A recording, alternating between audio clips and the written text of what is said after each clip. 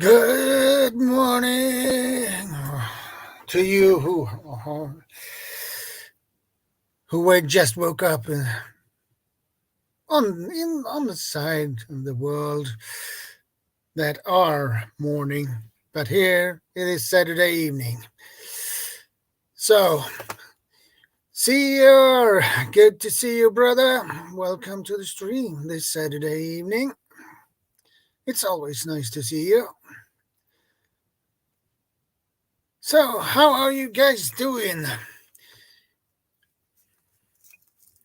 Well, my week has been pretty messed up, but nothing has gone as I wanted it to. But, well,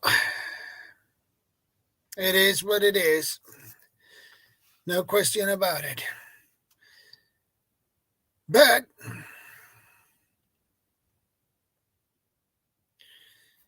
I hope you had a great week, and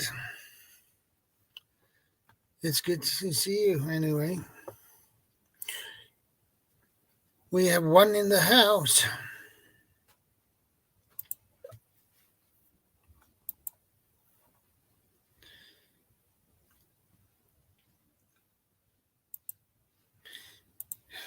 And now my cat jumped up in my lap, so it's always nice. Hey, CR.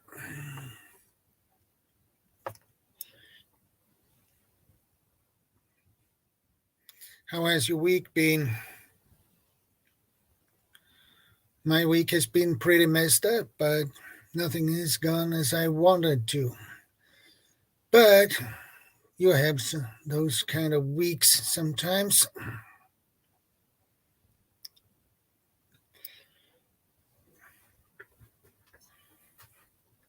And we have the StreamYard link pinned in the top of the chat as usual. And I put the StreamYard link in the Instagram for your CR.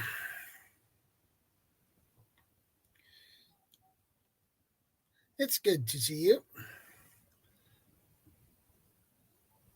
And Northern Trail Dog. Good to see you, brother.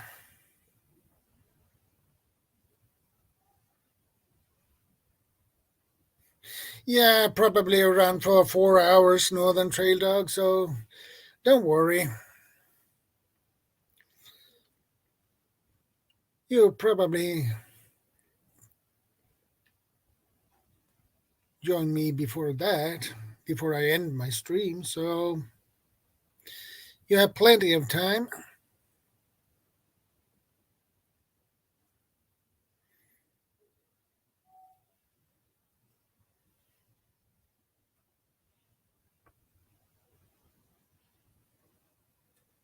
And thanks for the thumbs up, by the way.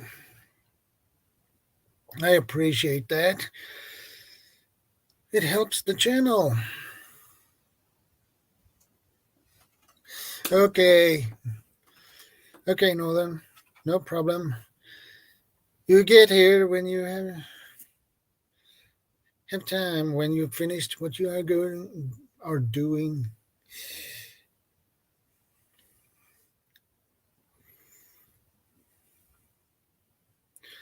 So you have at least plenty of time, my friend, so you pop in when you can, my friend.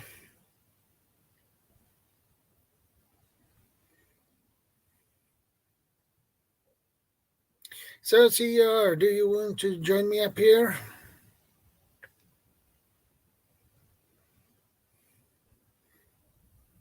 I know you do. Do you want to, CR?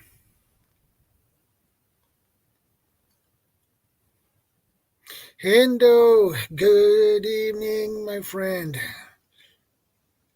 Good to see you, brother. How are you doing?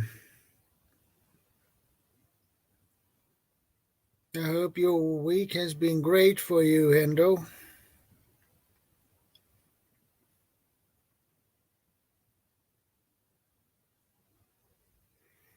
Good to see you guys. Good to see you.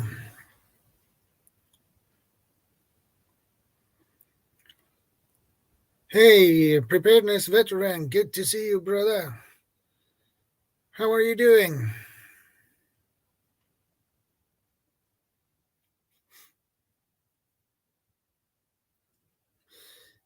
Okay, Hendo. Well, you have to eat too. And by the way, what do you have for dinner, bud?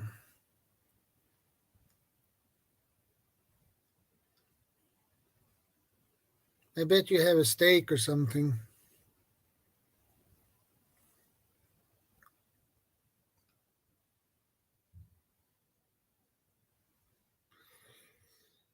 How has your week been, preparedness veteran?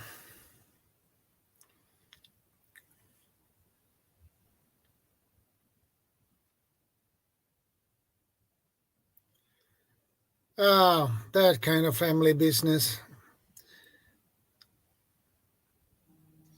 I'm sorry to hear that, my friend. Sorry, my phone is ringing. Ah, the missus. Excuse me, guys.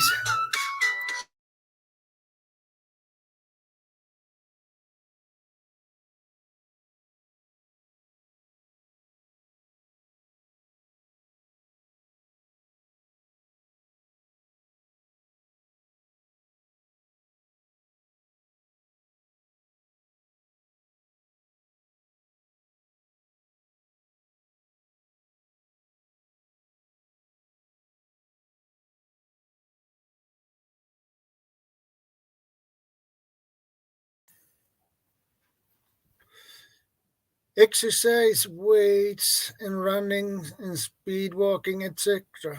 Well, that's good, buddy.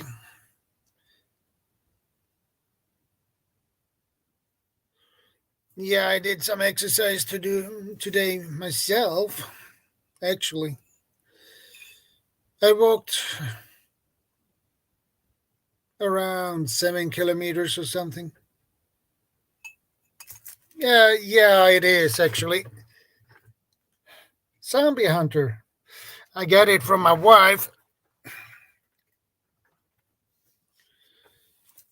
She gave it to me, so I'm happy with that.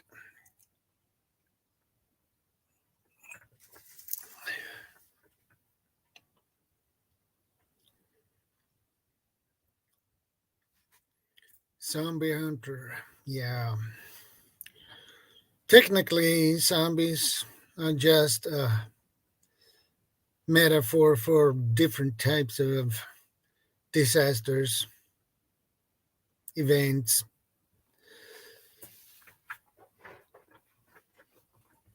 White Zulu, my friend, good to see you.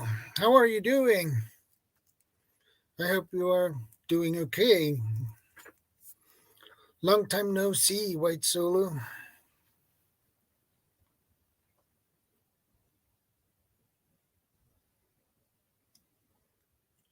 Yeah, The Walking Dead, huh? I like that TV show.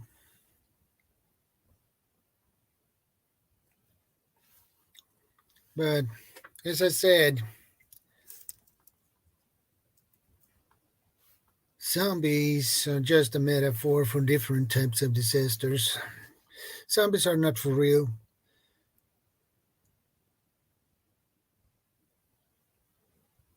Dead people cannot just wake up and walk around. But yes, preparedness veteran, it was birch. They only sell birch here in Sweden for wood, firewood. So that is what you can get. Guardian Prepping, good to see you, brother. Guardian, thank you, brother. I appreciate that.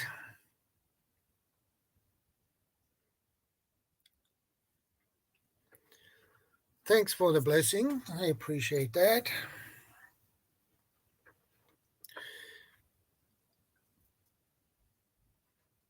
Yeah, we have great people here. And we have Thor Haven. Good to see you, brother.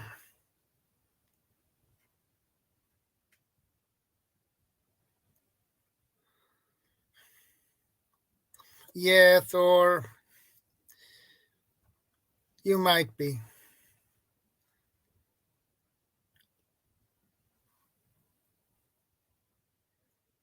But it depends on how you define zombies. Dead people walking around.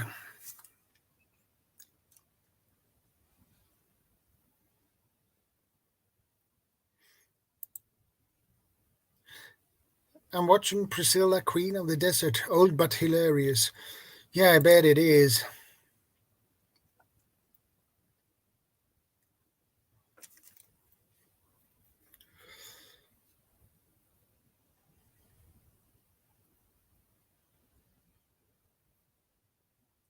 Guardian, do you want to join me up here?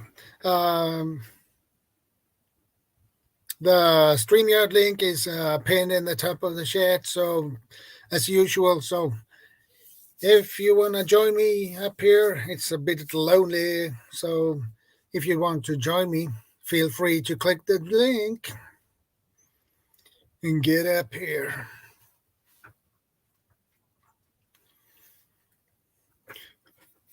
Well, I call this stream random topic 2 part 2 because I didn't came up with a suitable topic for today's stream. So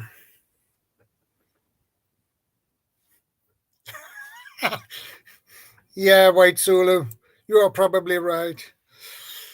You are probably correct about that.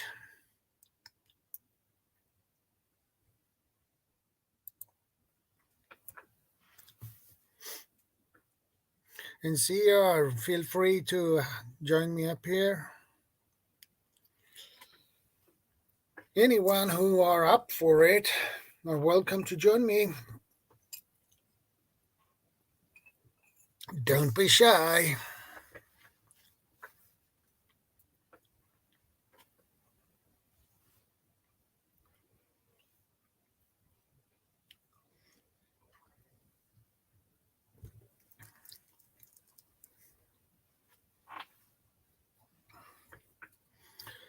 But anyway, it's good to see every one of you. I appreciate that. Okay, Guardian.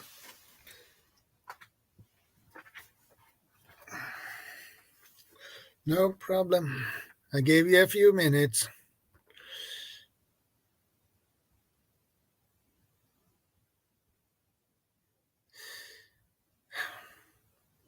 No, White Solo, you don't have to be on camera, okay?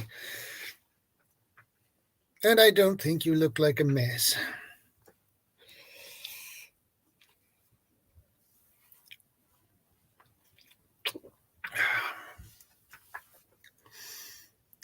I feel like I'm looking like a mess myself, but here I am.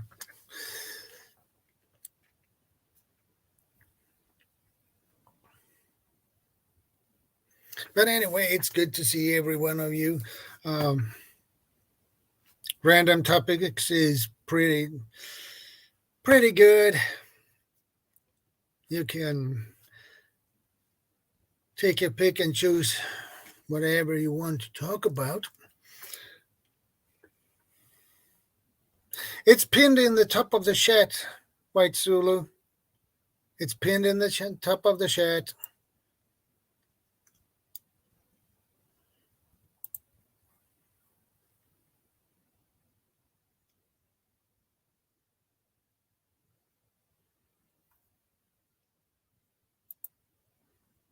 I got more free time now with Colonel Chris Wyatt in South Africa for 1 month.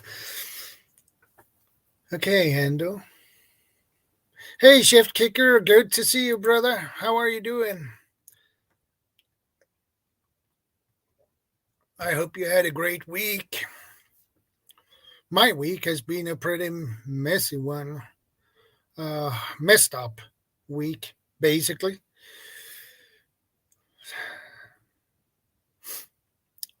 Things didn't work out as I wanted to. So the whole week has been a little bit messed up. Oh, well. I hope next week will be better. Let's hope for that.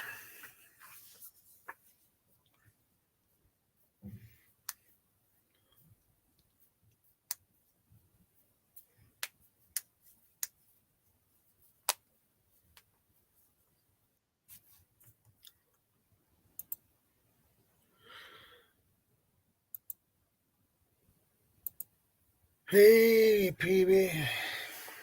How are you doing?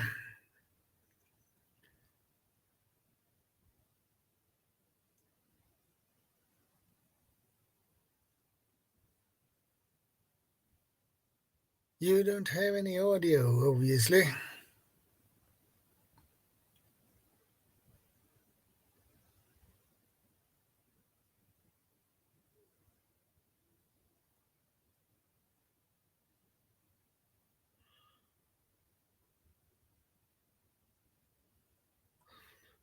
Okay, White Solo.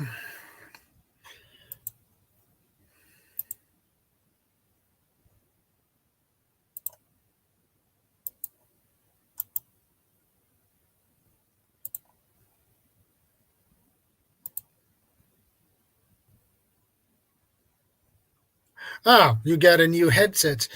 Well, that's good.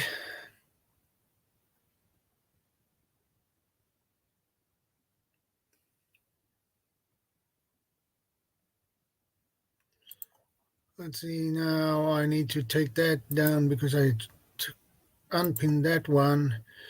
And we pin that instead.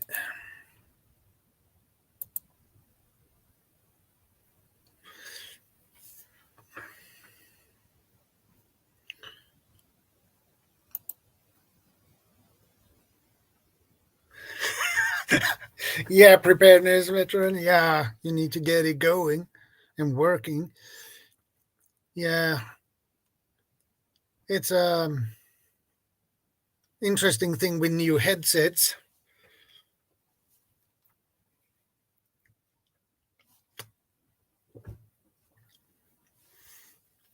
But I think you got it yourself a really good one.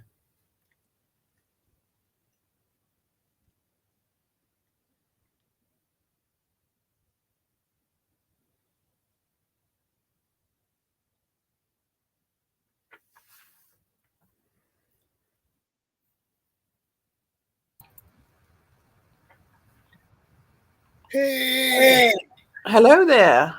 hello there. Good to I'm see. White Zulu. Hello there. Hello there.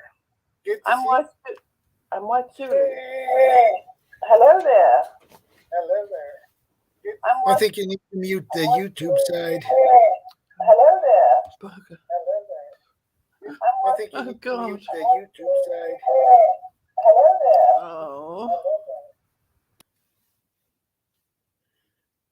Okay. Well, people will join me when they get everything working.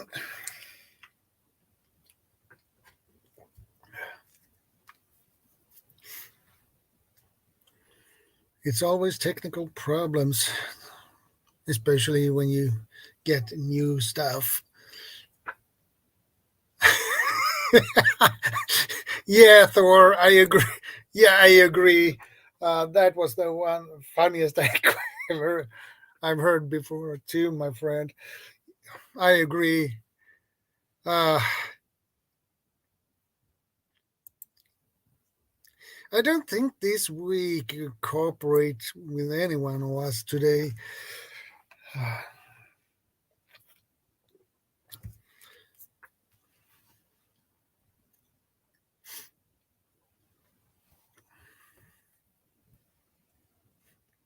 Okay, White Zulu, no problem. Um,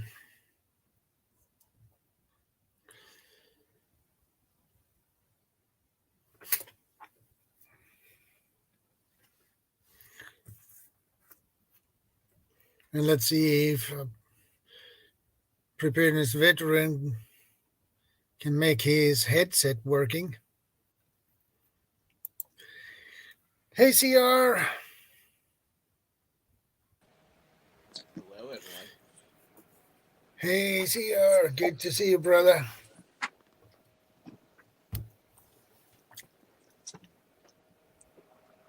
How's everyone doing? Hello, White I'm doing good. 480. Dang it. Preparedness veteran. Your audio is a little bit low. All right.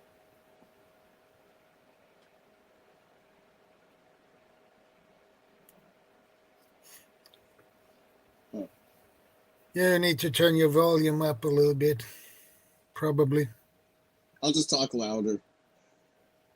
Yeah, that works too. I'll just talk really loud. I don't know why it's so low. Let me come back. I'll come back. I'll be back.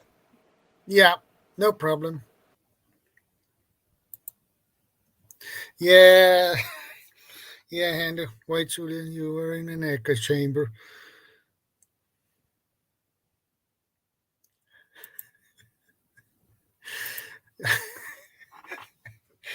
Yeah, and I agree. Everyone got tech gremlins today, or zombies.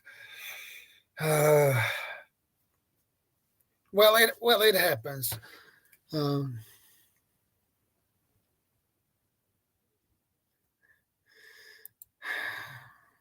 no one is having luck today coming up. Well, obviously not. But CR will be back. And I hope Guardian will join me in a couple of minutes. So now we have CR back. All right, can you guys hear me now? Yeah. All right. Now it's better. Yeah. Okay. Much better. Good. I don't want to yell Yeah. if I don't have to. No, yelling when you don't have to. It strains your voice. Yeah. Well, it strains your voice, right? When you yell all the time. That's why I don't like yelling. It strains your voice. Yeah. Right.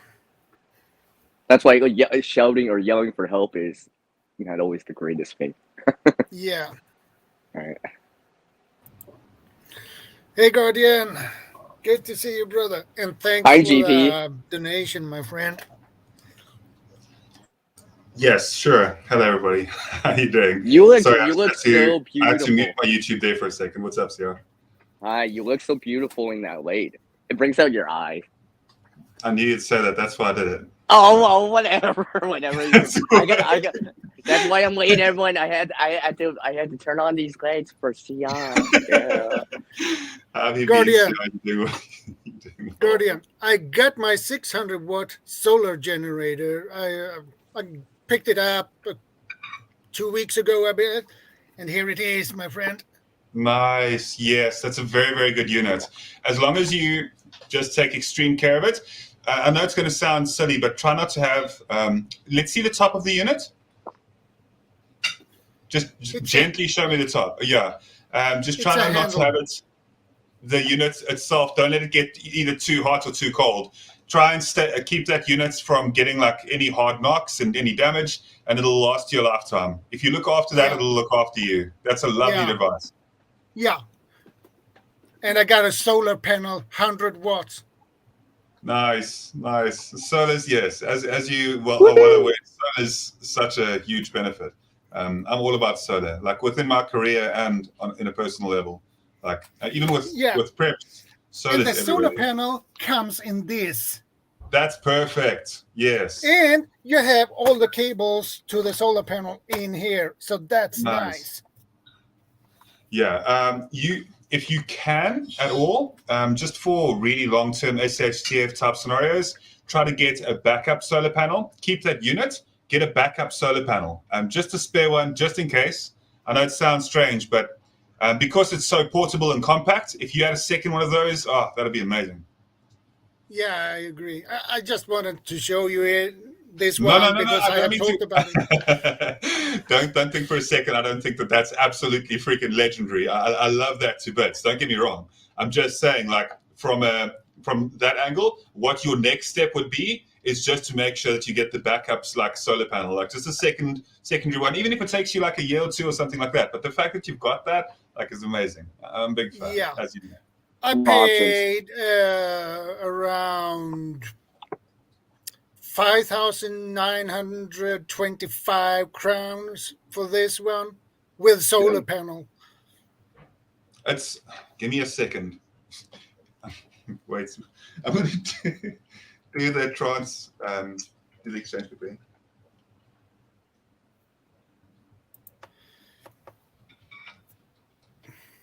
Hey, PV, good to see you. That is surprisingly not bad. Like that's actually within a price. It's reasonable. Hello, by the way, preparedness veteran. Did you get the mic set up? Maybe.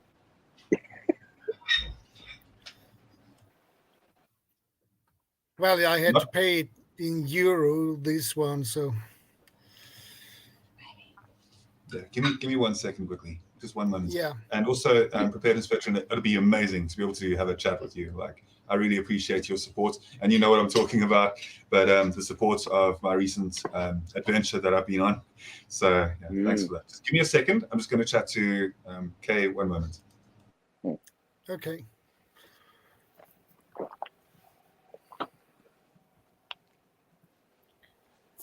Good to see you, preparedness veteran, and welcome to the panel.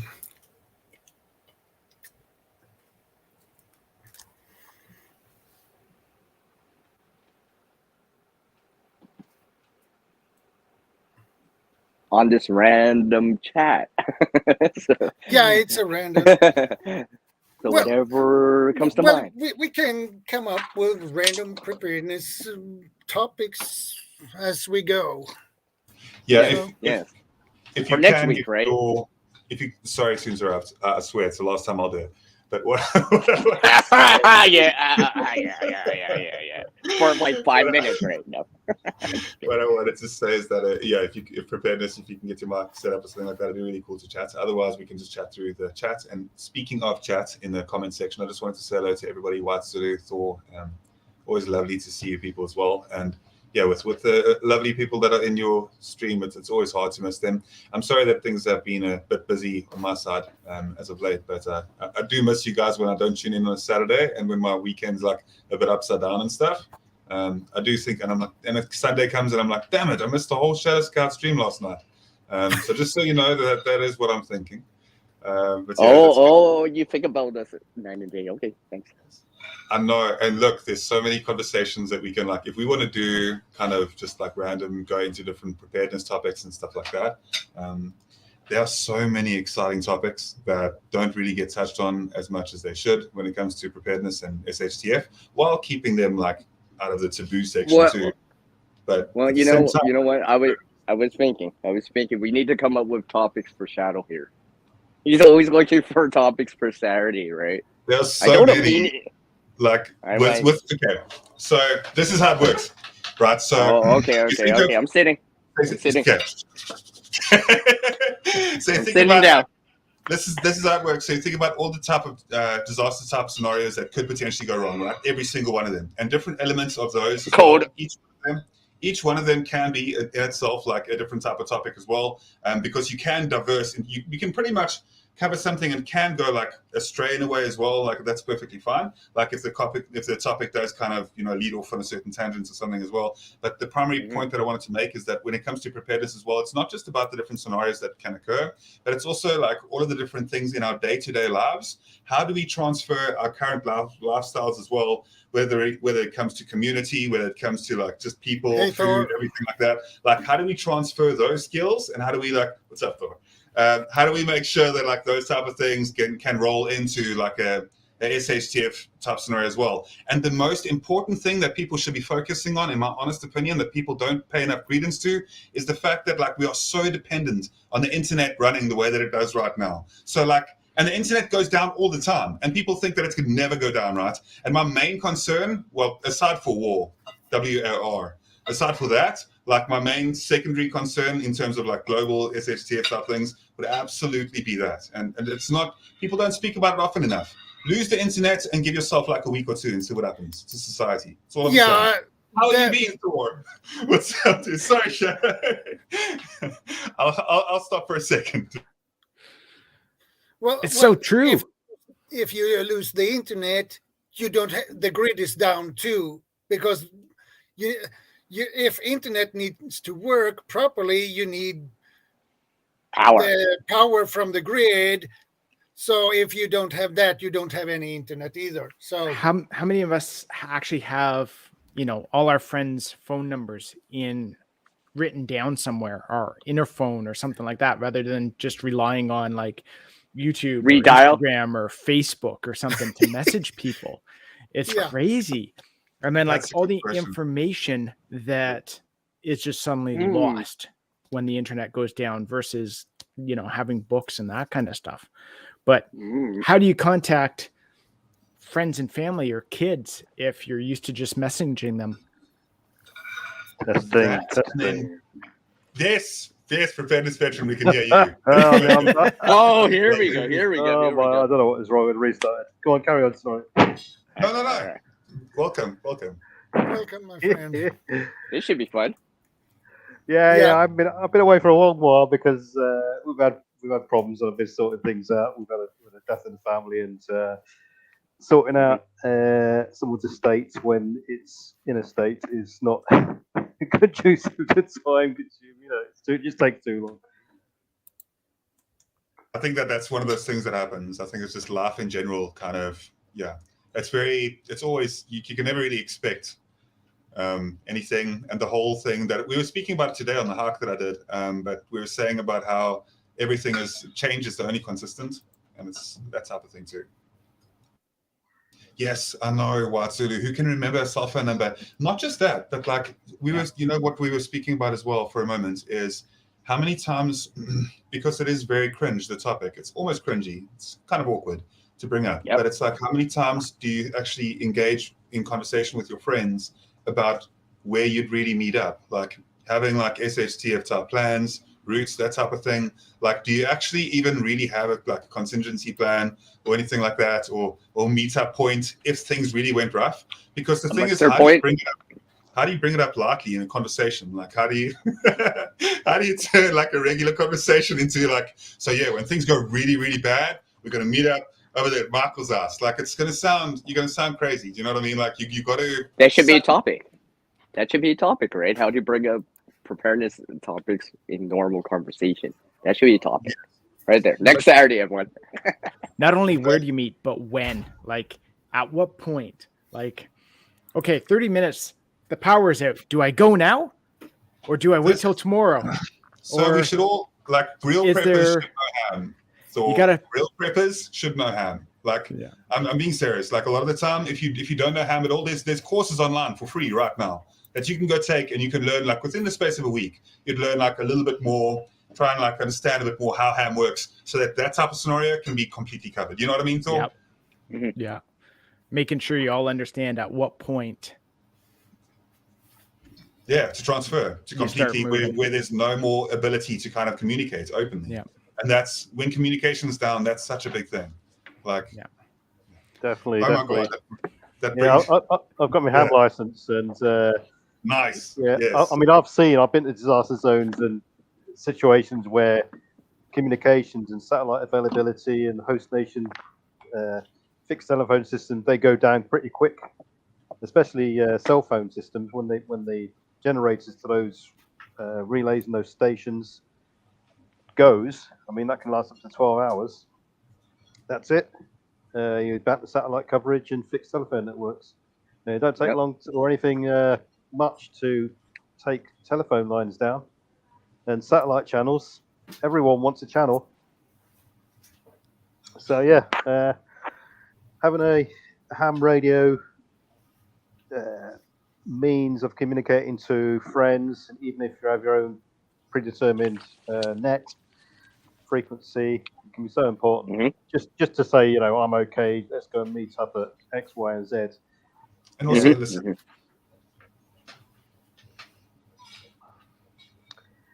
So I mean, you can buy, you can start off from the bottom. You can CB radios; they're free to use. You don't need any license at all. And I don't know what it's like in Canada, South Africa, Sweden, but it's still an active form of communication in Britain. And all you got to do is switch your radio on, and channel 19, people talking all the time, not just truckers either. Yeah, here you need the license for the ham radios, but the regular CB radios and that kind of stuff you can get without worrying about it. And my feeling is if everyone has one, great, that's good.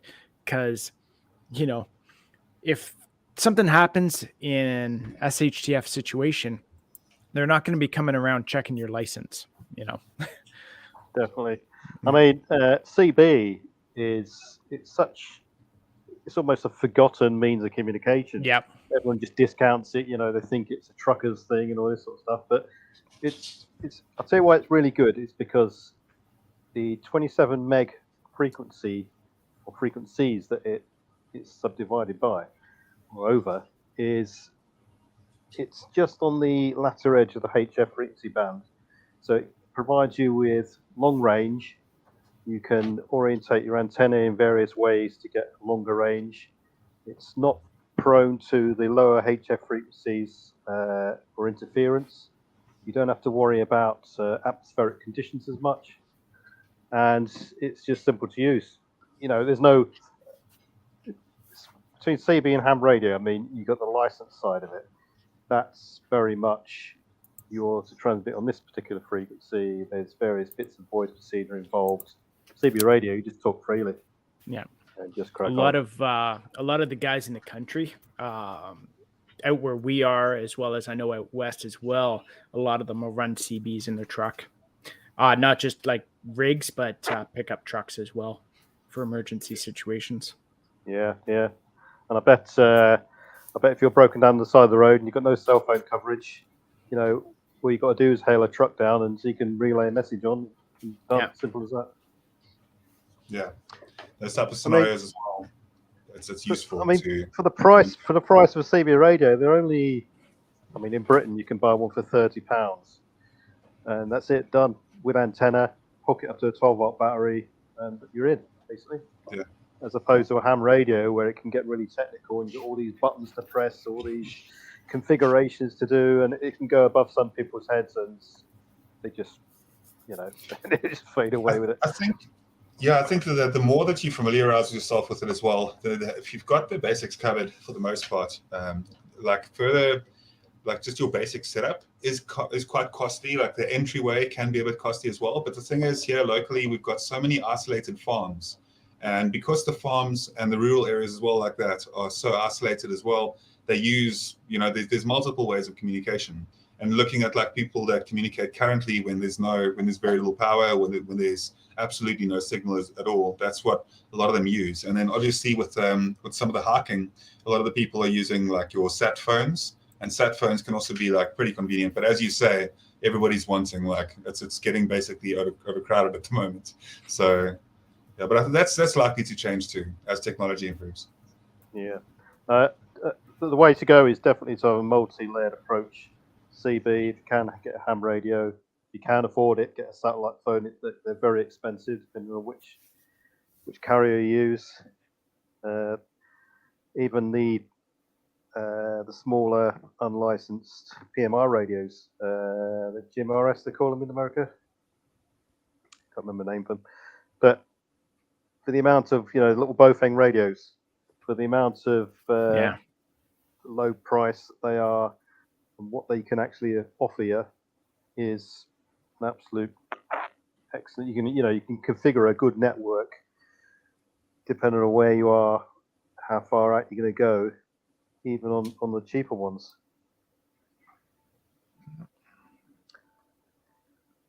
Alpine proposed, yeah. I got an Iridium sat phone. A Thuraya sat phone given to us in Afghanistan. So one of the officers gave it to us and said, "Here you go, pass it around the lads." So we had free phone access with that. Some of them, like the Inmarsat phones, can be £18, £20 a minute because they get routed via Australia, I think, for the Inmarsat. But yeah, very expensive.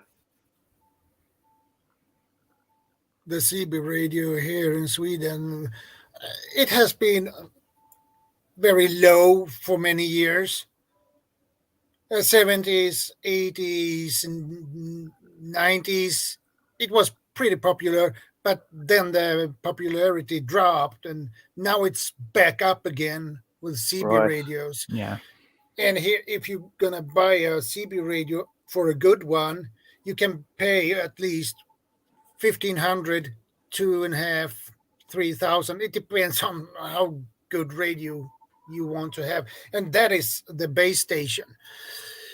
And I had in mind to get myself a base station actually, and put the antenna on the balcony. I live on the 3rd floor, so yeah. I mean, all you need is a radio battery. A 12-volt lead battery.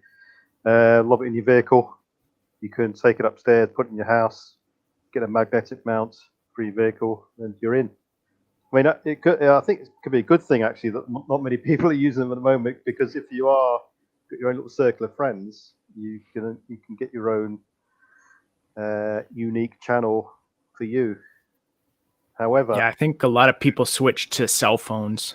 They might still have CBs in their trucks and that sort of stuff, but switched out to cell phones to make it easier. Cell phone is frequently used.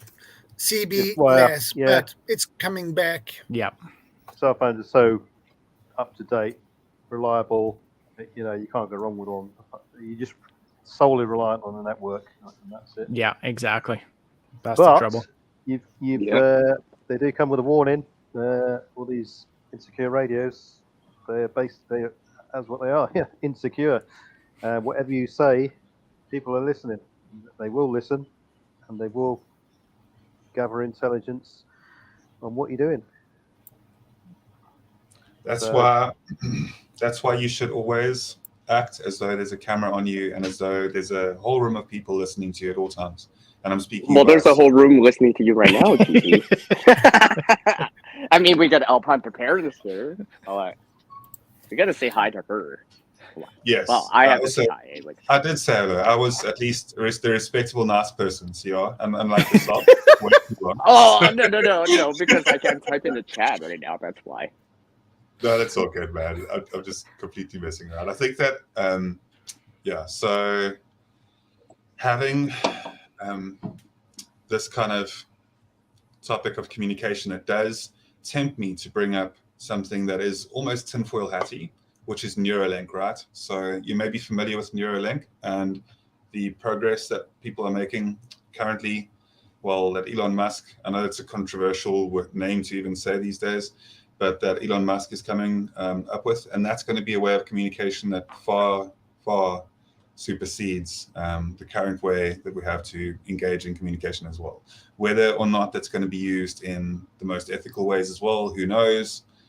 Either way, it's going to be very, very interesting to see how Neuralink is kind of, how it fills its role in society. What's that all about? I haven't seen anything about that.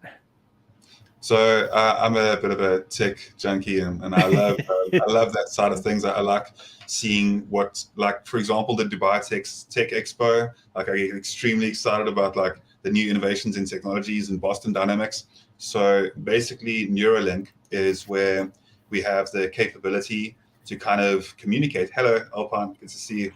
Hello. Hey, Alpine, good to Hey see there, you. how you doing? Yay, she's here. Give I'm me a just moment here for the to tell Neuralink. everyone to watch Thorhaven's recent video about 5 reasons you need to grow your own food. It was so good. I just watched it. Oh, yay. Thank you. Yeah. Let me actually cue that for just now and add that to watch later on my side. Is that coffee? You betcha. I Yeah. knew it. I Look. knew it. Look. Is this the indoor garden? Ooh, look at this. You so will that? That's looking awesome down there. Look at these. Yeah. And what's the temperature outside? -10? Minus 23. Oh, It's colder out west now. yeah. The Guardian's laughing because he's in the pluses. I saw preparedness veterans Oh. here. Hello. Hey, how you doing? All right. You're such a mystery. I saw you and all the rest of you guys. It's great to see you all. Yeah, it is really. Oh, sorry, I got distracted there because I was busy adding that for a second, and I like Go on, delayed. Neuralink. Yeah. Neuralink. It's good to see you too. Definitely. Sorry about that. So you were saying about Neuralink? Yes. So the interesting part to that is, and I'll try and run over it quickly. So the reason why it's exciting is because the capability that we've got now to kind of communicate with one another is greatly inhibited by the way that speech works. The format that we used in which our minds can actually think is so much faster than the capability that we've got to format that into speech. And by using a technology such as Neuralink, we're able to bypass the problems which we currently have when it comes to cross communication. And therefore, what we'll be able to do is essentially think in conversations to one another. So we'll have thought conversations rather than having to really speak about things, which, as you can imagine, would absolutely expedite the current process that we have when it comes to technology. So in general, the way that we'd be able to operate would be far more greater than we currently can. So that's the whole thing about Neuralink as well, is where we would be able to cross-communicate without using any phones as well. That would be very dependent on the current systems. And of course, there are dangers to it. I'm well aware of this as well, but at the same time, it's impossible to look past the understanding that we have moving into the future, where we have technology that can absolutely increase humans' capability, and the future looks much, much brighter as soon as you start focusing more on technology as well, and how technology could assist us in our day-to-day lives. And it was supposed to within the industrial age. That's the advent of technology and computers was supposed to bring about a much easier workload as well on the average citizen. And unfortunately, what happened was that it just ended up being that we had more ways, and we figured out more ways in how to work and how to kind of put actual labor into different ways rather than and just use the technology out of greed, because greed essentially ruined that. But there's a good chance that in the future, the labor that we have today, the very heavy industrial type labor, will absolutely be replaced by computers. And that's also something where we will have more time to search for human interests and human hobbies and things that human beings would like to do, rather than mundane, silly work that could literally be replaced very easily by computers. So that's my 2 cents on Neuralink. I need that Neuralink for my videos to try and explain things better, Right? rather than trying to speak, because they're like, yeah, because this is you. I know. the thingy that I do, and the so yeah. Yeah, I get that. Absolutely. That's true. The more you think about it on your day-to-day, you'll be like, yeah, like it makes complete sense. It really does. I bet the technology is there now for it to be incorporated, but for the masses, it won't be for a while. Yes, the amount of technology that we are not privy to is extremely vast.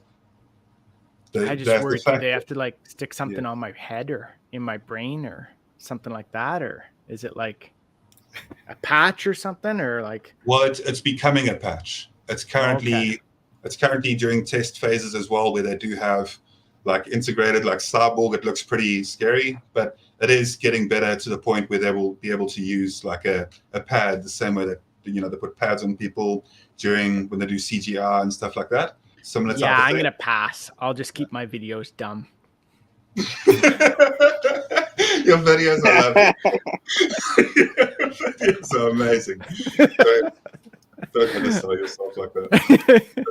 Yeah. I mean, I've seen a couple of people who have had hearing problems, and they've got this like metal thing on their head, which goes into their skull, that bypasses the eardrum. That's Yes. yeah, that'd be interesting. It makes me wonder new technology because, I mean, we tend to go from basics and we jump without 2 stages ahead without going to the middle stage, and then it sort of falls over. I mean, an example of that at the moment is electric vehicles in this country. We've gone into a big electric vehicle era, or supposed to be, but the infrastructure just isn't there at all. And in Britain, is a big slump in sales, and no one's buying them. Hybrid vehicles seems to be the stepping stone we should have gone to first, and built that up into a big infrastructure-based transport system. But I totally agree. You know what I mean? Over here, you go to a supermarket, and there's 300, 400, 500 vehicle car parking spots, 2 electric vehicle ports, and in those 2 electric vehicle ports, someone's parked into the vehicle. You can't get in there anyway. It's a complete joke. I was recently up in Ottawa on a business trip, and had the room way up, and I was kind of stuck there for a couple of days because there's a snowstorm, and I was watching out the window at the snow piling up, and while I was there, they plowed the parking lot 3 times, 4 times. All the snow got pushed into the electrical vehicle spot.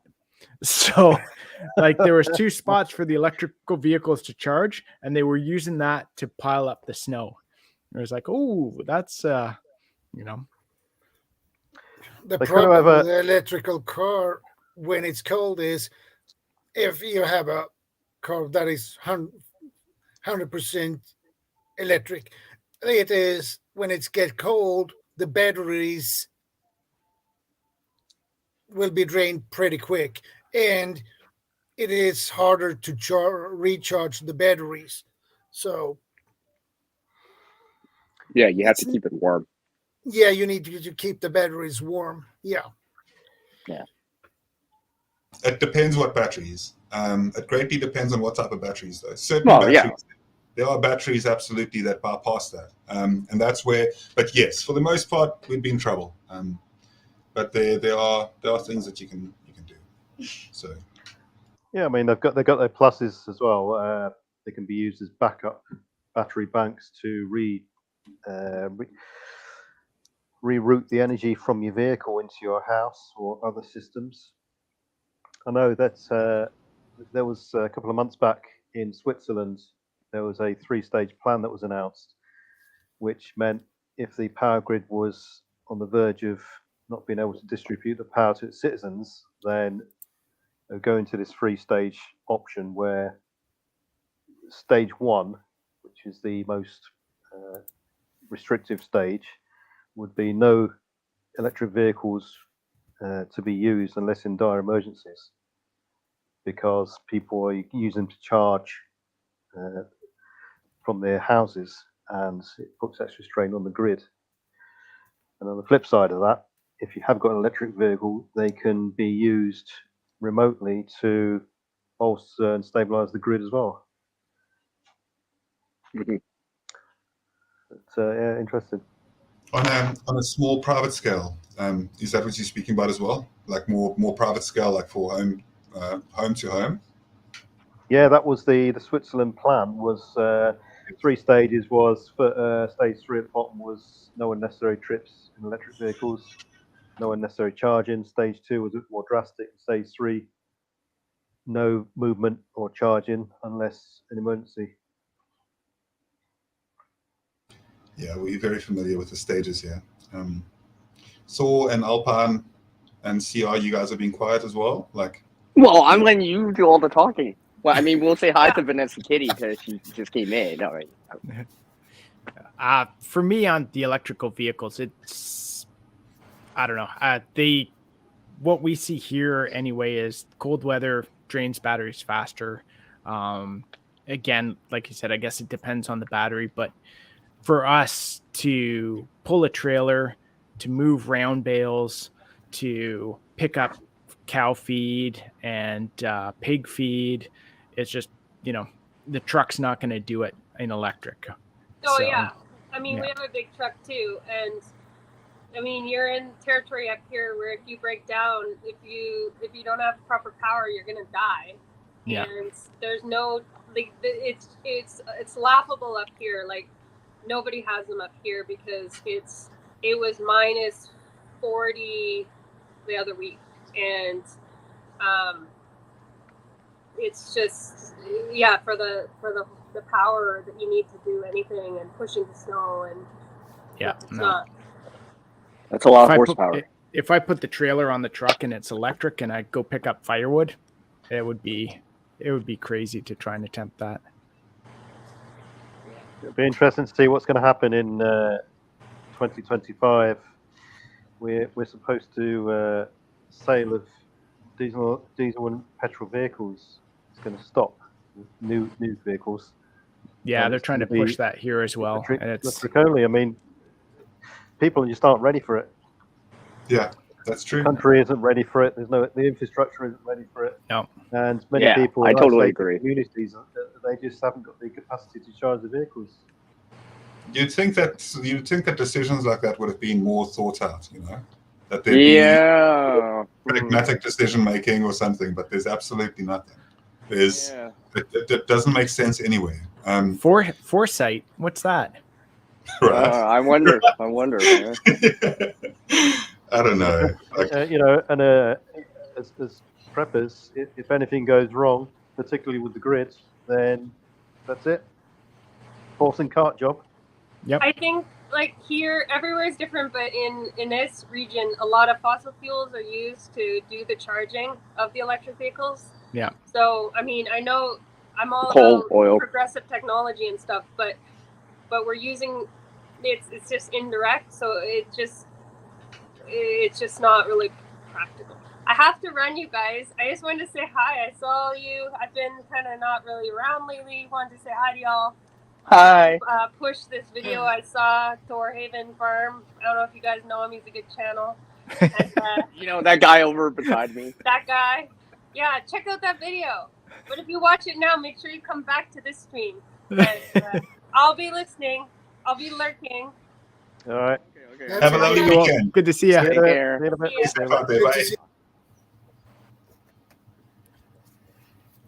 It's nice to see so many people on the panel as well this evening. It's nice to see some good faces, that people having a good conversation. So I know that the solar thing is really interesting. So I wanted to ask, Shadow, have you tried out that unit that you've got already, by the way? Have you given it a run? No, not yet. I will do that when I need to have some time to do it. Yeah. Because I don't want to rush it because it's not good. Yeah. But I can run the TV with this one. Have you read the manual? Have you read some of the manual at least? No, it sounds really nerdy, but I do try to get the gist of a manual for the most part. The manual is very short, basically. So yes, that's not it's a great unit. Even if you sorry, go ahead. Which unit are you talking about? Yeah, he's got. Do you want to bring it up again, Shadow? This one. You've got a little. What version is it? A Bluetti? No, it's not a Bluetti. I can't afford a Bluetti. This is some other brand. I have no idea, but it cost me at least 5,925 crowns.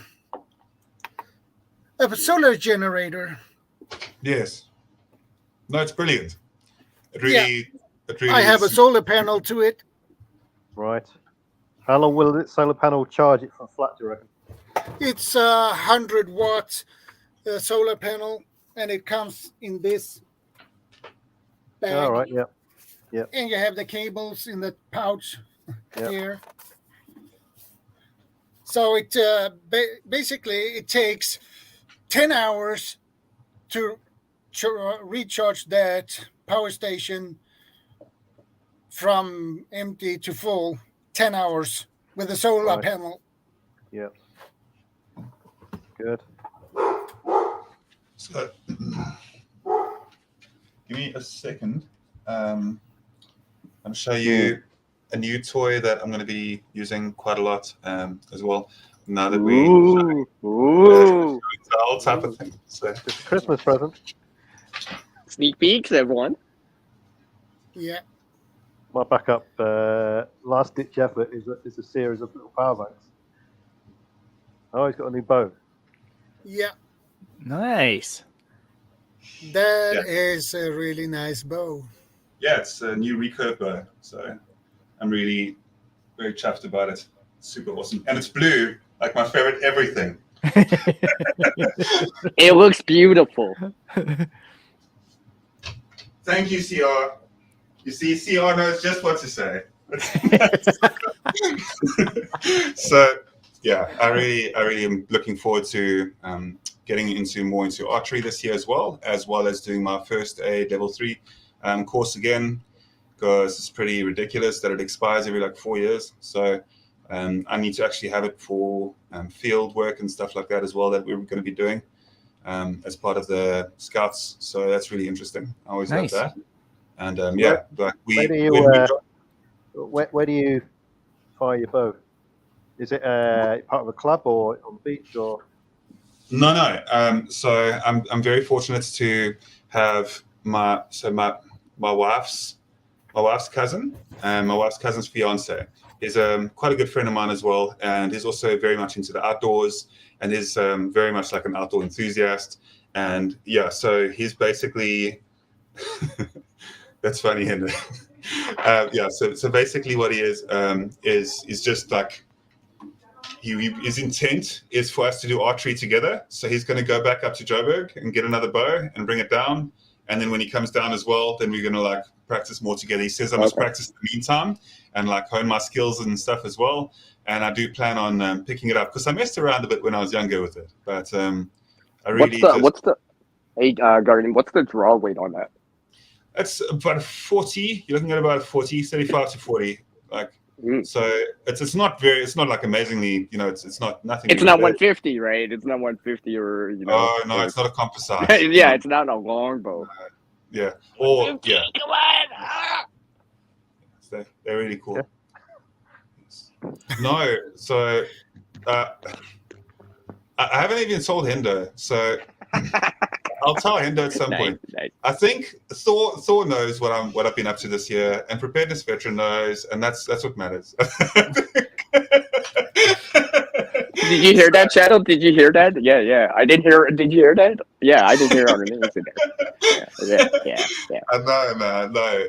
Look, I said to my wife as well that I was going to make some coffee for us as well at 10 o'clock, and we were going to watch an episode of Sinner. It's a series that we're watching at the moment. It's if you like crime scene investigation, if you like that type of thing, that type of series, it's really good. It's on Netflix. It's called Sinner. So it's SINNER. It's the fourth season's just come out now. But if you like that type of thing, like investigative things and stuff like that, like it's amazing. And also, if you haven't subscribed to the YouTube channel, which is called Jim Can't Swim, Jim Can't Swim, JCS is also like where they do police interrogations. And I absolutely love the human mind. Like it gets me extremely excited and happy when I found out like more about psychology. And I was like addicted. I like soaked myself in psychology textbooks for many years. But anyway, that's a different topic. But what I wanted to say was thank you everybody to the panel. I really appreciate you guys. Love you lots. And it's always good to see you. And yes, the blue arrow will be back soon. Don't worry. I guess. Well, you've got us inspired with your workouts now, Guardian. Like I've been freaking out, and then on Netflix now there's what's it called, Physical 100 or something. I think it's like a South Korean show. They got 100 guys and women that come in. They're all physically fit, and now they're competing to see who's going to, be the last one standing. So between your workouts now and me watching that, I'm like, Yeah, I got to get back into it. I can do it. Yeah, I can do it. So it's doing some push-ups, doing some medicine ball stuff, and that sort of thing. So it's the most amazing thing. So I ran a prepping channel for like 3 years, right? And do you know how many people I get to start prepping? I don't even know if I got a single person. I start a fitness channel, right? And then I get like so many people that are just like, it makes sense. Because right now, after like the last two years, when everybody was like homebound, people like instinctively want to like do something, but they just need a little bit of a push sometimes. Yep. And for people to see another person suffering, which is what I do, like it's pretty much it's pretty much suffering. Like I suffer every day on the channel for people. That's what you can. If you want to see me suffer, you can. I'll speak about my channel some other time. I'm not going to do that on this screen. Quick question for you before you go is how is your joints, your shoulders and arms and chest and stuff? I mean, it muscular. You must be able to must be feeling it by now. But no, my toes are sore. Your toes. Poor little pinky toes. It's all the sand you're getting in your shoes. Get off the beach. No. So when I do push-ups, right? Like my toes have to go like that way, kind of thing. And then when they do that, like a lot, like my toes are the sore point. I have been. So what I did is I haven't just like out of the blues done like the new thing that I'm doing that you guys know of. I haven't done like that thing. Like I definitely prepared a lot last year. I physically got involved in so much more, and I've always been like an extremely active and physical. Like I love outdoor adventure, anything. Like if it's outdoor mountain biking, like hiking, canoeing, camping, like all of the things, all of those wonderful things. Like it really, that's what I do all the time. And so like that's been my passive. So like last year I also increased like my amount of like push-ups that I was doing on a regular basis, and then I just took it like from there to what I'm doing now, which is like really overexerting myself in a lot of ways. But as I say, my joints are perfectly fine, and I do appreciate like you asking as well. Like it is really nice. Okay. So it's just not UCR. I'm speaking to preparedness veteran. Adults are talking. So I see how it is. Okay. I'll just mute my. I love you. I love you so much, CR. I'm joking. You're one of my. You are. If I had 3 people in the world to save, you'd be one of them. So like, I'm just there. Wait. Would I be the last one though? No. I mean, priority, right? I'd be like, save them first. My wife wouldn't like the answer to that. You wouldn't be in front of my wife and my family first, and then CR's just right in there.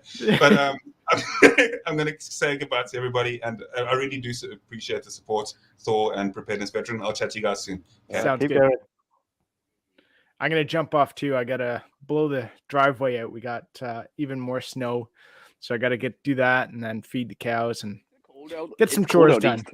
It's cold out east too, hey? Not too bad today. We're just below 0, so it's good. So really? Yeah. Not too bad. Lucky you. Yeah. Awesome. Well, you guys take care and we'll talk to you soon, eh? All right. Later, Port. All right.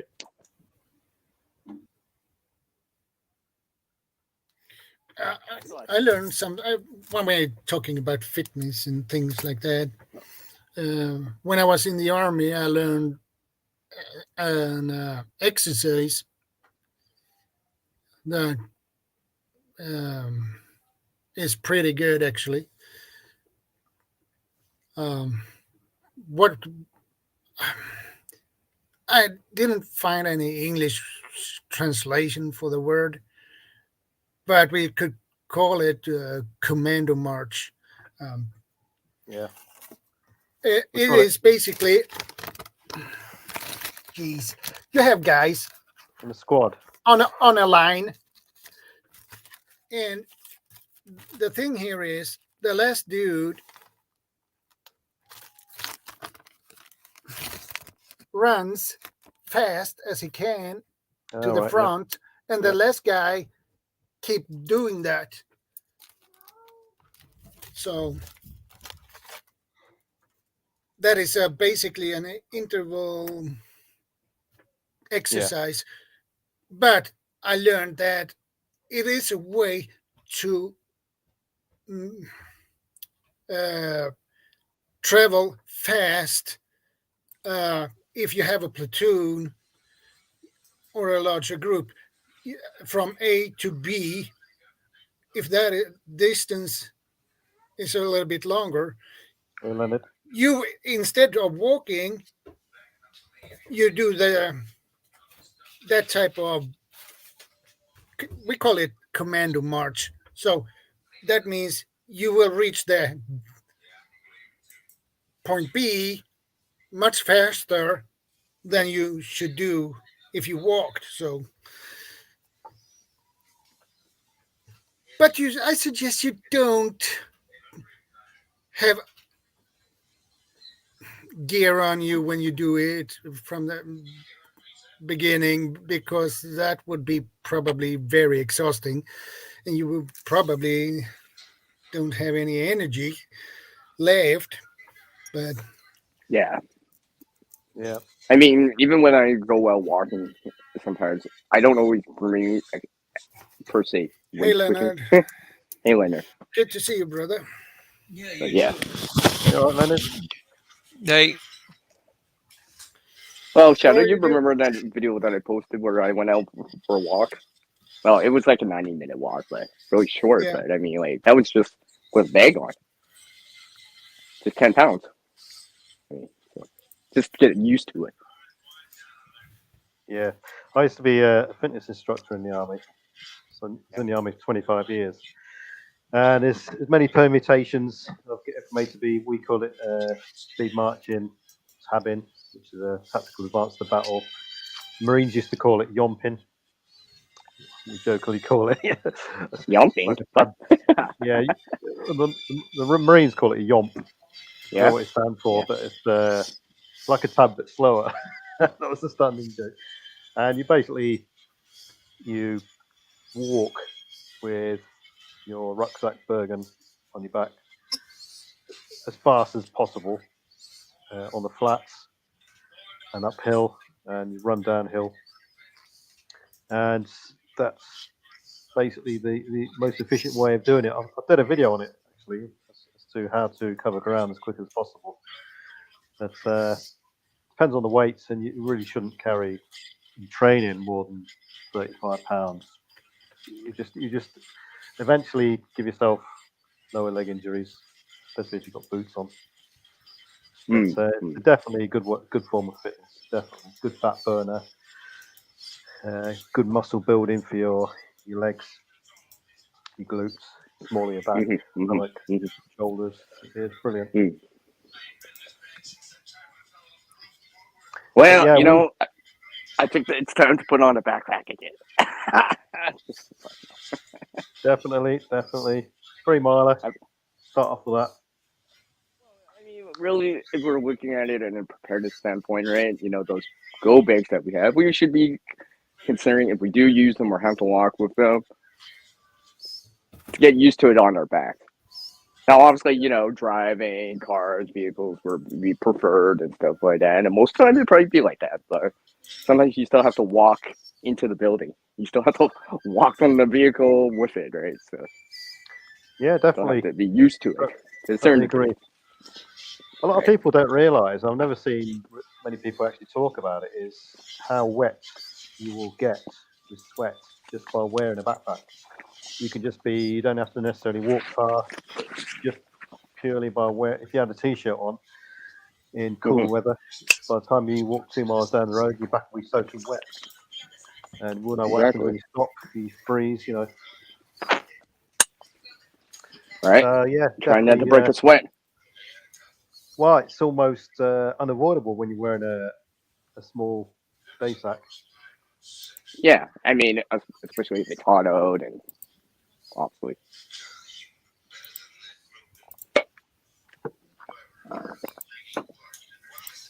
And of course, people got to consider it's not just you; it's your family members as well. I can guarantee they won't be as quick or as fit as the leader of the group, the man of the house, and so to speak, and all that sort of stuff. Yeah. But, on foot, it's definitely not an easy option. Yeah. And hopefully it's obviously the last stage option. Obviously vehicles and such will probably be more likely, but sometimes you still have to walk from the vehicle to a location or inward, or Oh yeah, definitely. Vehicles got. you still have to move stuff with your feet, right? It's just like moving, people that do move, help people move and stuff like that. When you're moving from apartment or house, right? You still have to physically lift it. Yeah, we have tools like dollies and stuff, but still you have to physically lift that box. It's just one box. Someone else is using the dolly, so you can physically lift it up. So. Yeah, that's right. Yeah, and a lot of people don't lift things properly.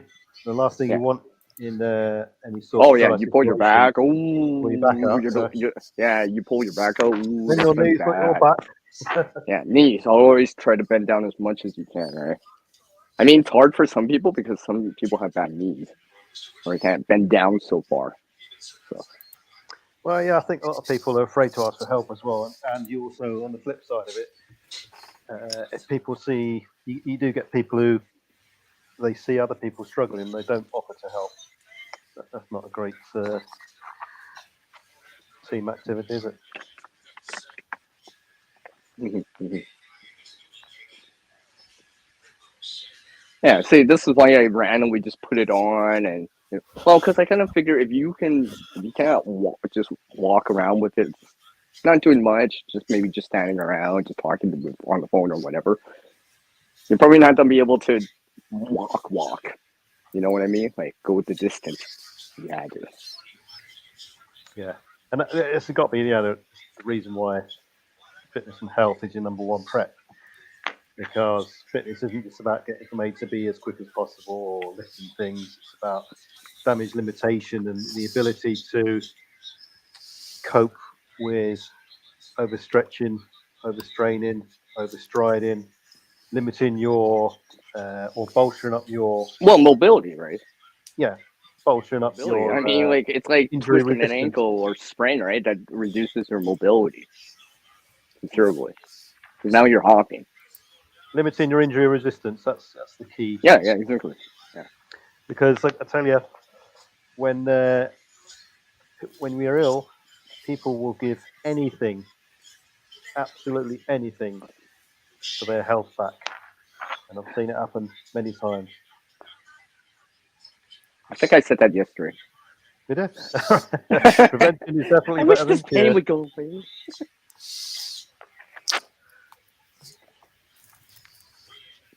So, Leonard, how are you doing? No, I'm pretty good. How are you doing? Yeah, good. Where are you from? I'm from Houston, Texas. Now, I'm originally from North part of Idaho. All right, good. How's it over there at the moment? Cold and rainy. It's not snowing, I bet. No, not in Houston. Pretty rare that it snows here. Yeah, we've got about 6 to 9 degrees C in Britain at the moment. Well, we were. That's about the 40, 50 Fahrenheit range for everyone in the U.S. Probably. Yeah. And we are at 0 Celsius. So. Oh, it's minus 20 here, by the way. That's about minus 2 Fahrenheit.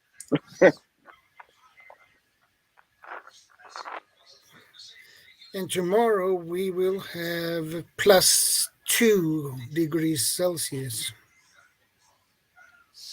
Is that above normal? Oh, wow. It says it's 70 degrees outside, but I don't know if that's true. Well, preparedness veteran, anything above freezing is good in the winter. Yeah. Anything above freezing is still good. Yeah, before I refreshed it said 37. And that's Fahrenheit, but right. So you're blessed with a lot of sunshine where you are, Leonard. Have you most of the time, but it does rain a lot here. Do you have you got any solar panels in your place? What's that? Have you got any solar panels in your place? Oh no. Is that a common thing for where you are? Somewhat, especially because our grid here in Texas is not connected to the national grid, and it sucks. So you got an independent power grid? Yeah, and there's a couple real small parts of the state that are actually on the national grid, but what they've got here, they haven't kept up the maintenance. And a couple of years ago, we had power outage, and it was like 5 degrees, and about 104 people died. Right. And it hasn't even been that long. Yeah, it was 2021, I think. Yeah, so it's not that long since technically, right? I mean, like it's been no. Yeah. And they've been telling them for the last 25 years they need to fix it. And this year they supposedly did some. Supposedly, hey? Like what? Hey. Yeah. Until I see it, I don't believe it, you know? Yeah, so if you got sorry, go on. Yeah.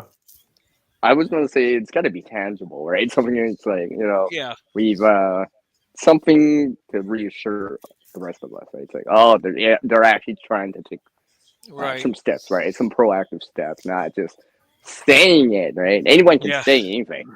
Exactly. Right? You got to do, right? Yeah, we did have a cold snap here about a month or so ago. That got pretty cold down in the low 20s. And the grid held out or managed to hold on. So I don't know. Have you got any sort of backup for your personal place? No. Well, you got a fireplace. Got your backpack on, huh? Right. So worst case scenario. I wasn't joking. I do have it on. I'm just saying it. I actually do have it on. Yeah. So for Leonard, your worst case scenario is you still got the ability to heat and cook on your fireplace. Yeah. Yeah. Well, that's good here. Yeah, and I can cook on a fireplace. I know how. Yeah. Yeah, that's good. It's a little bit different. Takes a little bit of practice to cook. Yes. Yeah, I'm way out of practice, but I do have the skill. Yeah. Or knowledge, I guess, better. Yeah, that's why you always hear cooking over coals and stuff like that. Yeah. And do you have an emergency supply of wood stashed away? Yeah, I think there's enough. Yeah. But again, I just rent a spot here, but it's not my house. Yeah. But the owner it takes care of that kind of stuff. Yeah. Yeah, our electrical power grids, the prices have skyrocketed, and not necessarily the actual price of the electric or gas, it's the standing charges which have gone up. Right. Massively. Well, just a majority of the high prices we have now is corporate greed. Yeah. They got an excuse. Anytime they have an excuse, they run the prices up, and they'll never bring them back down to where they were. Yep. Up like a rocket, down like a feather. Yep. But then down like a feather that they catch 20 feet off the ground. Yeah. And hold it there. It's like when Hurricane Harvey hit down Corpus Christi way, we got a lot of flooding and rain. Right. And prices on everything went up, and it hasn't gone down. It's like you could buy probably select ribeye for $3.99 a pound. Now you're lucky to get it under $5, and the price is higher now. I don't get to the store much myself nowadays. So Where do you see the future for your particular area going? I'm sorry. Where do you see the future going in terms of economic stability and prices? Get the hell out of Dodge. I'm planning to become an expat. All right. Where do you plan on going? Can you say? Well, I'm either looking at Colombia or Philippines. Right. All right. You might want to talk to Bob. Bob? Yeah, that's what I was going to say. Bob 942. Yeah. Usually he Bob comes 942. around. I think you were around when I think you guys were both on paddle. Yeah, Could Bob. be. His channel is Bob Yeah. 942. He's he's If we planning showed a picture, to- you'd be like, oh. Yeah. You see a picture or his face, you'd be like, oh, this is Bob. He wears glasses. Most of us do. Oh yeah. it always comes to us. Yeah. Yeah, that's not much of a clue. Just on another subject is teeth. I had Which? my teeth dentist. Heat? Teeth. Okay. Gnashes. Yeah, I'll just say, just before lockdown, what was that, 2020, is it now? I got my teeth sorted out, finalised. My partner, she didn't. And this week, she broke her tooth. A filling fell out. And she That isn't sucks. registered. Yeah. She isn't registered with a dentist. Back in 2020, I registered within a couple of weeks. I was on the list, got my checkup. Yeah. Just they got a scrape and polish and that sort of thing. Anyway, now waiting lists for a dentist. This is on our National Health Service, so it's free to a certain extent. Yeah.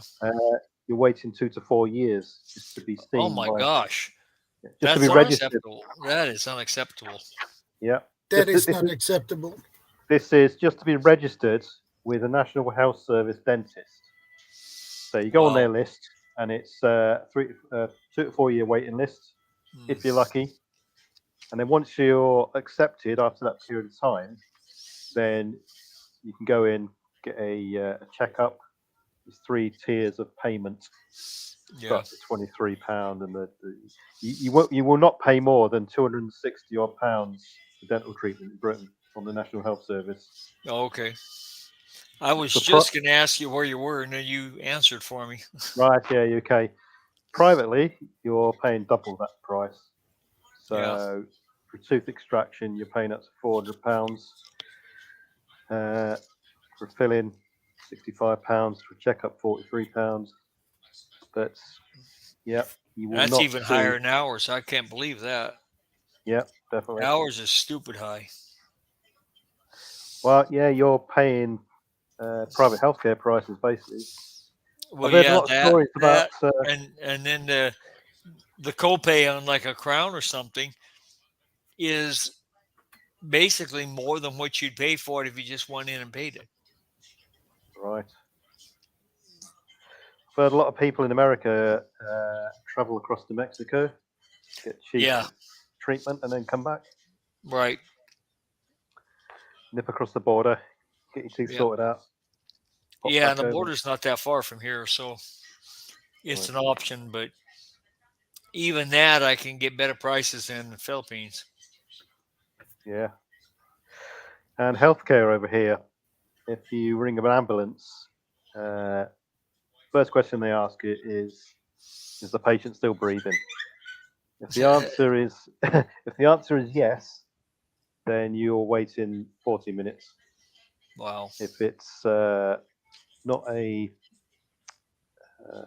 airway emergency, not a bleeding, break, or ABCs. emergency, yep. If it's not an ABCs, ABC, right? life-threatening emergency, you're waiting 4 hours plus. Yeah. Oh, wow. You go to A&E and you're waiting 8 hours. Yeah. Airway breathing circulation. Yeah. So you're literally into the realm of self-aid, treatment before, prevention before cure, and good luck. Yeah.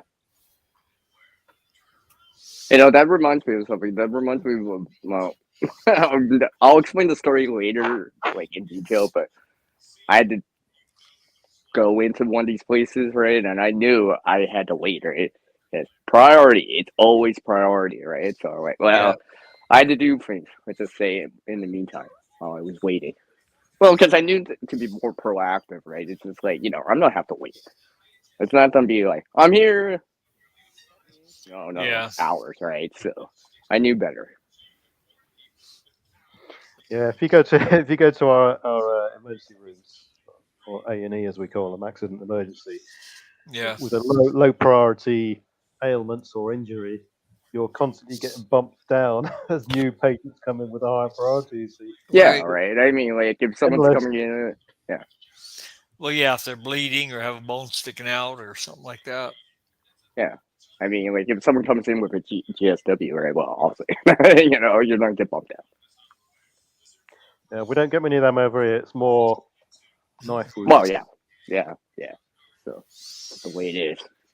Yeah. That's why first aid or self aid is important, right? At least do something in the meantime, right? Yeah. Because to make yourself more comfortable or whatever, right? Oh Right. yeah, Or stop the self-aid's bleeding okay. or whatever. Self-aid's I mean, okay. like, but, it's just like pressure, right? Applying Yeah. pressure on a wound and stuff like that while you're still waiting, right? You just got to do that kind of stuff, Yeah. right?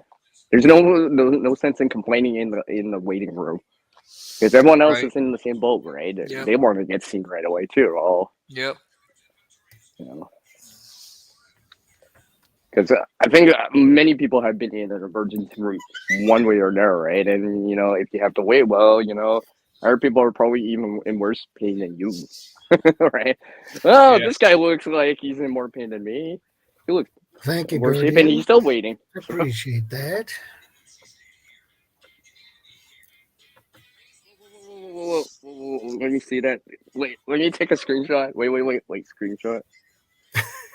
Let me take a screenshot. Okay, I forgot. Yeah, I got that screenshot. I'll just post it and be like, see, Garden Prepping says I'm legendary. He says so. It must be true. I'm just kidding. But there's different kinds of legends. Okay, fine. Might not be a good one,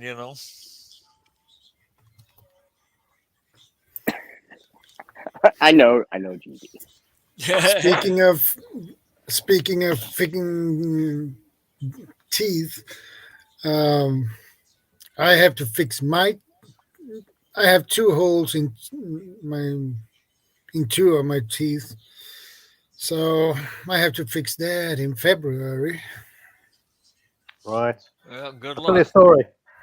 When I was in Bosnia, one of my friend's fillings came out, and I used one of those temporary filling kits to fill his teeth. We were in the middle of nowhere. Yeah, that is something you should have at home. But it's difficult to do it by yourself. You need someone else to do it for you. Yeah, that'd be hard.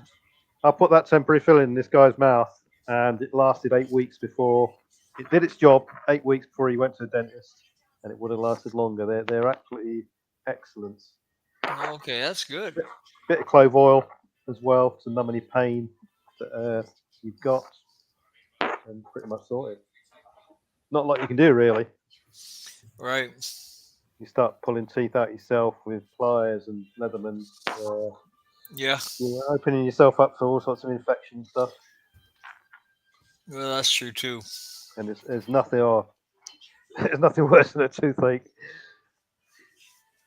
And that's the truth. I mean, truth. I've been waiting. I could tell. I know. I was waiting in the waiting room just to say that. Shadow, why have you got to wait till February? Say it again. Why have you got to wait so long for your tooth? Well, first of all, I was at the dentist, and I had my gum was I had an inflammation in my gum, so I had to get that down before they can fix the No, tooth yeah, for they me. do that usually. Yeah. So Right. Did you have so some sort that's of why infection? not an infection. The gum was swollen and well, bleeding. So they had to fix that first. So I had to. I got a special toothpaste for that. So now it's good, and so now they can fix it. Right. Yeah, you're more patient than I am. I'd have to move that cat. That tail in my face would not work. Is it a cat? Yeah, Yep. Oh, there he is. Yeah.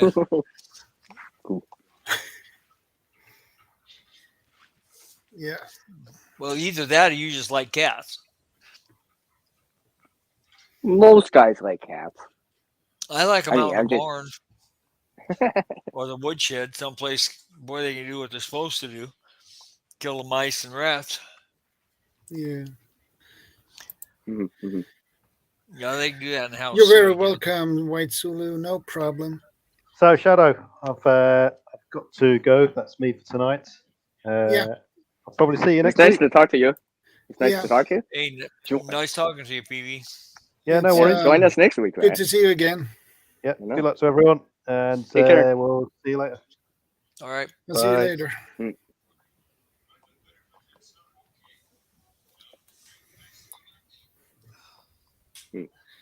But on the other hand, if you call the ambulance here in Sweden,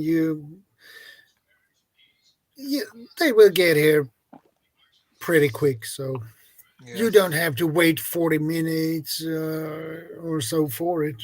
They will be Yeah. here pretty quick.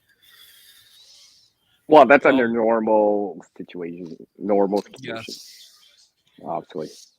Yeah, it might take a little bit longer. It depends on how far away Yeah, exactly.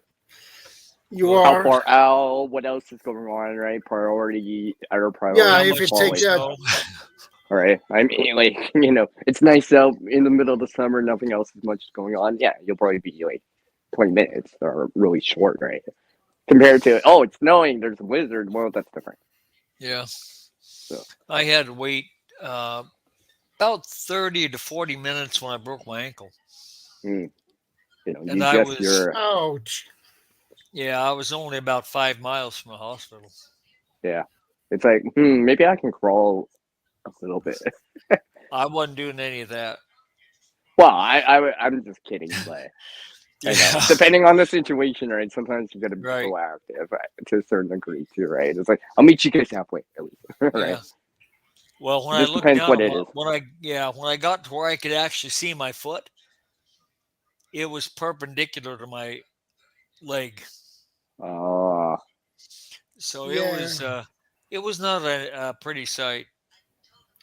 I yeah, know. yeah. I broke my ankle on 2 places. Yeah. Yeah, and I was alone, and That's even uh, worse. yeah, and I had to uh, take. I delivered mostly commercial papers and things like that. Yeah. Uh, and, and I had the car full of it, so I had to deliver everything. And then I didn't know I had broke my ankle or so. I didn't know that. Not at that Oh, time. you must have broken the tibia. So what I did was it hurt. It hurt pretty bad. So Yeah. it was my left foot, and I had. Now, of course, you have the manual gears Oh gear yeah, on it. So you had to that press the clutch, right. and that Oh yeah. hurts, and that hurts. Ouch, ouch. Every time you change gear, Yeah, and I drove to the next place, and I I went on and on until the car was empty. Then I go back home. I had to get my cane I had in my apartment, so I had to go up to the third floor, and get my cane and then go down again to the car and get back to work. And I had to show my ankle for my for to Your- my boss, and there's a- my I'm not making ankle this was up. like this, like the size of a tennis ball. So, oh Yeah. yeah, Yeah. and he I'm not said, making this up. you go to the ER Yeah. straight Yeah. away, and We'll cover you, right? Kind of deal, right? yeah, Yeah. and when I get to the ER, in the I stood on one leg and lifted up my foot, and hey, look what I have done. She looked at my ankle and said, "You get it immediately, right away." Okay, so I got a yeah, room there, and after a while, a nurse came and a doc came. They took off my shoes and the socks, and my foot was black, basically. I thought yeah. I, Like uh, frost, like severe frostbite, kind of dark. well, I thought I got gangrene, but Oh yeah, or something, that right? was that Oh black. my Okay. gosh. Uh, and when I told them that I had drove the car and delivered the stuff I should deliver, well, that chin, they just fall to the ground. And, huh? They couldn't understand how I could even drive with that foot. Oh, I bet, especially shifting. Yeah, and they said you have two choices. They sent me up for X-ray. Uh, when I waited for the results, they said you have two choices. Okay, we put some plaster on your foot and send you home. And the other is you have to go in for surgery, and then you get some plaster on your foot, and then you go home. Yeah, And it was the second option. yeah, So I have 3 titanium plates in my foot and 3 titanium wires in my foot, yeah, because my wound was like this, yeah, like a V shape. So, okay. yeah.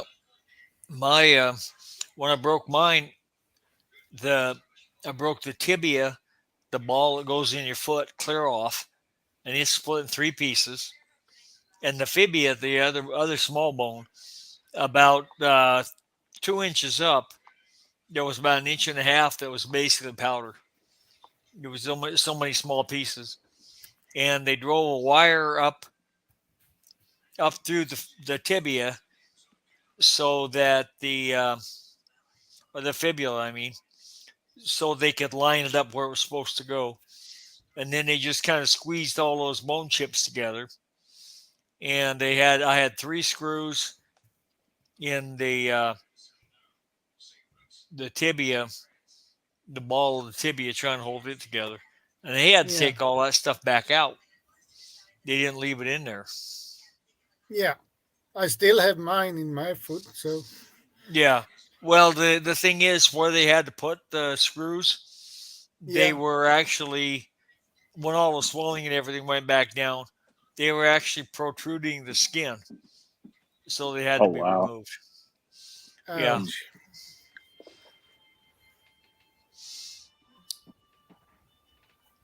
You know, can we talk about something that's less painful? We've been talking about a lot of painful things. I just noticed. I just like the pain's Well, I got real another everywhere. one. I mean, you could say that for like 2 hours from now. we'll go. We'll get back to this. Yeah. Yeah. Yeah, no problem. But yeah, I'm but I talk about mean, something else anyway. yeah. I mean, but the pain of whatever injuries happens, right? Yeah. Things happen, sports and all that stuff. Yep. I've never broken a bone, but there's other things that, yeah, they're pretty painful too. Yeah, I For was what it is, 46 right? before I ever broke mine. Yeah, I've never broken a The bone, first- lucky me, right? The But, first bone I ever broke, I was 46, so and that was the ankle. yeah. I mean, I've sprained my ankles, but I've never broken anything. Yeah. Cross. Okay, let's talk about something else. I don't want to introduce myself. Yeah. Let's talk about something else. We'll talk about something else, right? But yeah. All right. All right. Yes, Shadow. I still have the background going. Just get used to it. Well, because there's certain little things that you can't get used to, or I should say used to, but don't know until you go through the time of it, right? Yeah. Sometimes you got to go through it to experience it, to understand it, because you don't. It's like being cold. Sometimes it's like, oh, it's not that bad out. Well, you've only been outside for 5 minutes. Right. Tell me that 10 minutes from now, 20 minutes, Yeah. half an hour, Yeah. an hour, right? Is your account of the situation still the same? Probably not, because now time's passing by. It's just like putting on the backpack. Oh, it's not that heavy. Well, tell me that 2 hours from now, 3 hours from now. Go for a walk for like a couple miles, then tell me that again. Is it heavy? Just a tad. Well, you're going to have to walk with it. Yeah, I mean, and build your stamina up to where you can get 10 miles. well, it's not just that, but get used to kind of flowing with it, right? Because and kind of seeing any hot spots, right? Like on your shoulder, or whatever, right? Oh, It's like right. sweaty back or something like that, because that'll start to slow you down. It's like, oh, I gotta adjust the bag or something like that. But I mean, if you're going in like 1, 2, 3 hours and you're still good, well, hey, positive, right? That means you could handle a situation to a certain degree, right? You'd be like, oh, I have walked 3 hours in this bag before, in ideal conditions. I'm not injured right now. It's just a little windy out, so there's more resistance, but I can make it.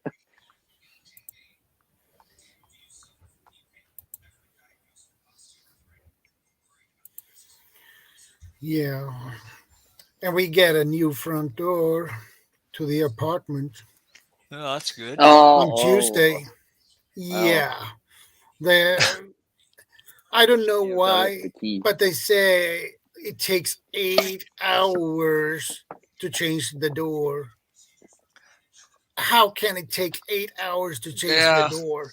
I was going to say, back when I could do that kind of stuff, I could have probably done it in 3.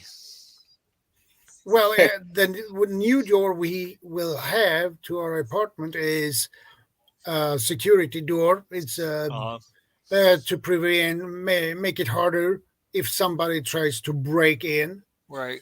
And it's more fire resistant. So, okay, I'm happy with that. But yeah, maybe it's electronic. 8 hours to fix that. Maybe it's electronic. It would take an hour or 40 minutes. They have to change the frame. Yeah, that's why it takes so long. That's why it takes so long, because they got to get the old one out, and that's they have to and get all the nails or screws or whatever it has in it. So they that's have all to going to strip take it some down. time. So that makes a difference. Yeah. Because you're not just putting the door in; you actually have to remove the frame, which means you gotta shimmy it, level it, all that stuff. It's gotta fit and all that stuff. So it does take some time. Yep. Well, I mean, anything electrical, like security-wise, they gotta check: is it actually working properly, right? Yeah. Is the key fob that we're putting in working, right? Is it unlocked? Is it, and all that stuff, right? So. Yeah. Yeah, but sometimes you got to test that stuff, right? Yeah. Well, it's just like getting a new backpack or whatever. You gotta kind of, update your own frame, right? Your own frame to it, right? Yep. A nice segue right there, right? Because it's important too. It's just like so. That's So why the door we have now, you have a mailbox is like this. It's a metal thing that's built into the door. So when you open it, they stick the mail through. Yeah. Yeah. And that is a problem with that kind of type of door, because this is what happened many years ago. There were I believe it was a pretty young lady who had the apartment, and for some reason her began to turned out to be burning. It was a fire in the hall. Oh. And when she got there, she couldn't. What happened was somebody has opened that and put gasoline in and just put a match in and lighten up. Yeah. That's bad. Yeah, that's bad. That's why I don't like this type of mailboxes in the built-in mailboxes in the door, because that is a drawback. Yeah. And gear. And the new door don't have that, so. Okay, so you don't have to deal with that. That's good. Yeah. And to have a mailbox like this in the door, if a fire starts, that would be a drawback. Yeah. I see. Because it will be some issues when the heat builds up and the metal melts. Excuse me. Thank you.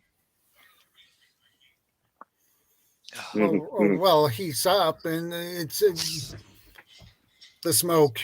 Right. Well, that's oxygen in. Yeah. Yep. Pretty much. Right. Yep. Fire will consume all the oxygen in the area.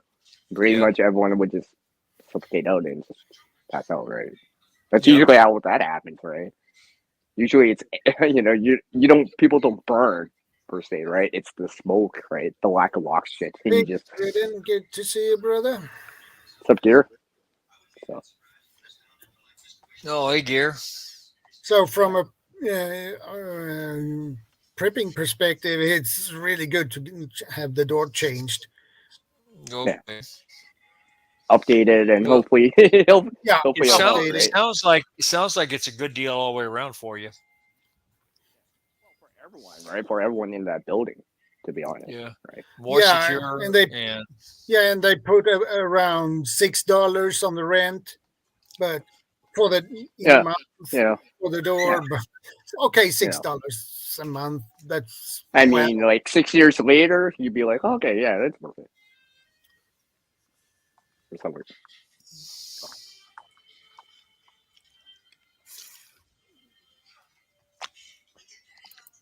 I'll be right back. Sorry. Yeah. Okay. Been listening since it started, but kids are gone, so we're working on deep cleaning this place. Okay, that sounds good. Oh, good luck with that. That's a lot of work project. too. Yep, always a major project. Yeah.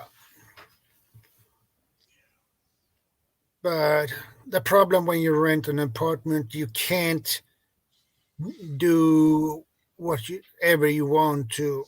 If you can't improve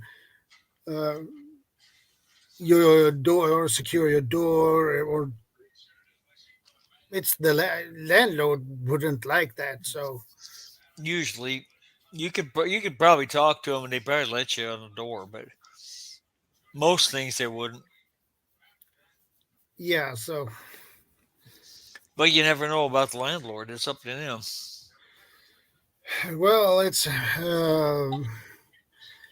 owned by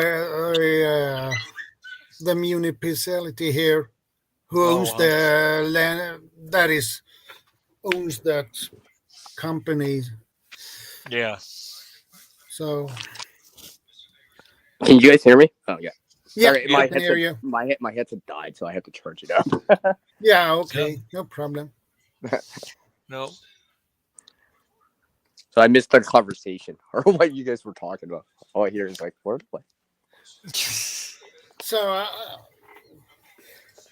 I said that it's hard to make improvements in a rent if you rent an apartment. Or a house even. You can't do that much. Right. Yeah, because it's not like you're putting in the triple pane windows or something like that. Yeah. Because like even like apartment buildings and stuff like that, it's like the whole thing. They do for the whole building, right? Not just one suite. You know what I mean? Yeah.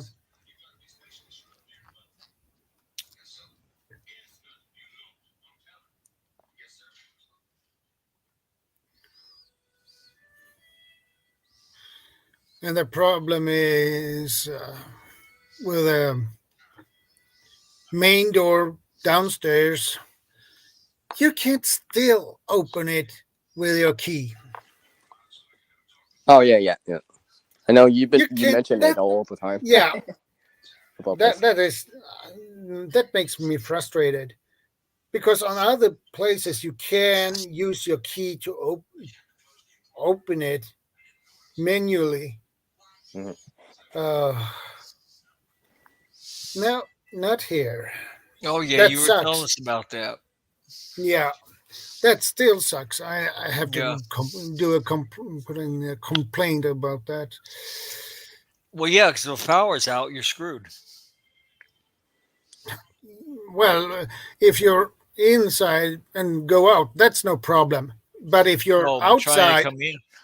Yeah, and if you walk down to the mailbox or the mailbox, and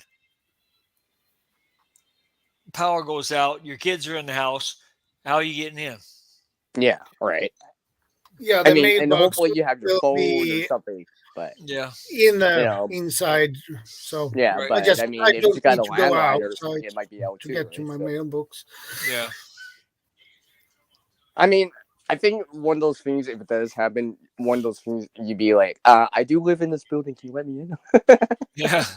Right, you would have to wait, right? But then it's just like one of those things, right? Like let's say the on-site building manager or something like that. Yes, sir. There should be a is there an on-site contingency maintenance plan. man or something? Yeah, like a contingency plan where it's like, oh yeah, you know me, George, right? And I live on the 4th floor or whatever, right? Can you let me in, right? Because there should be a contingency plan, right? Because I mean, what happens if you were cooking, the oven's on, and you actually are cooking? Ooh. Well, I mean, it'd be off at that time, but I mean, let's just say something else or whatever, right? Like the kids are still upstairs or whatever, right? Baby or something like that. I was just going to check the mail real quick, right? 5 minutes. It's just 5 minutes. But things can happen in 5 minutes. And I know.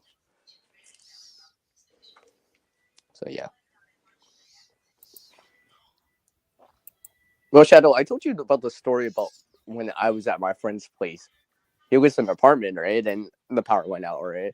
And we went down to the kind of guy on site, right? That lives on site, right? And he's just downstairs, just kind of taking a look, right? Because he knows he's like, oh yeah, I gotta let certain people in or whatever, just to make sure, right? Because one thing I did realize is was like how much that emergency backup lighting, like in the hallway, lasts only so long. And then just a couple hours. It wasn't even that long. Yeah. Yeah, like, it's they're battery powered.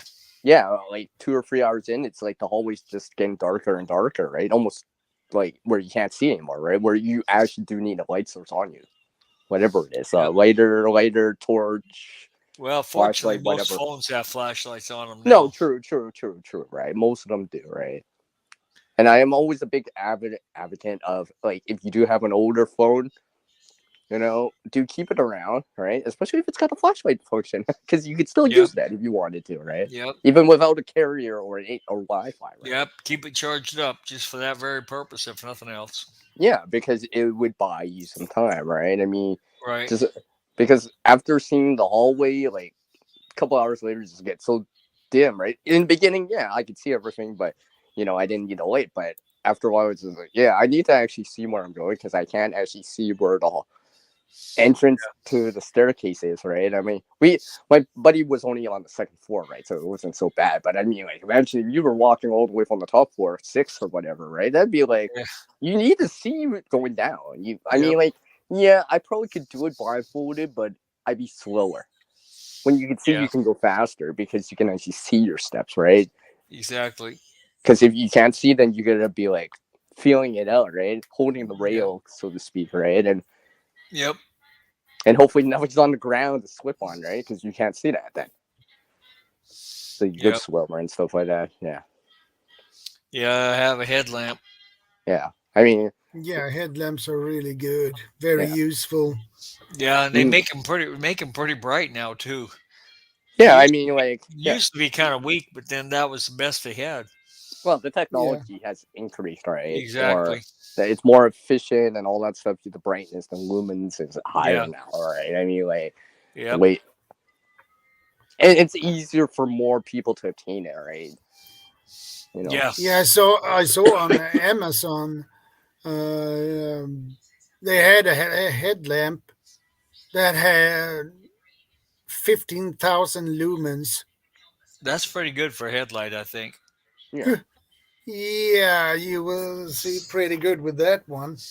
Yeah. I also take a look how long it can last for, like on the minimal type of setting, like because I always think of something, let's say an apartment or whatever, right? Let's say if it was a couple more hours than you think, well, is it gonna last even the whole time through, right? Where I don't have to worry about changing out the batteries, and like here inside, so I don't need to see. It doesn't need to be that bright. I just need enough to see what I'm doing or see labels or the ground and stuff like that. I don't need 1,500 lumens, but I do need enough so I can see the ground. 15,000 lumens. Okay. I correct myself. Yeah, right? that's a good light. Where on the low setting, it could go for like 12 hours. That's like a mag light. Yeah. Maybe even better. Yeah. Brightness is important, but so is like being able how long can it last on one set of batteries or charge, right? I mean, like if you're getting like 12, 24 hours on the low setting, and you could still see like inside the room, a place, or a hallway, then you would know, right? You would know. It'd be like, okay, well, at least I don't have to worry about that. Now I just have to everything else. Yeah.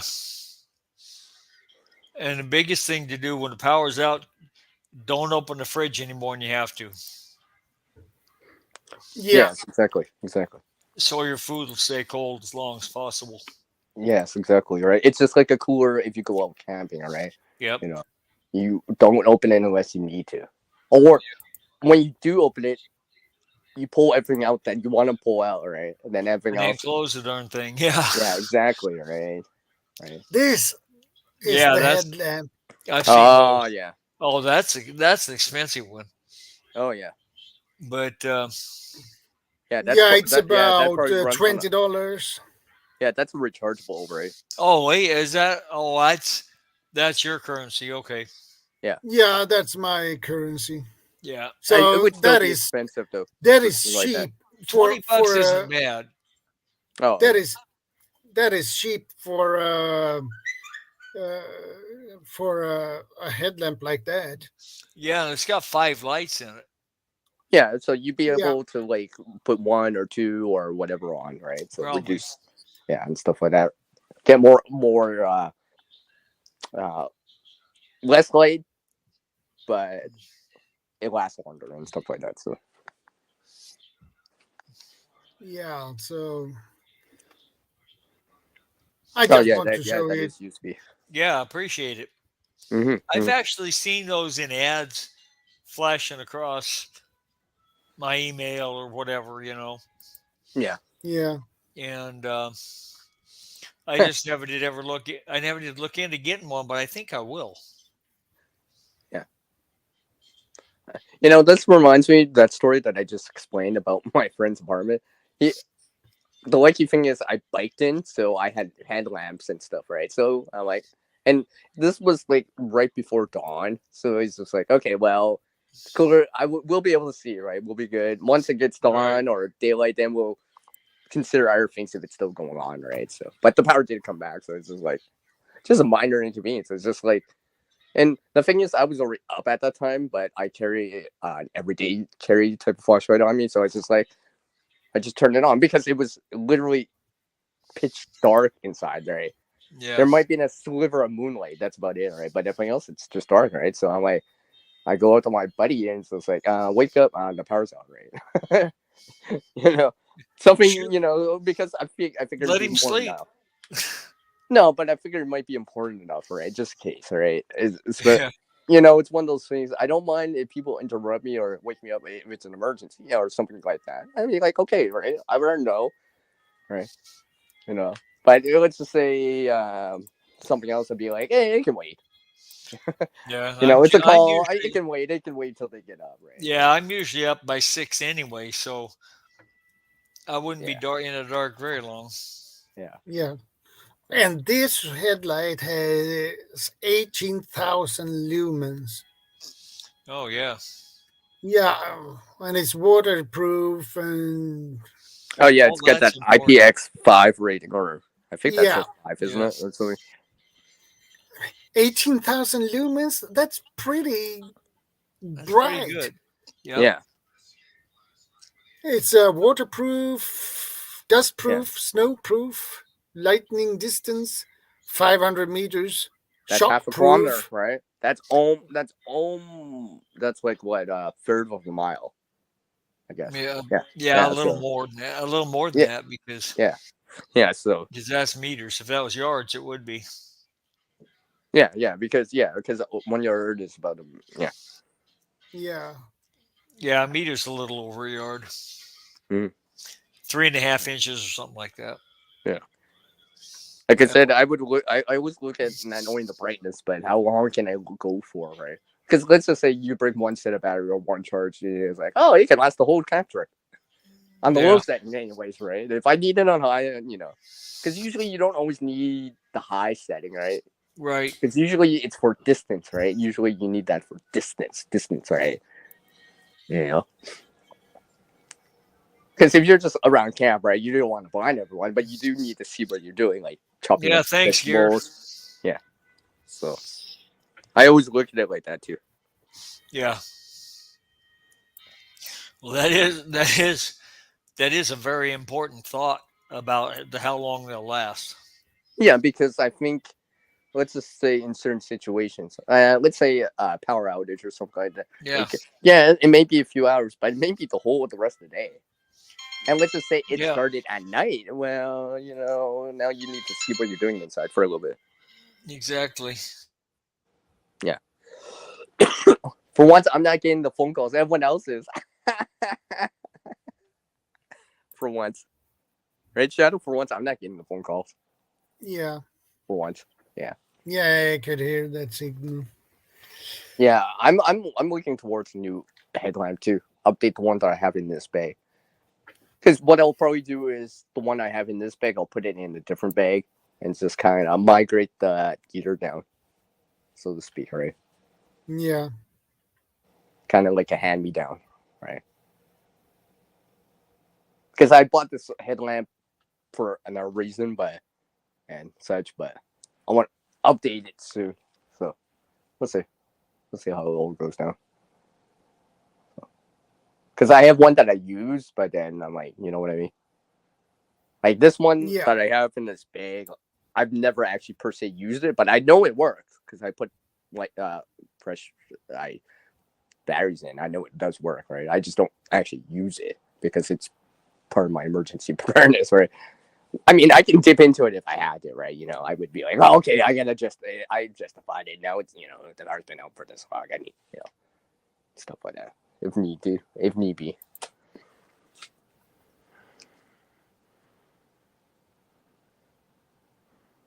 You got 2 headlamps for Christmas, both rechargeables. Okay. like I said, I'm a person that likes options, right? So, yeah, because I know Uncle L is not a big fan of USB. He mentions it on his video, right? However, Hey, Bob. Hey, Bob. Good to see you, brother. That's Bob. Speak of Bob, that's Bob. All right. Yeah. Yeah. Right. But so I have both, right? I have USB lights and I do have battery. So, because I like to have options, and this is why Shadow, you always hear me say I like hybrids. It's because I like to have options, right? The more options I have, then I can choose whatever works better or whatever can work better, and not just be one or the other.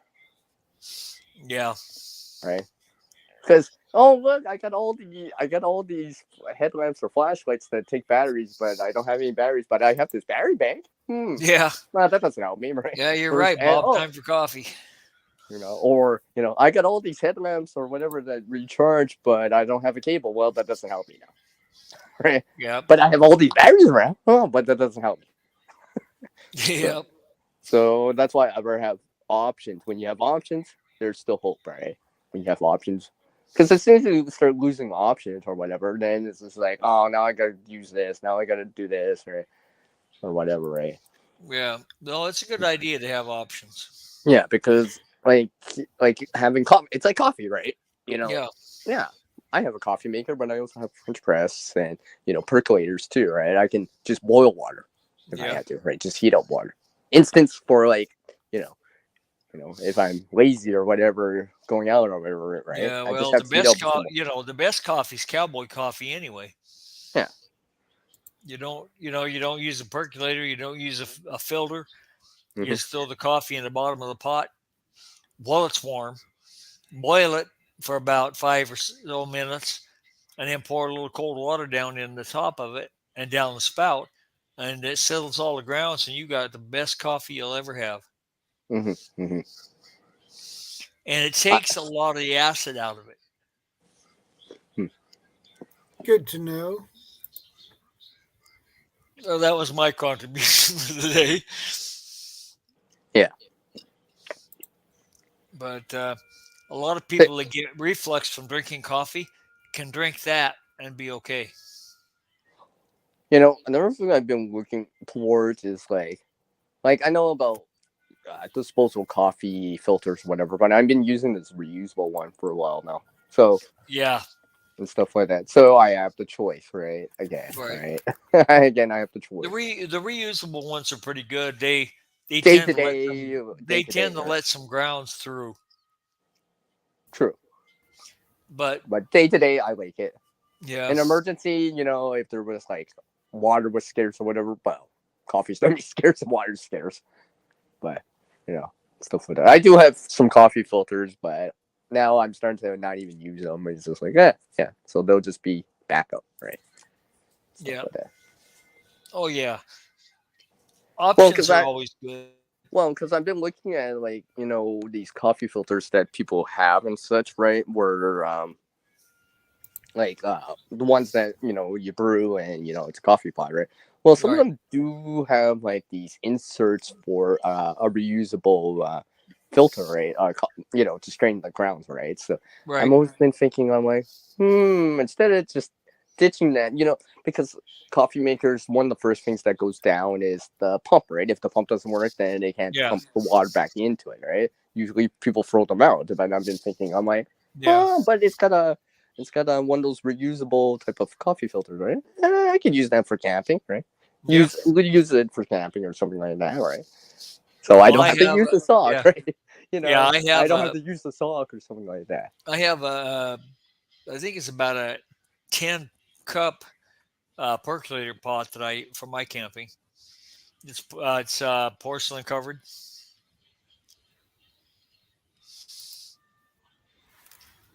Of course, I don't go camping anymore, but may have to.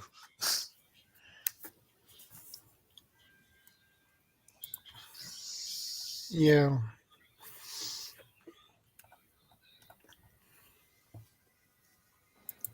All right, I got the headset. Can you guys hear me? I got the headset back in. Yeah, I can hear you. Yeah, we hear you. Wow, I need to turn down the volume though. That was really loud in my ear. Say that again. I don't think I heard you guys. No, that's really loud. Yeah. I mean, see, in this bag, I do have coffee filters for obviously tree filtering and all whatever stuff, right? There's a bunch of other uses for them. Well, because like for example, those reusable coffee filters, right? It takes up too much room in the bag, right? For what it is, because it's more solid, right? Compared to a coffee filter, disposable coffee filter that I can flat, right? So it's one of those I have to. It's the trade-off, right? I'm like, well, it's not reusable, but I can fit more, right? Yeah. Yeah. Well, I use coffee filters to strain my bacon grease. Yeah, exactly, right? There is our uses, right? For filtering other things besides coffee, right? Exactly. You know, and I, Hey, Bob. Hey, what's guys. up, Bob? What's up? Nice What's to see up? you. Nice to see Bob again. I'm here. Yep. I know. It hasn't been that long it's since I always saw you nice. last night. Saw you last night. Oh, with Courtney? Yeah. Yeah. Let's not go into that. That's a totally different thing. Yeah, you're taking lessons from me. It's like, dude, I'm the wrong example. I do have dignity and all that, but okay. but yeah, I'm taking notes. but I'm a dirty old man. I like women, man. Can't help myself, you know. Where's Miss Berna? Berna. Mhm. No. I miss her. She's such a sweet lady. Yeah. Yes, I saw she was live earlier today. So Yeah. Who was that? Verna, Miss the Goddess, Verna Cordon. I'm not familiar with her. Oh, brother, oh my Lord. I have a Filipino thing. So, Filipina thing. Yeah. So, we all know that. Yeah, but she was on live here and there. I'll see if I can copy and paste her channel over here if you want to take a look at her. Beautiful young lady, very charming too. Yeah, I stop in on her lives and say, hello, guapa, Miss Verna, and Kuya Bob, how are you? I miss you. Kuya, because I'm married to a Filipina, so I'm brother. Yeah. Yeah, I'm Kuya Leonard a lot. Oh, are you? Mm-hmm. Yeah. A good deal. Yeah. Yep. Yeah. Oh, I like her. I'll see if I can find her channel around here somewhere and put it up for you. You get both your eyes on that young lady. She is something special, man. All right. Yeah, she's really awesome. She is a nice lady. Indeed. I knew you were going to use that word. I'm surprised he hadn't used it before. I know. I just wait a second. He hasn't said that word he always likes to use. I always try to figure out some place to use it, and I always miss it. I know. But I find that the majority of the Filipinas that I have observed are like that. Yeah. They're pretty kind, pretty sweet, caring. Yeah, they are. Yeah. And very charming. Pretty wonderful people. Especially once you get this gray hair like you and I have, and then you're taken care of. Well, my goal. I should dye my hair. Dye my hair gray. My goal in life is actually to get over there this summer. Oh, you should. I think the Philippines is someplace everyone should go and check it out. You really should. I've been there over a dozen times. Loved it, absolutely love it. Well, the housing cost is so much cheaper than this here. Oh, I'm in Houston, so that should tell you we're way up there. Same. Yeah, I'm in the Seattle area. Yeah. And, let's see. Oh yeah, we were there twice this last year. We were there in April and then again in in December for the holidays. Okay. Yeah. Here we go. That's one of her videos where she's got her world famous shoulders. Oh. World famous shoulders, huh? And Bob melting. Just melting into a pool of desire. You know? Hey, Bob, do you have a thing for shoulders? I mean, it's okay if you do. I'm just asking. I'm just asking for everyone. There we go. I don't know. It's she's just pretty, dude. Here's a link to one of her videos right there in the chat. Oh, there you are. Yeah. She would come on Shadow. I met her on Shadow's stream. Oh, she is pretty. Isn't she gorgeous? Wow, man. Yeah.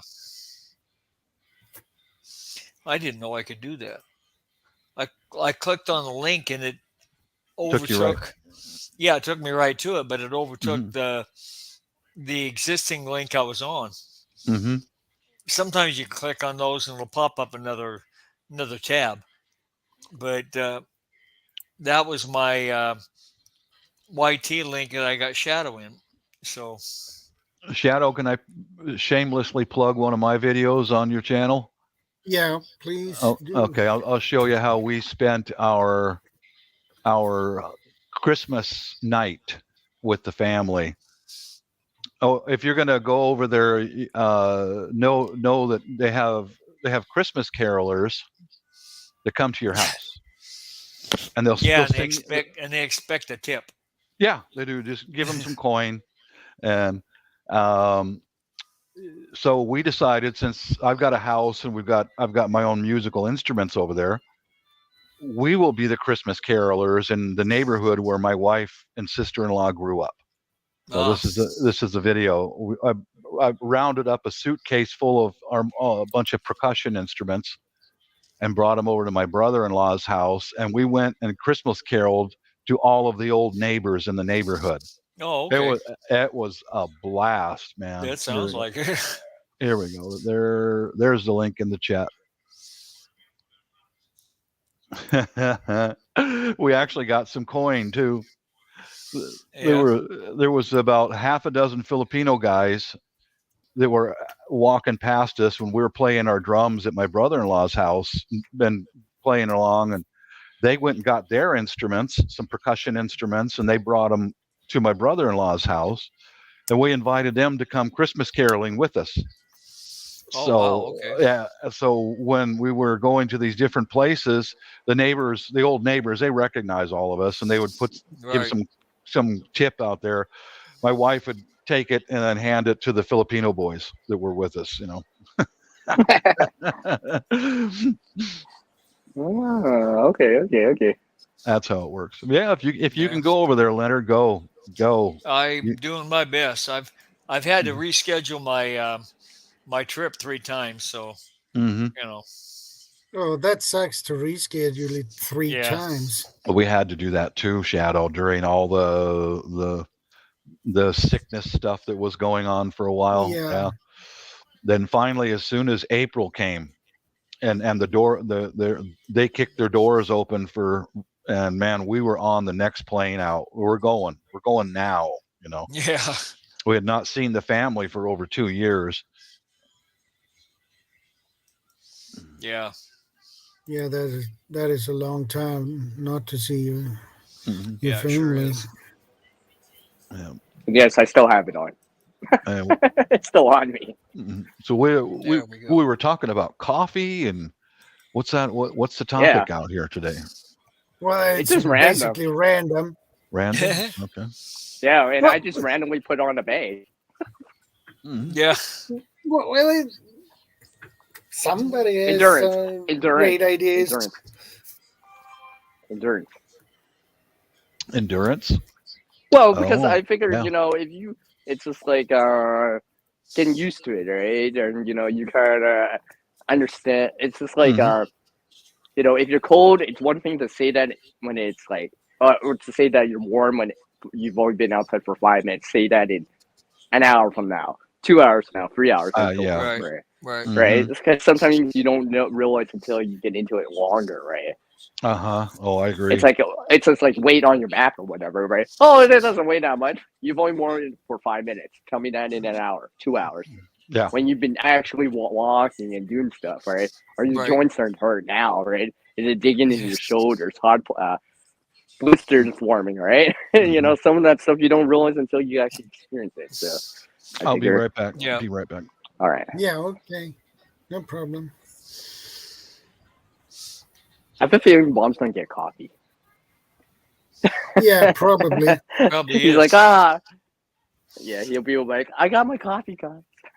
He did say something about coffee in one of his messages in the chat before he popped up there.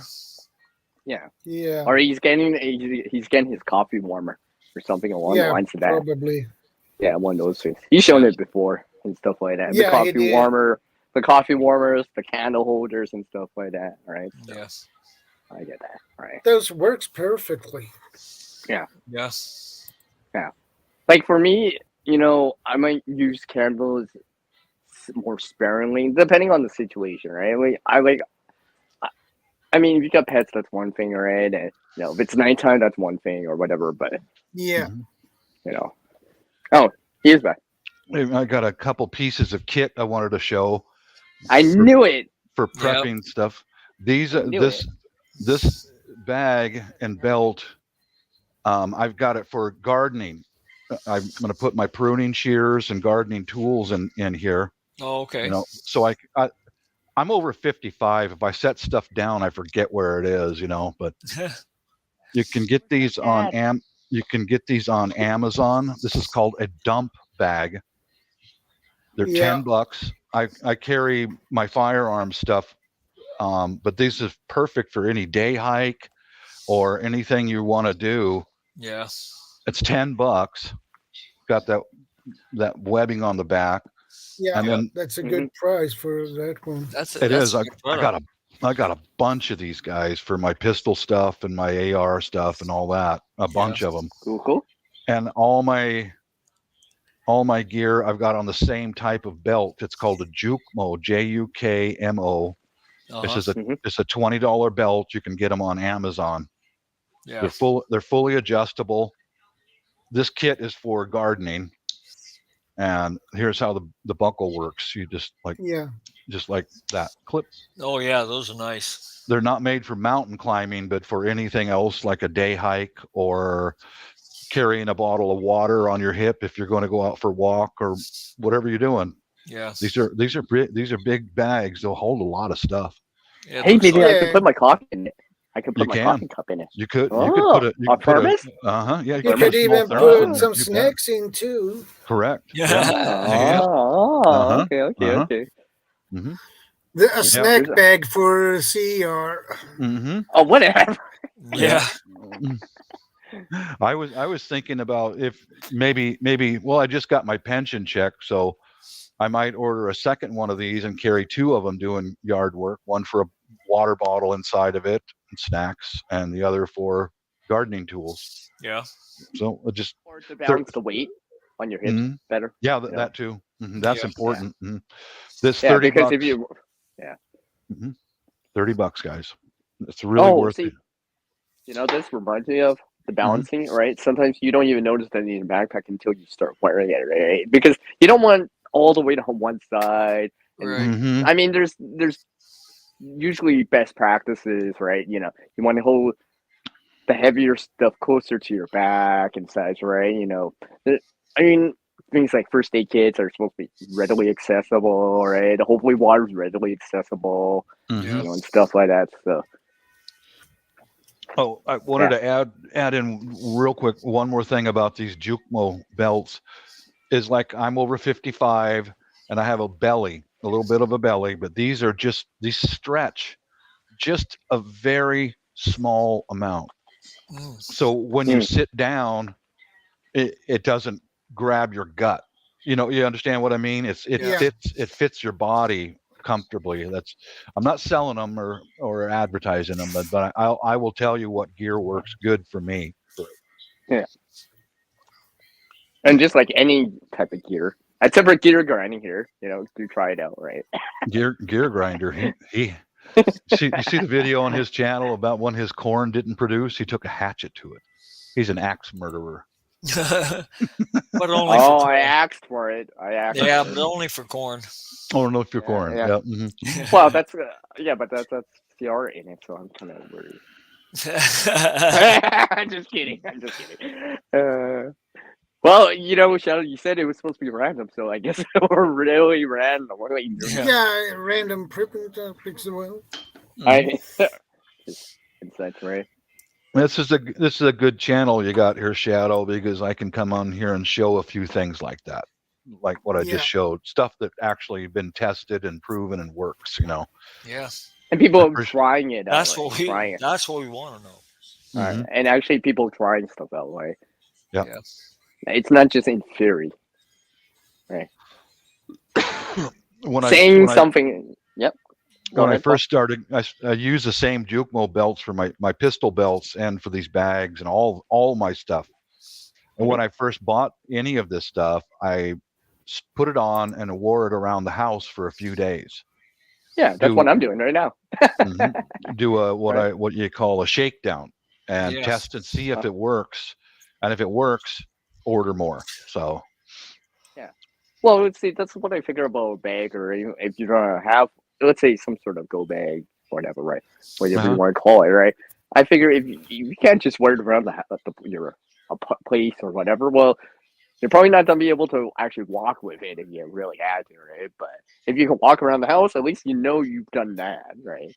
Mm-hmm. You can walk around and just do stuff, right? It's just like, Yeah, I'd wear it around doing the dishes and laundry, all that stuff for several days. Well, because I kind of figure if you're walking or whatever, you might be moving stuff out of the way anyways, or going through terrain anyways, right? So you're gonna have to move stuff, right? Yep, so that's right. Get used to it, right? Mm-hmm. All right, and turning with it, and maybe like balancing with it and stuff like that. So there you go. There you go, Shadow. There's those black. These bags come in black, green, and tan. These are. Ooh, and it's camo. Kind of cool. Yeah, it's called a dump bag. It's one of those black ones there. It's for $10. What do they got? That stuff 135. What? That's something different there, man. That ain't what I'm gonna order. I ain't spending 100. Well, it's my currency.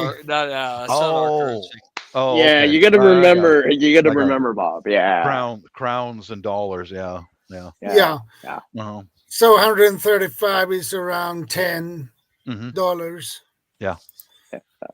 Bob's like, okay, maybe I'll get it. What? Oh, it's only 20. Okay, more expensive. Okay. 42, so about $80 for this one. Yeah, I tried one of those roll-up dump bags, and I know them. That one I didn't order a second one because I used it for when I lived in the drug zone, and I carried my house keys, a cell phone, and a couple other things in it.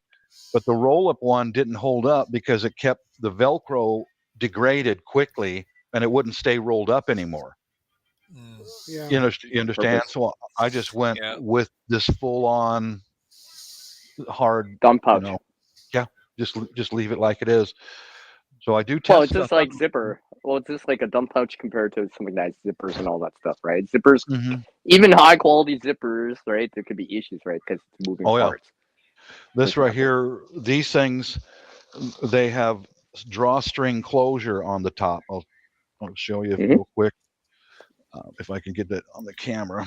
Drawstring closure, and it closes right. It closes right down, and it works. It's got one of those like that, like cord that. lock. Yeah. Right. Cord lock. That I didn't know what you call those. Thanks, CR. That's it's simple. Gloves. I actually learned that from another channel. I just like, oh, this is what it's called. It's actually called a cord lock, right? Because there's a spring, right? So you can adjust it. You see that on lots of gear, right? Backpacks, gloves, mitts in the wintertime and stuff like that. Yep. You might not see that, Leonard, because you're down south, but you might see that on our stuff, right? Yeah. Hats and stuff like that. You might see that. Be surprised the stuff they sell down here. Yeah. Even where are you at, Leonard? Houston. Houston, that's right. I'm sorry. Okay.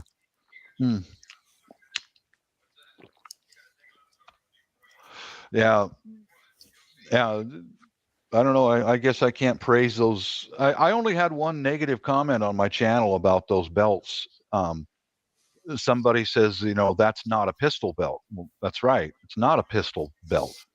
It's like a utility belt. Yeah.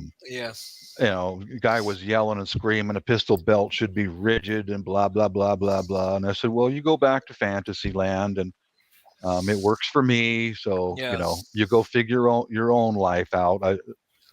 Right. Yeah. If it works for me, that's what I say in my videos. It works for me and my needs. So, Yeah. Yeah. If it's not working anymore, okay, then Well, I'll if you really stop and update it. think about it, if it holds your holster, so your pistol can be accessible, it's a pistol belt. Yeah, that's right. Yeah, I got my pistol belt set up with a holster, a couple speed loaders or magazine wells, and a knife. And that's I lived in if you don't know, Leonard, that I lived in a Seattle area that's drug infested, and I had to wear open carry in my house from 2016 until last summer. Wow. Until when we moved out of there, I had to open carry just to protect my house and family. Yeah. So trust me, if it works for me, it'll work for almost anybody, really. Yeah. Practical experience. Yep.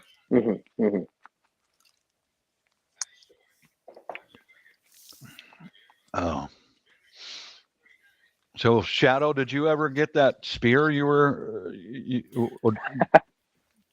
No, not yet. I'm gonna order it when I have saved up some money for it. I get that. Yeah. Mm-hmm. Yeah. A little less a priority compared to the solar panel and the solar panel. Right.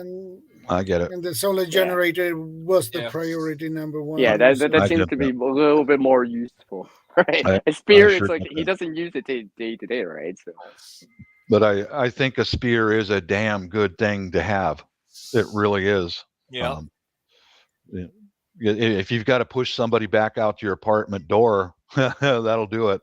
Surely. Especially if you have a short one, 112 centimeter long spear. That will do. Yeah, 3.5 feet. I think if I saw a 200-pound Swede running at me with a spear, I think I would turn around and go the other way. I think so. Probably. It brings the memory of the Vikings to you. Yeah, it does. Oh yeah. I'm remembering some history. No, I'm remembering a few things now, right? Yeah. With the battle axes. Right, because not the Saxon. Which group was that? The Saxons. The Danes, the Danish battle axe, the bearded battle axe. Yeah. Because it was and I'm Danish. Shock weapon at that time, right? I see a whole group of them, right, and they're charging you. It's that kind of thing, right? Because even if the wooden shields and all that stuff, right, and stuff like that, well, they got power behind them, and they're charging you at full speed, right? So, yep, yeah, and stuff like that. I thank God I didn't live in those times. Oh my God, man! Yeah, be some that's more gruesome. Be some more gruesome in the past. Some peaceful mud farmer in England, and all of a sudden 50 boats from Scandinavia show up all at the same time. Yeah, and they had a standard tactic. They always created a shield wall. Yeah. They crossed the shields, and they had their spears, and they beat down the shields. Yeah. And most people saw that. They fled. I would. Most of them. Yeah. I would. Except for the soldiers, but yeah. Yeah, that's a tactic the Romans and the Greeks used. Yeah. Also. Oh yeah, right. I mean, the Roman shields were rounded off, right? They're trying to provide pretty good protection Yeah. for what it is, right? You know. Well, yeah, they were Yeah. rectangular and curved. Yeah. Right. And Yeah.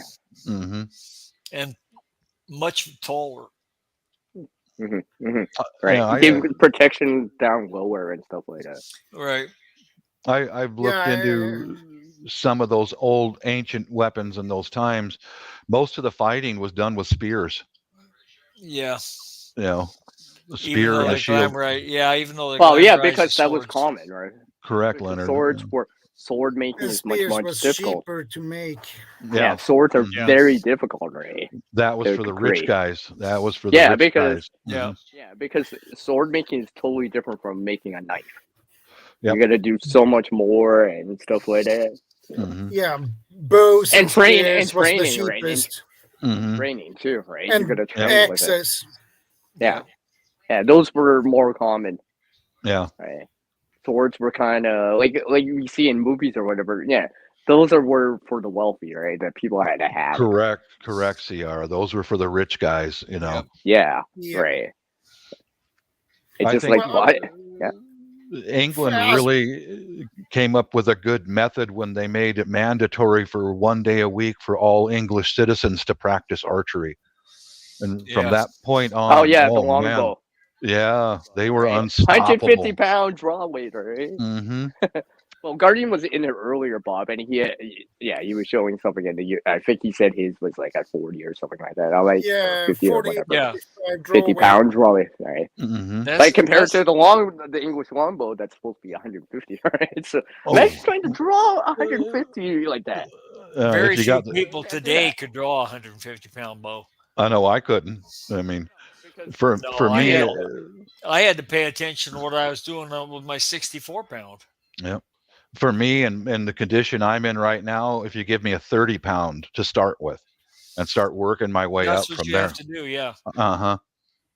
That's why technology advanced, right? Because crossbows and all that stuff, right? Eliminate that part of it, right? Yeah. So the common person can do it now. Yeah, but that that spear you showed, Shadow, you were considering getting, man, you should get that. That thing just looks so freaking badass. I mean, that thing is just naughty, man. Yeah, the blade is diamond shaped. So you should have good strength. Yeah. So when you tell your wife, be like, "It's my walking stick." Oh, no. You could be like, "It's my walking stick," by the way. Wives like that kind of stuff because that means that her husband's going to protect her. You know, okay.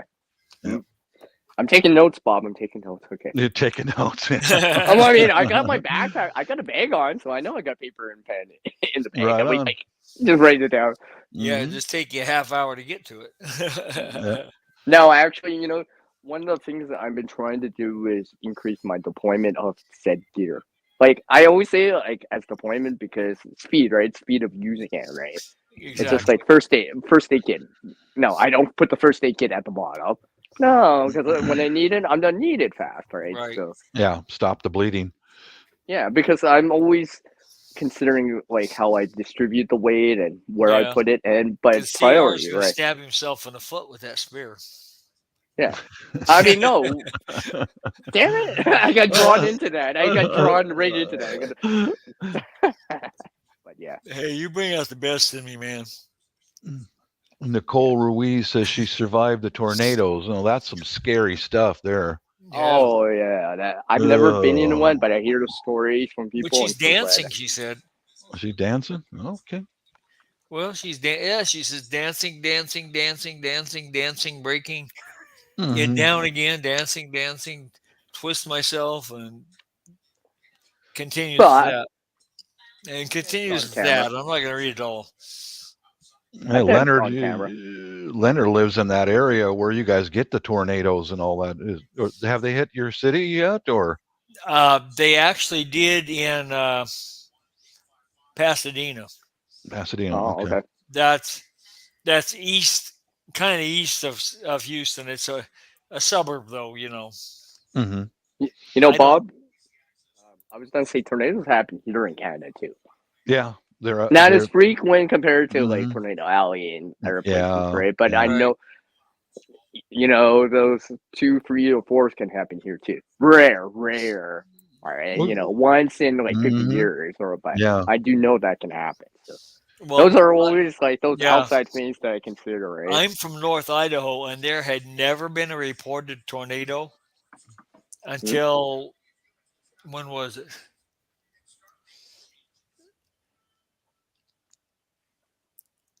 Sometime in the 80s, and they had one. That's all they've had, as far as I know. There's been a couple here in Washington State, and one that was within my lifetime. It started in a valley. It was in the town or the city of Renton, Washington, Okay, and I know that. it was in a valley. And as soon as it hit the hillside, it dissipated. Thankfully, it didn't go over the hill and go into Seattle, but it hit the hillside and boom, it just tore itself to pieces. Yeah. Yeah, I always take that pretty seriously. pretty seriously. Me too. Yeah. Well, I'm tornado watches and stuff like that, right? I'm like, I always take that seriously because Bob, once it appears, then it appears, right? Mm-hmm. Well, because the lead time, right? Well, because usually lead time's associated with tornadoes, right? So in some situations, you don't get a lot of lead time, like earthquakes, That's right? true. That's true. Right. Yeah. If you get 5 minutes lead time for a tornado or some along the lines of that, right? You use that. This is where the preparedness side comes back in because you've already set up the bag and stuff ahead. So you don't actually have to do that, right? You're just right? You're going gathering. It's like, come on, everyone, we gotta take cover. We got like 5 minutes, not even, right? Yeah. You don't even, you grab a bag or into that storm shelter with you and stuff, right? Yeah, they're a little better about predicting them now. They had a couple of days on that when it hit Pasadena. Yeah, we're fortunate. We're fortunate to have that because I've been thinking to myself, like in a grid down situation, right? That's actually even more difficult because you might even with like CB radios and stuff like that. Who's actually going to report that? Yeah. Oh yeah, I see a funnel cloud, right? Who's actually reporting that? Yeah, let's say without report, without hopefully someone is. Hopefully you get the info on it. Right. Yeah.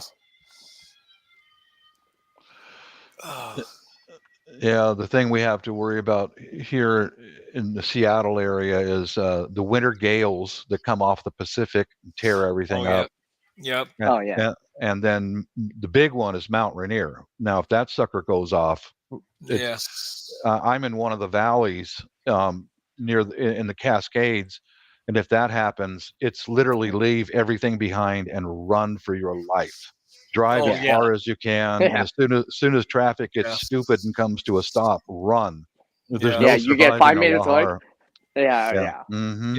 Well, I remember when St. Helens went off. That dumped a bunch of ash on us in Sandpoint.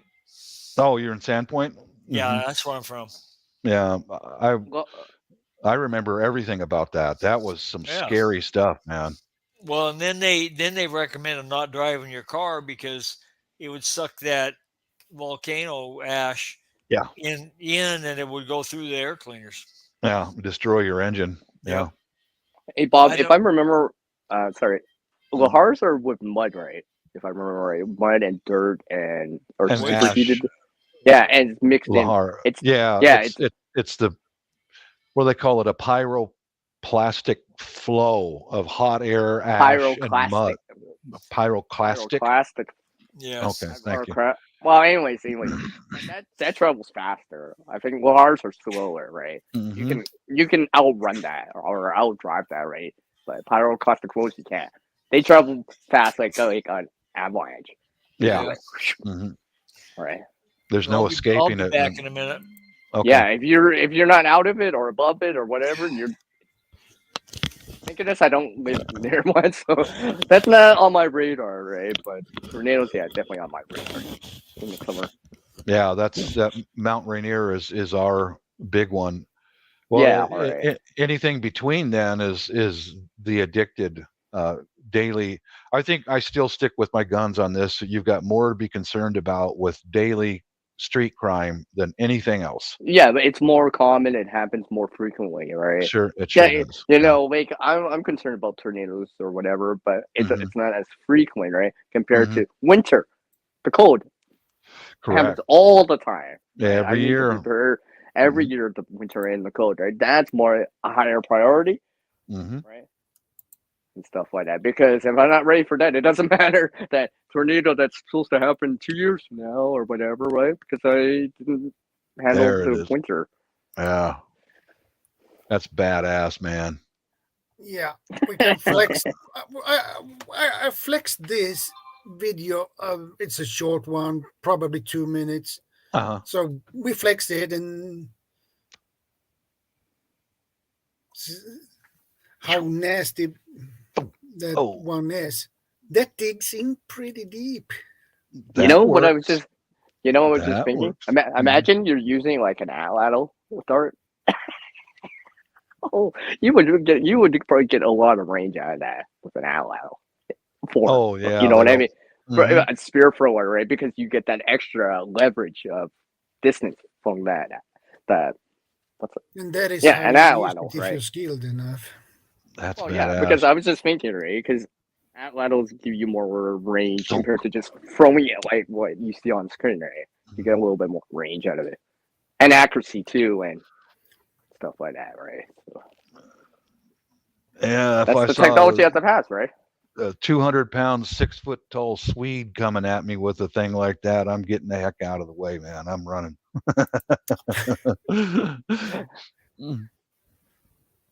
Yeah, it's He's a gone. beast Mm-hmm. for a short spear, but the diamond shape of this blade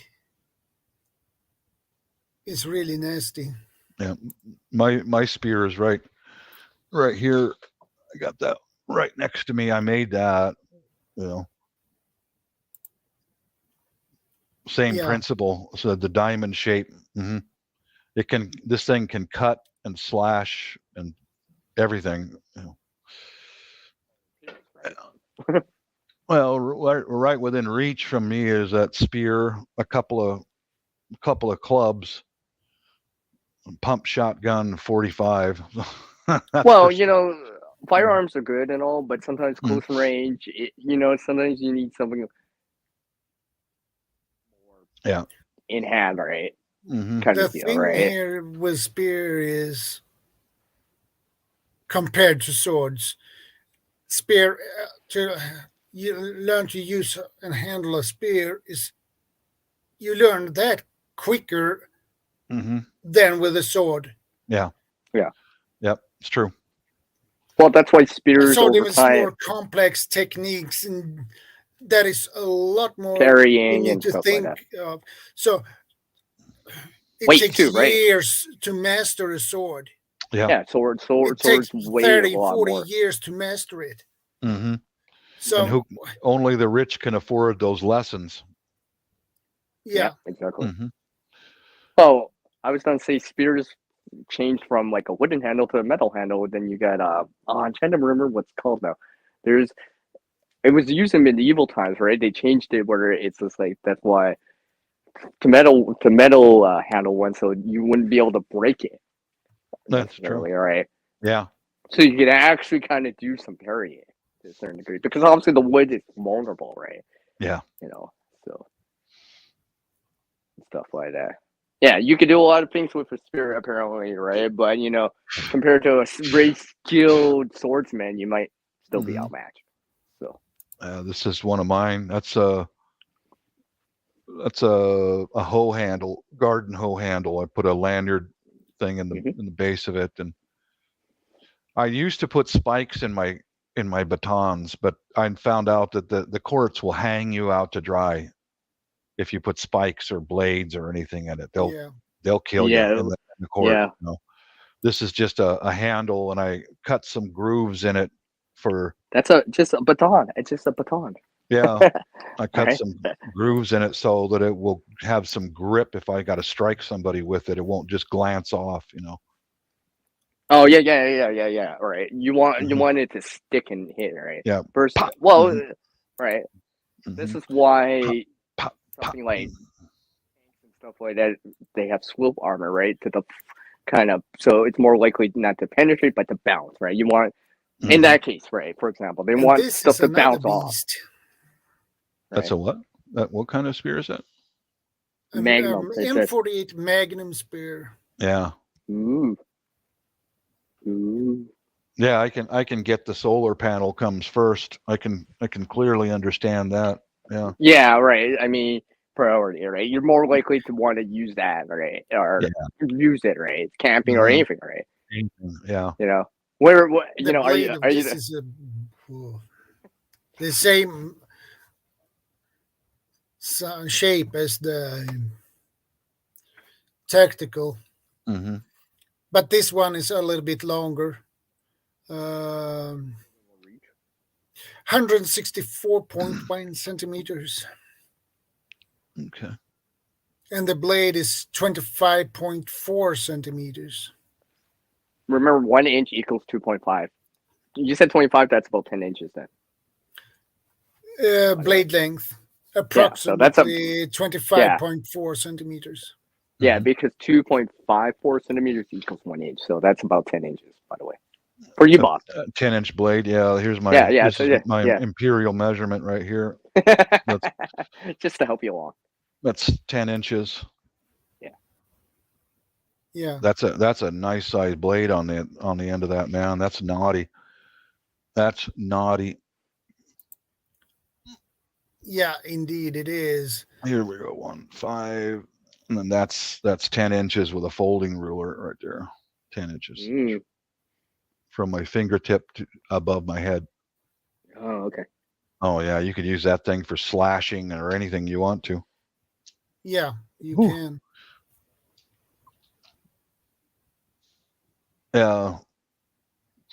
Yeah, we had some budgeting we have to do now. Is you guys know that this is a new house, and it came with new appliances. The washer and dryer are both made by General Electric, and I would recommend don't buy either one of those. Oh, okay. The washing, the clothes washer, I had to do a factory reset on that a couple of times already. You unplug it for 1 minute and let it sit unplugged, and then plug it back in, then open and close the lid 10 times. And it did a factory reset, and it started working for a few weeks. Then it does the same thing again. That's a big. Dude, it's brand new. It's brand new. General Electric, they're garbage, man. Don't buy their appliances. And the dryer, it went out, and I called a repair guy, and he it's $100-something for him just to show up. And you price it. Yeah. Just hang the clothes. Just go old school. You might as well just go old school. I just got back from the laundromat. I wash the clothes here, but I have to take them to the laundromat and pay a couple dollars to dry them. But here's our budget concern: is that we're not going to get that General Electric repaired. It's just not worth it. It's brand new, also, so we're saving up to get like an LG or a Samsung, something that's made by the Koreans, and that will hold up. Yeah, a little bit more reliable. Correct. Yeah. As I understand, the way they get around the tariffs is that the appliance comes unassembled to the U.S. and then they have factories here that assemble it. Oh, it's just like it's like manufactured in here, but these items come. All the resources come from somewhere else, right? Right. Manufactured, right? Yeah. Okay. You know how the Koreans and the Japanese are about quality. They insist on the highest quality, and so yeah, that affects our budget. I wanted to get quite a few more things for gardening, but it's like, no, gotta wait. Yeah, and you don't get enough sun, so you ain't hanging things outside. No, that's what my wife says. Can't you just put up a clothesline? I said, well, that I only could. that could in the gazebo, but it might take them about 3 days to dry because the humidity in the air here is, almost Stuff hanging. 100%. I hang things too, but even in the winter, right? But it takes a while A outside the sun, while. Yeah. right? With just ambient temperature, it takes a while, right? It sure does. Yeah. Right, and that's like if you don't try to bring it as good as you can, right? That spin cycle, right? It's like I'll put it in for an extra spin cycle, spin more of the water out. Hey, hanging with the chef. Good to see you, brother. Hello, Hey, chef. Yeah, so we got to budget out and wait till we can get a Samsung. Hey, look who it is! It's Huga. Hey, Huga. Hello, Huga. Hi, CB. Yeah. Oh, just to show, I just got to show this. Watch. See. Hey, there you go. Wearing your gear. Hey, I could put my little bag on too. See? You're inspiring me there. I'm doing it, all right? I'll put my gardening bag on right now. Here we go. No, it's just kind of, I get used to it, right? And just like, where it becomes an extension of what you can do, right? Because I think it's been like 90 minutes now for me. Because I put it on when Guardian was in. That's been a while. So, right? That's awesome, Huga. All right. Oh, cool. So, yeah, that's why I've been putting it on. Just kind of get used to it, like I said. Yeah. Right. Yeah. Do a shakedown, wear it around the house for a couple of days and yeah. see what works. Be like, yeah, exactly. Right. That way, you bet. And you don't have, you're not doing that kind of, I'm going to go 5 miles into the bush to try this out first kind of deal. Yeah. Try it out locally first, then migrate to something like that, right? Because I don't want to be like, it hurts and I'm like 5 miles away from home or whatever, right? I should have tried this. And it's just an hour in, right? You know what I mean? So I rather can around here first, then I'll start migrating more into the bush per se, right? Yeah, that way you can do an immediate repair if you have to, see what works and what doesn't. Yeah, it's smart. Well, yeah, exactly, right? I've seen air channels where, they're just trying stuff outside first, just outside, right? So, yeah, safety net, right? And then my increase in the difficulty is like, okay, it works outside in the backyard. Okay, let's just, let's try it, like camping, and then get into it more. Where it's just like, now you're trying to push it. Okay, The limits of what you could do with it. All right.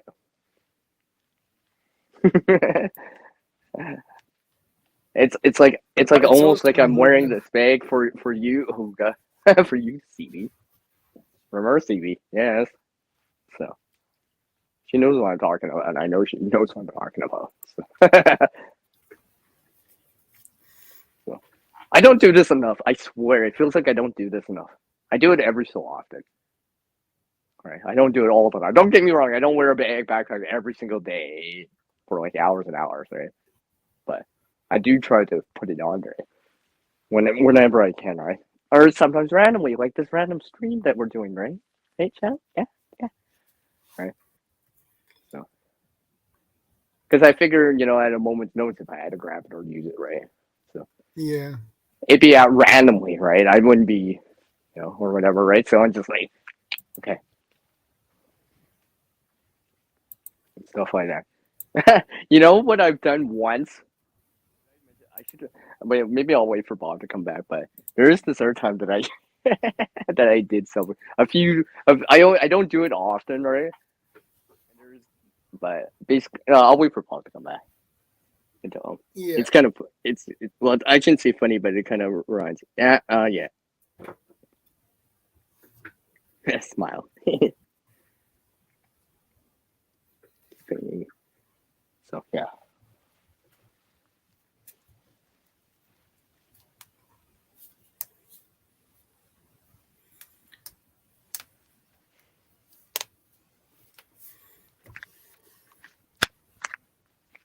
Oh, whatever. I'm not waiting for Paul. yeah. I was gonna say I actually did cut the grass with the backpack on, just to see, right? Because when you're pushing a lawnmower, especially if it's a push mower or whatever, it's not gas assisted or whatever, right? You're gonna push with your feet, right? So, Arizona. Good to see you, brother.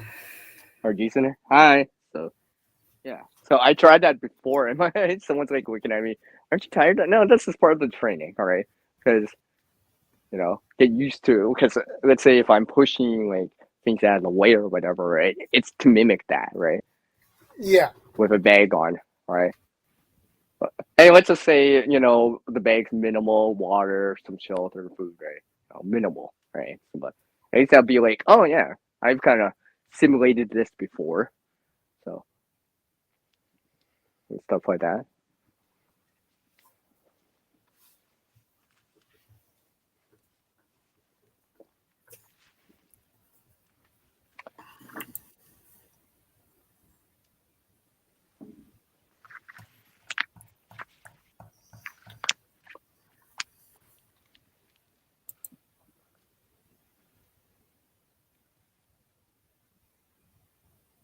Well, see, another thing Shadow I would also notice is like how long can I go for without having to wanting to take a break? Okay. I want to take off the bag, or you know what I mean? Yeah. Because you may want to take a break, or whatever, but you can't because you gotta keep moving. So I'm like, how far can I push it before it's just like, okay, I want that break. I want to take it off for a few minutes at least, right? Kind of give my shoulder a break or whatever, right? Yeah. I mean, I don't actually have the straps tightened that much, but yeah. It depends on the weight, how much you. Well, it's proportional, put in right? the I mean, well, the weight of your bag compared to the weight of the person carrying it, and they're right, because obviously, generally, more weight you have as a person, whatever, right? Like a 50-pound person can carry less per se than someone that tends to be like 150. But I mean, it depends what you're conditioned to, right? It's just like sore knees and stuff like that, sore an ankle, right? Let's just say stuff like that, right? Shoulders, whatever, right? I mean, back and stuff like that, right? So, I think that's why they always say try to keep your bags as light as possible, right? Yes, I do have actual stuff in this bag. This is actual bag. This ain't just like some empty bag I put on. I can do that an empty bag all day. Yeah, but it doesn't show me. It doesn't show me anything, right? It doesn't show me anything. It doesn't show me some. RCG, good to see you. Arizona Homestead, hello. Yeah. Oh, there you are, Bob. I was going to mention before. I mentioned already. I actually did use a backpack to push a lawnmower. Oh yeah. Pushing stuff out of the way and stuff like that, where I actually have to do work while it's on me, right? I've done that. Because I get right. In terms of like, let's just say for me here, right? Is just say some twister or whatever that if it happened, right? Well, if I had the backpack on, I'd be doing stuff. I'd be moving stuff, right? Yeah, I might take it off just because, anyways. But I might have to move stuff push things out of the way, right? So it's to mimic that kind of. I gotta do work with her, push things out of the way and stuff like that, lift things and right. Conditioning. Yeah. I don't have time to take out the bag, right? I gotta move things out of the way, right? I gotta pull things out from the bag to help me out, right? And stuff like that. So it's kind of to mimic that. Good thinking. Good thinking. Yeah. All right. I'm not the most athletic person. I can't lift the most weights like other people, right? I'm not like McBean, right? I know you can do stuff. I'm not quite like that, but I'm doing stuff what I can do physically. Huga, use your 8-year-old as a pack mule. Wait till they're about 14 or so, then they'll haul a load a little bit better. An 8-year-old won't last long. No. Hey, Warren. Oh, and I see Nature Queen's in here too. Nature Queen, good to see you. And welcome to the stream. So, there you go. Carabiner. We're gonna wait on this one. I mean, like, you'll see more in this bag as I've come closer to like finishing it off. I've been working on this for a while, actually. This one. Good deal. I do cycle the stuff, right? I do cycle the stuff out. Mm-hmm. I don't do not look at it for a year, right? Yeah. Especially the food and stuff like that, right? Let's say whatever, right? Medication and stuff like that, because it's not ready. If I did need to use it, right? Because if it's outdated, then it's like, oh, this medication's outdated. These pills are outdated, and or whatever, right? The water's stale. The crackers are stale. It's just like, what was I thinking? Mm-hmm. Right? Because it's not the help you so much, right? Maybe I'll sit down for a moment here. I think I'm getting old. Mrs. and I are supposed to have a date on her next day off. Going to look at some nurseries for plants. So yeah, there was I saw one of the nurseries somewhere here in Puget Sound that belongs to one of the Japanese families. I want to go. I worked for the Japanese families in the area for years. I grew up working with the Japanese, and man, they are some seriously honest people. You know, they're really very, very good people. I have a lot of respect for them. Let's see, where was that? I see your comments, CB. A little bit of a drive, but yeah. Higashi Nursery. That's in this general area here.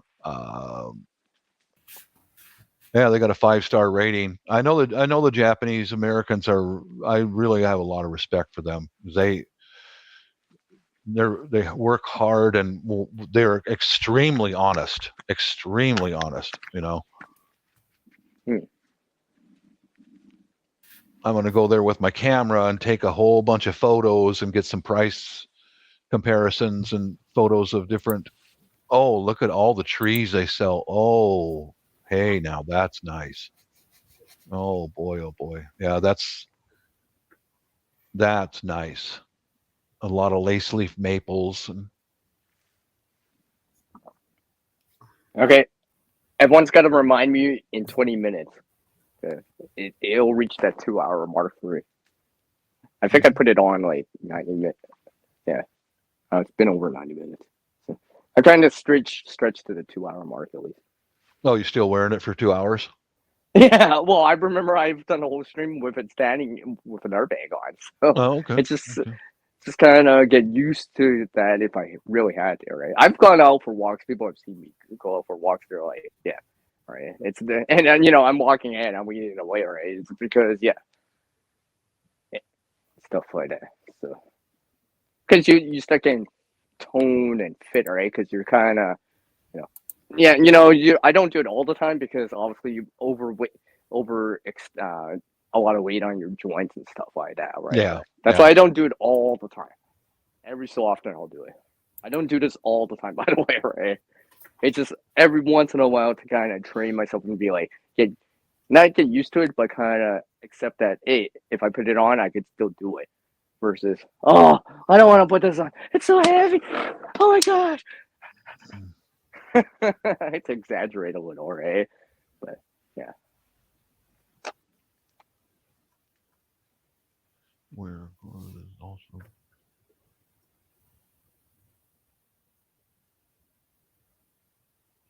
Okay, they got. Oh, yeah, this looks like a good nursery to start off with.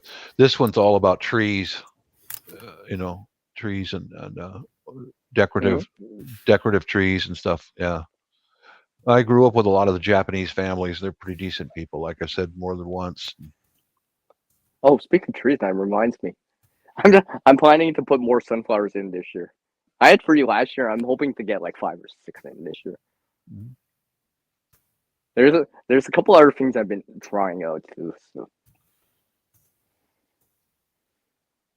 Well, I'm gonna this year since I'm trying. I've been watching some bonsai lessons on YouTube here, and I've already began one of my azaleas to trim it and treat it like a bonsai. It's actually simpler than what you might think. It really is. I would. Okay. It's kind of a selling point because we're going to stay here for a few years and then sell and go overseas. And I would like to have some of the shrubbery bonsai. Make a big difference to the buyers, Oh, okay. Kind of, it's like, oh, hey, we redid the washroom, kind of deal, right? Renovations, right? Kind of Right. updated. Yeah. Right. Yeah. The kitchen, the bathrooms, all that. Yeah, Yeah, because mhm. because it's meant to kind of not just a selling point. Oh, this is why it's $50K or whatever, right? Right. It's a Right. new kitchen, Mhm. new appliances, and all that stuff, right? It's just a Mhm. selling point, right? Yep. It doesn't just look like run down, stuck with duct tape. hmm Especially Right. since we were lucky enough to get a place with a nice deck in the back, and there's 3 plants right off of the deck I'm going to bonsai, and one is a like a boysenberry bush, and the 2 others are some shrubs, some evergreen shrubs. It's dual purpose. I want those shrubs to be transparent so we can look out the doors and windows and make sure no one's hiding behind any of the bushes. And also so that if the neighbors see something odd happening, they can look over the fence and see right to the back door of our house. Same with our back Yeah. windows. You know, Yeah, it's the transparency where it's just like there's no blind spots, there's no yeah. concealment, right? There's no Mhm. cover in the concealment spots. Don't make it easy for them. Don't make it easy for them. Yeah, right. The harder it is, the more likely that they'll. It's too difficult. It's not worth the hassle. It's not worth the risk. You know Let's it. go over here. They got Mhm. lots of cover over here. Let's go to their neighbors, right? Yep, It's go to one the of those neighbors. things, right? You know Right? it. You Yeah. want to bypass your place because it's too difficult, right? Mm-hmm. Exactly. You know, Yeah. That's as why much as possible. I say you're more likely to be a victim of street crime than almost anything else. So build that into some of your preps. Like Yeah. reinforcing your Well, doors and preparedness is, windows. it's Mhm. preparedness is about not just priority, but more things that are very likely to happen or seasonal, maybe even. Like for me, winter when it comes here, I gotta be ready for it. The tornadoes are just kind of an afterthought, right? Hopefully, the air stuff for the winter will help me in a tornado, right? In certain little things, right? Where it'll help me for those air things, those less likely things. But if you're ready for the more likely things, right? The more likely. Then, Start yeah, there. all right. Mhm. Yeah, Yep. exactly, right? Whatever it is, right? Yep. What's gonna get you first, right? More Mhm. likely, right? Like Leonard lives in the more desert area, right? And maybe water is more important, Yeah. Yeah. right? For example, right? Mhm. If it's cold, man, heat, shelter, right? Stuff like that, right? If the water's good for you, then work on the food, right? And be like, oh, yeah, that buffer zone. Let's see. I feel like taking out the water that I have in this bag now. It's just like I do have it, technically, but yeah. Let's see. Looking at some reviews for this nursery. It's all good reviews, but I don't think they're open. I don't think they're open on a Sunday, so I'll take a look at another local nursery. Yeah, Welcome back. Welcome back. Hey, welcome back. Yes, I agree with you too, Stevie, about that. About that statement about using it more. All right. Like something like wood or something like that. It's because you're using it to keep warm, right? It's because it's colder out, or something else has failed, or something like that, and you gotta use it even longer when it's colder, right? It's just like that water or something like that, having it so there's an extended drought period, or the grid's down and they're not piping in the water, right? Mm-hmm. In the meantime, right? So that's one thing that I'm glad last year I increased my rain catchment to another 100 gallons worth, right? So it'll buy me some more time, in terms of gardening, using rainwater as much as possible, right? You bet. Save you some cost. Mm-hmm. Well, yeah, because running water is actually a cost somewhere. Right? Every nickel you save, put that into another can of food put away. Yeah, that can of beans is like we Mhm. like to say, right? Yep. Whatever it is, can of corn, whatever, right? Mm-hmm. Because you reallocate it to a different thing now, right? It's just Yep. like, yeah.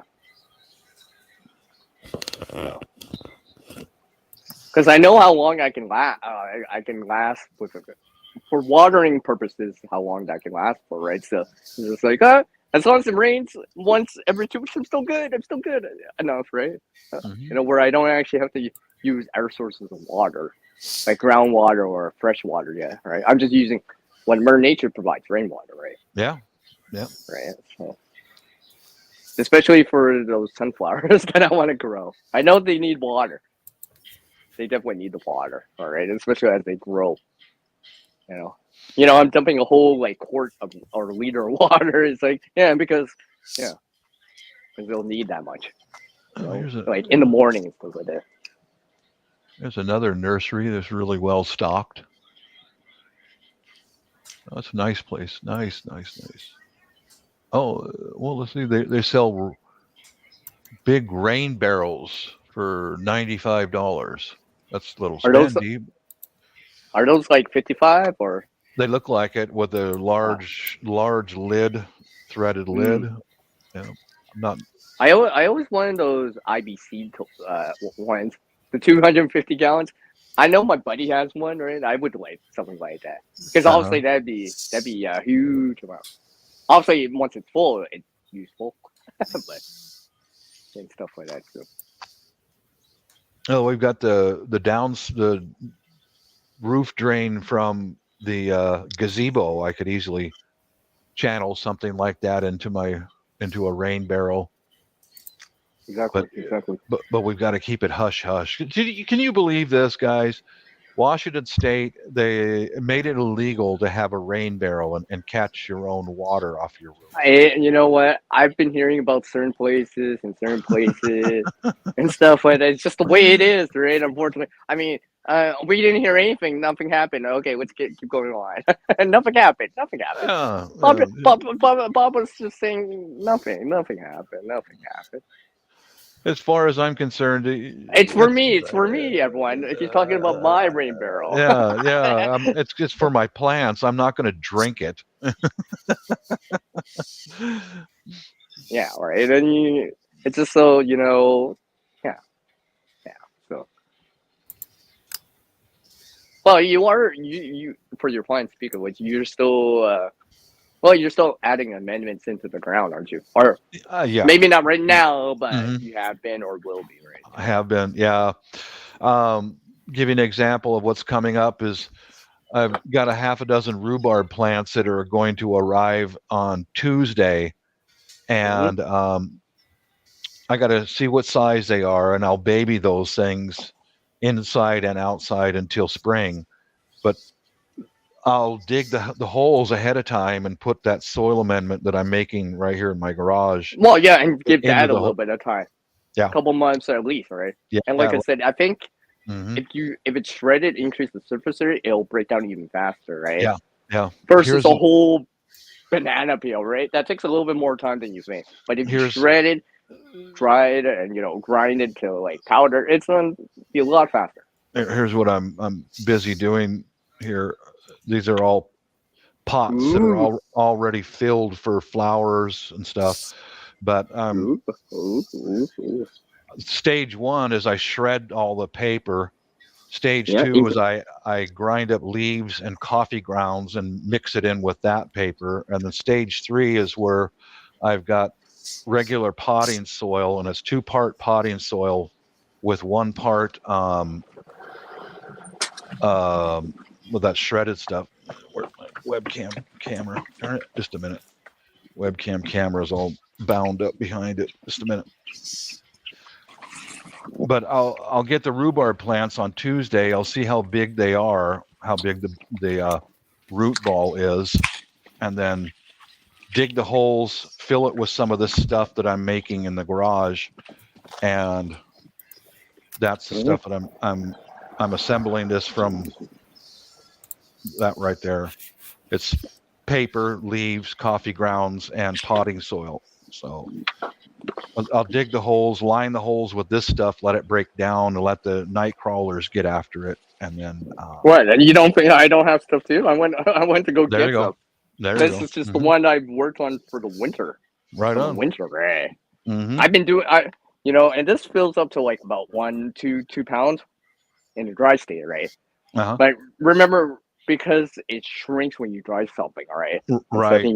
Right. Mm-hmm. Think how big it originally was, right? How much long they took up. See, right? all those pots right there are filled with that mixture that I've homemade, and then I let them sit in those pots, and then you can see how I place other pots on top of them to compress this stuff as it dries up and all that. Mm-hmm.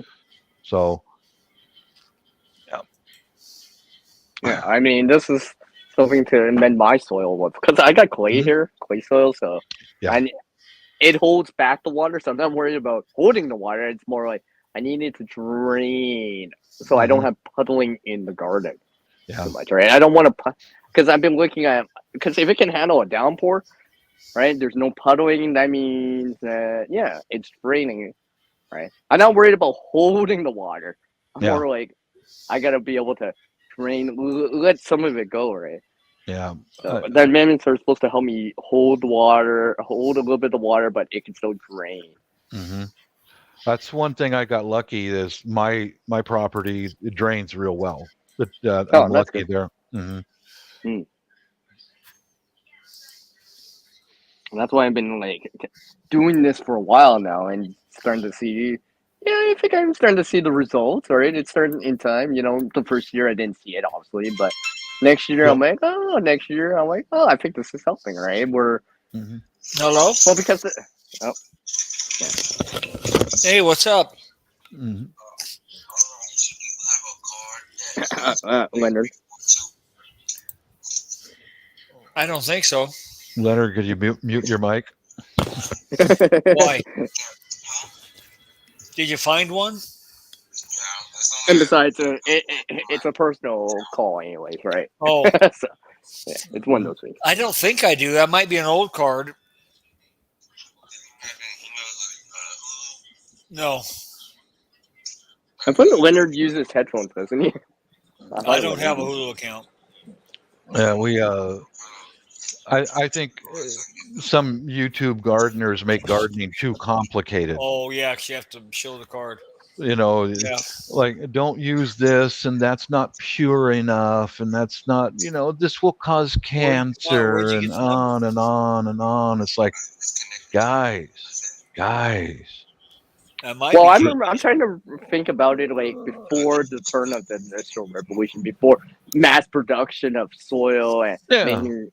All right, what did they do in the past? Right, they probably used stuff that they had. In the old stuff like that. In the old There was times, no grinder. They probably just shredded it by hand, right? They had to shred it by hand. Most of the stuff they had to like stack it up, let it dry, and burn it, and then use the ash, or Well, it could be. Yeah, so that's why I'm like. I don't know. I don't think I've ever had. Well, remember, Bob? Like last weekend, I spoke at the food recyclers, right? Those are really expensive units from sheep. Yeah. $300, $400, $500, right? That's pretty expensive. That's like the cost of well, they're not going to charge you dehydrator, so right? Don't worry about it. And I'm only using it for one thing. I'm like, now let me try this. Well, yeah, you'll have to cancel in a more conventional form and see the results first, and be like, then in time, maybe if I have the money, I'll get one. Yeah. I got to.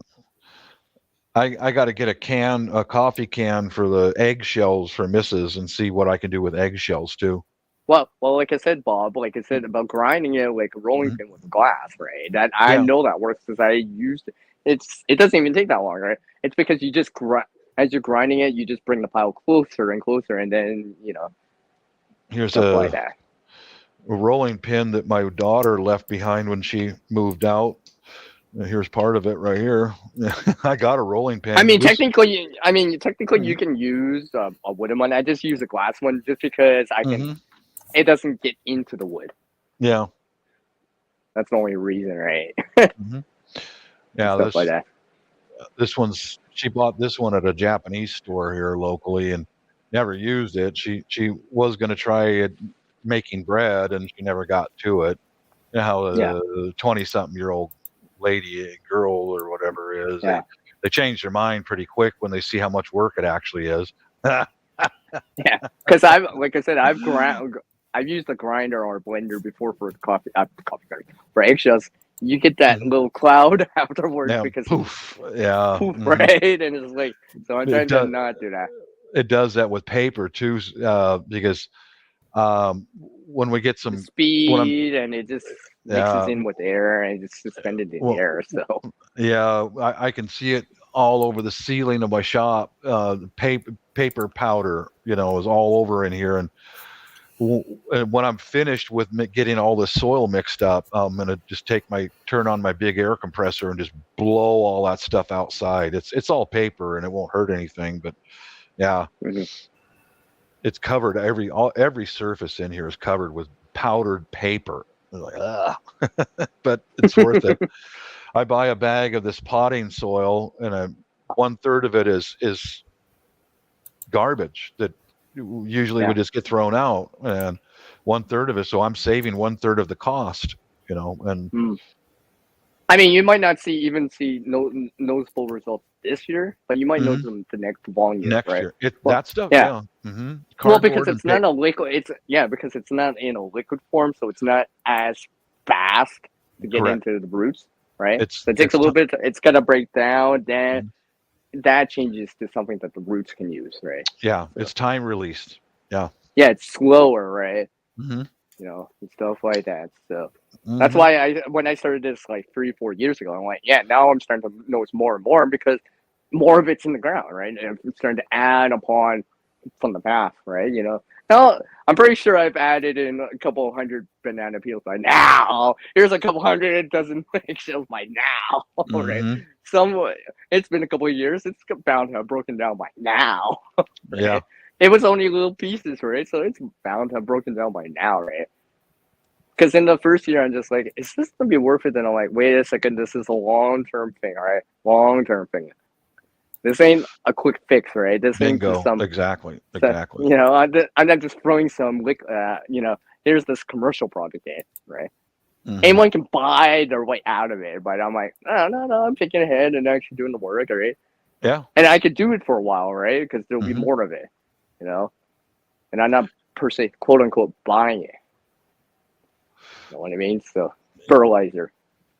Every penny you can save, you can get a new piece of kit. Every penny you save, you get another can.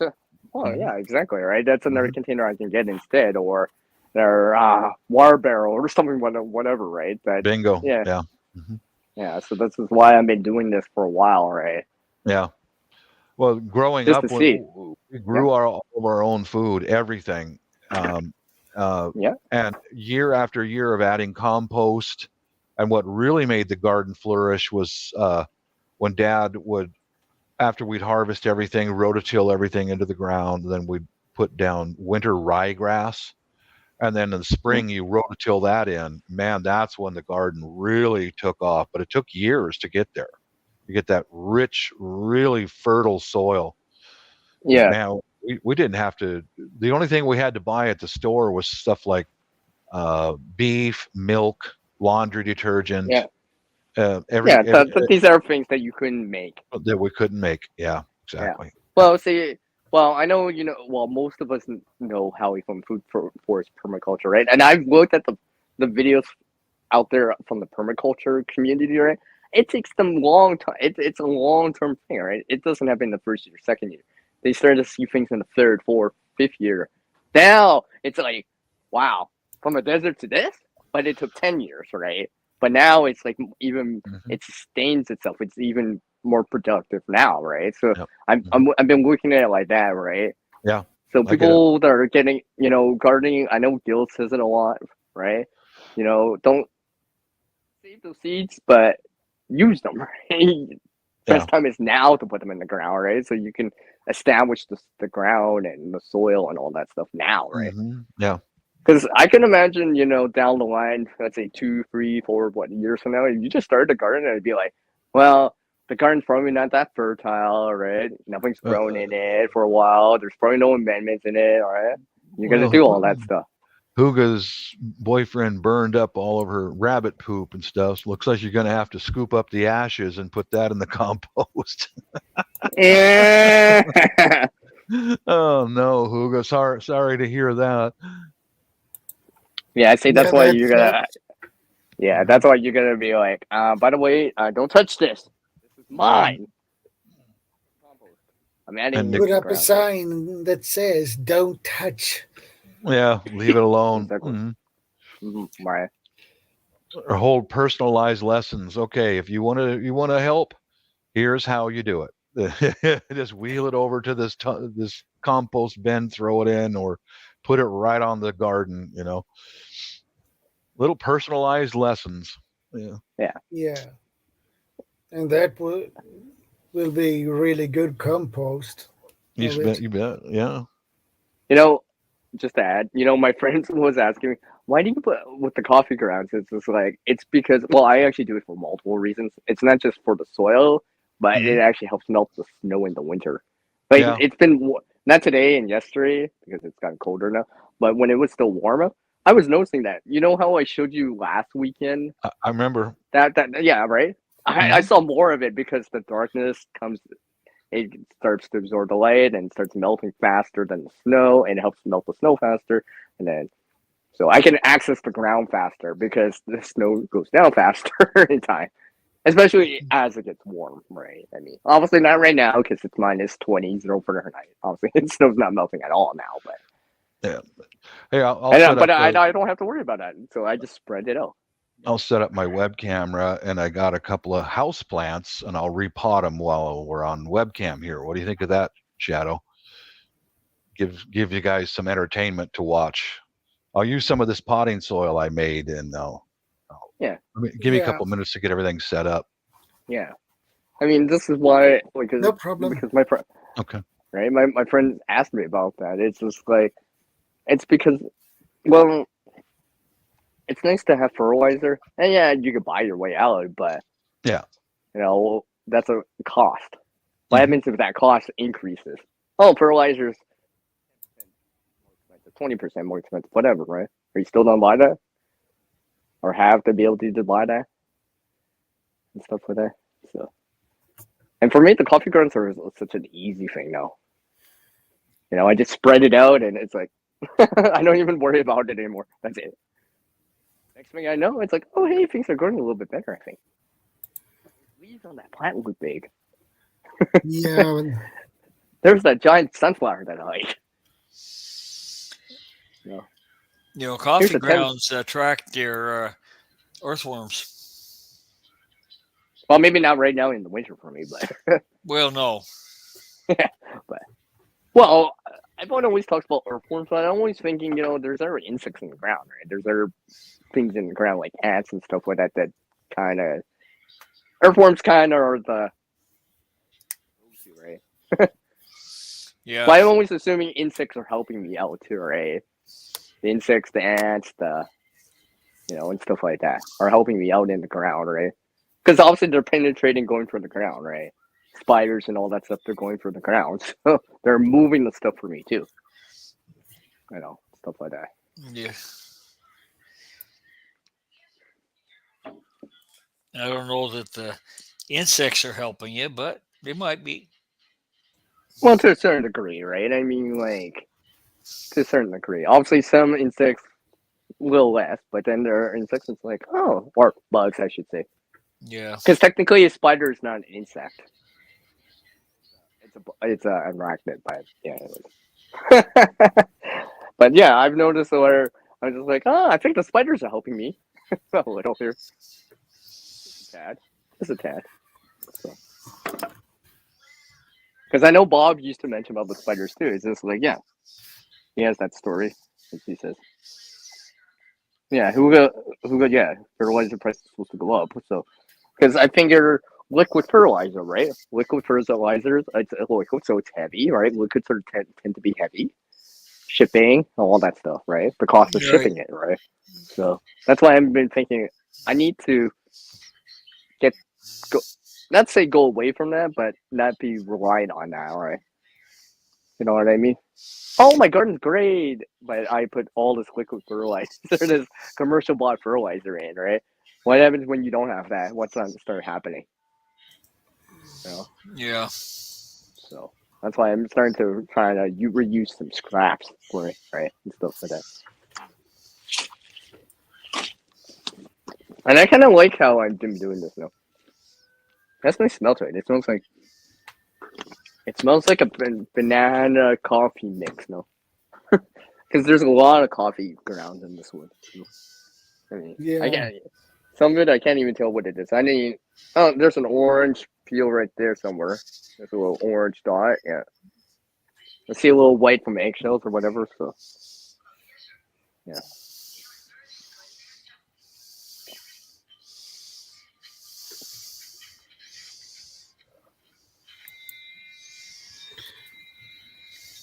Yeah, Huga has a point. Test your soil to see what it needs. Yeah, but what happens in the past before the scientific testing? How would people know about this?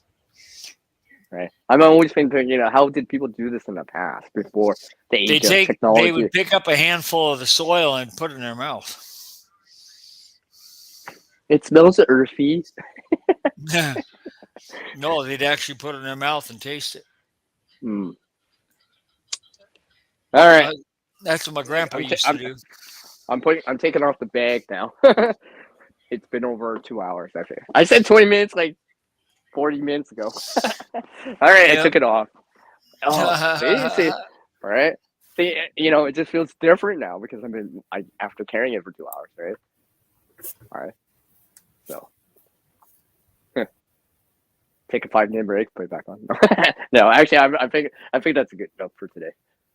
It'll give me a good indication. Yeah, probably Hugo. Oh, Bob's back. Nice. Bob's back.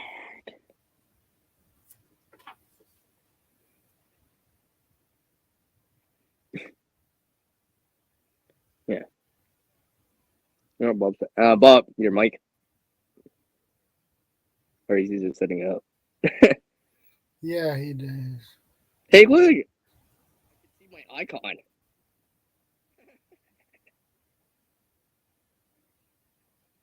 Picture.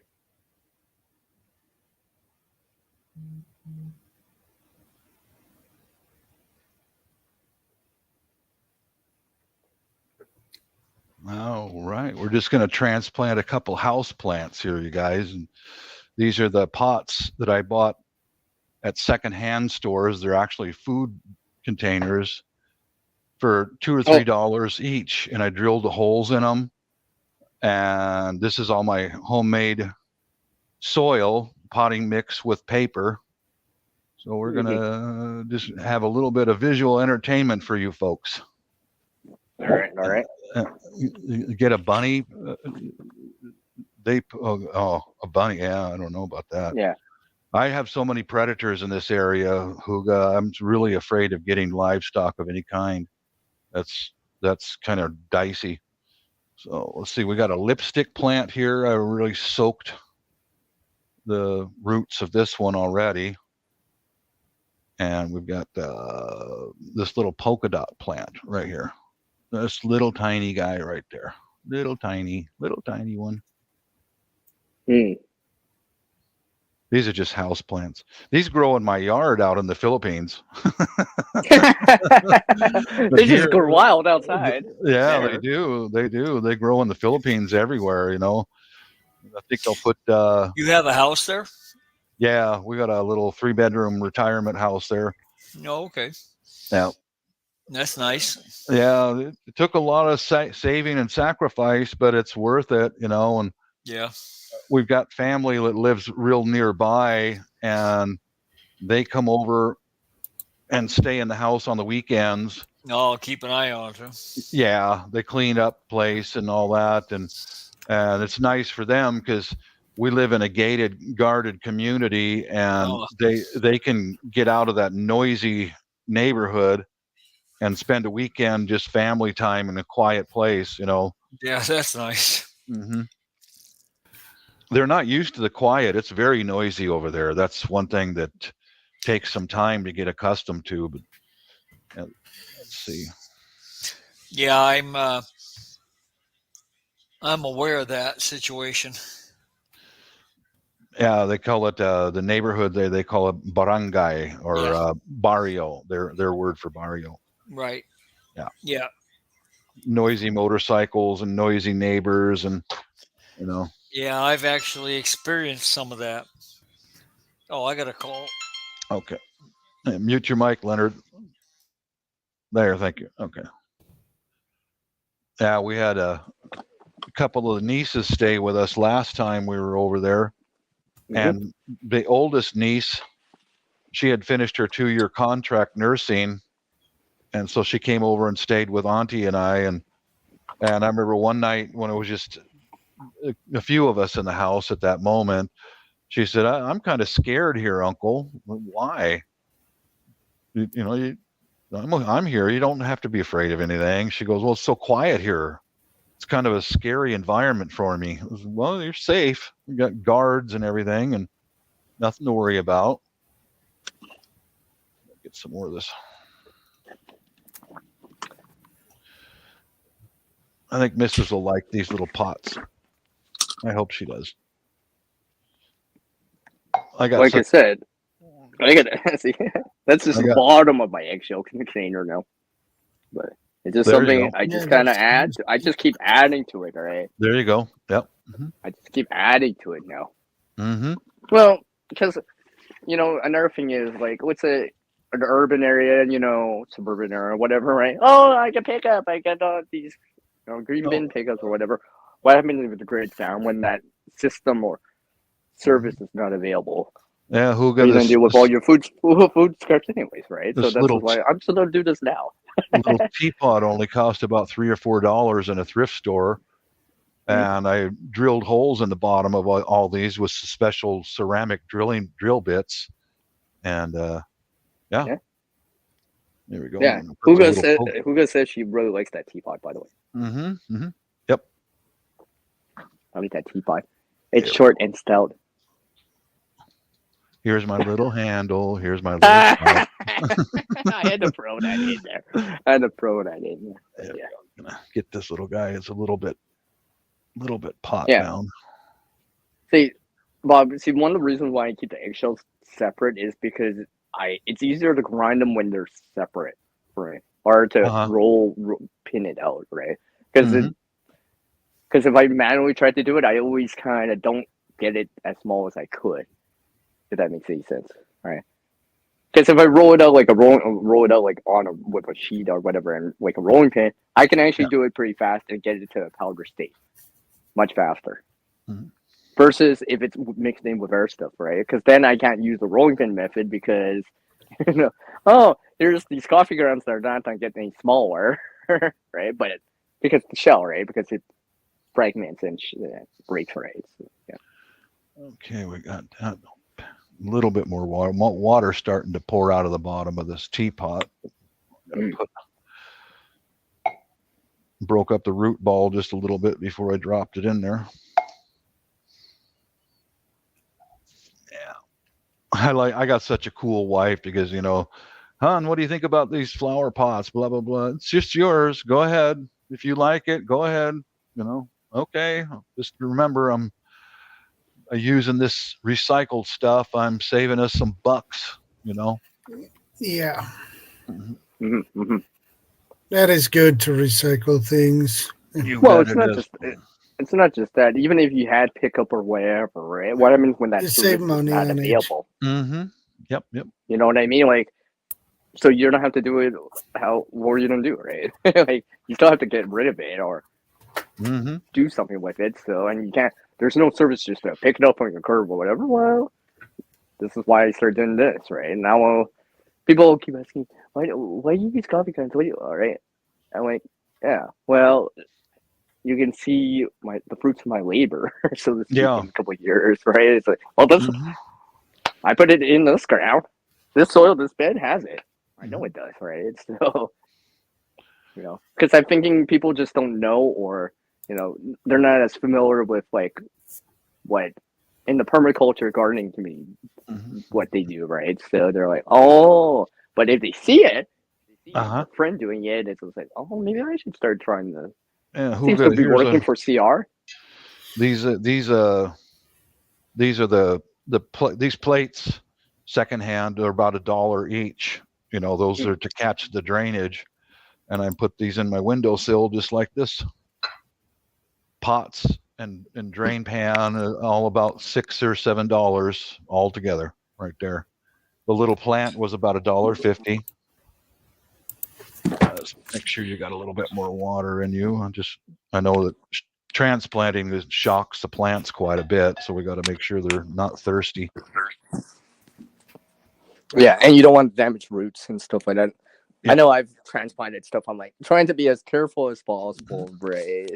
You know, and when I put it back in, I'm trying to make sure it's standing up. I might even support the leaves a little bit, just so in the meantime, while it's reestablishing itself in the soil. Yeah, I got a little. Right. I could do that. That's a good reminder right there. There we go. Well, because I've done that with tomatoes where I've had to transplant them out, right? And it's they're not sitting as high as I would like because they're not rigid yet. So I just kind of prop them up a little until it's more just established, like right? Yeah, so it grows up, right? And that. There you go, Huga. Nice surprise for Mrs. when she comes home from work sometime today. There's one, and the second one will make a little workspace.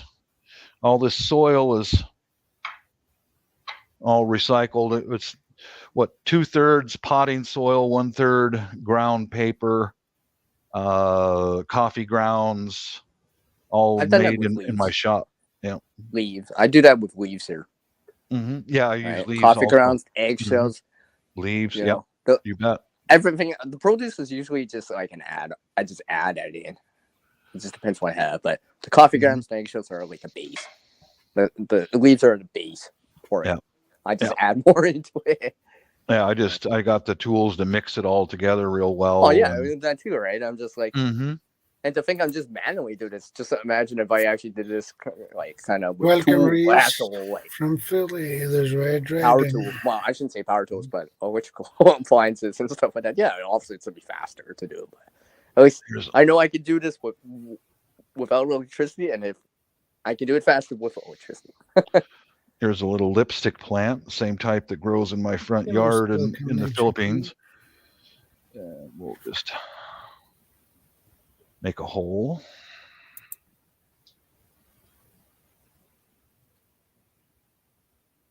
And break up the root ball just a little bit. See if that's going to be deep enough. Nope, we're going to have to take some more out. It might get a little bit pot bound, but that's okay. I can always remove it in a couple of years and transplant it. Yeah, like even when I'm transplanting, I always make sure I try to put what I use as soil or whatever it is, right, as soft as airy as possible, right? Yep. So that way, then right? So there's some enough air, right? Because the plants need water, but they also need air too. You need that balance. You can't have a lack of water, but you can't have too much water, or else it will drown them. Right? Yeah. Plants, both need air and water. Yeah. Water's important, but you can't just drown it. Yeah, let's take a little more out of the bottom of this one. This one might not be the most ideal. It's a little too shallow. I think I'll go get another one. Go get another pot. Yeah. Because I think in certain areas that flood I the water, agree, places that flood the water, right? Some of the plants can go down because basically there's only water. There's no air in the soil anymore. They just drown out. Okay, I'll step. That's why I've been working on the amendments here, so that way I don't have pooling of any water for long periods of time, like hours and hours, right? So here, I have to move this stuff out of the way so I can scoot by and get another pot, a deeper pot, a little bit deeper pot. We got that. We got that covered. No problem.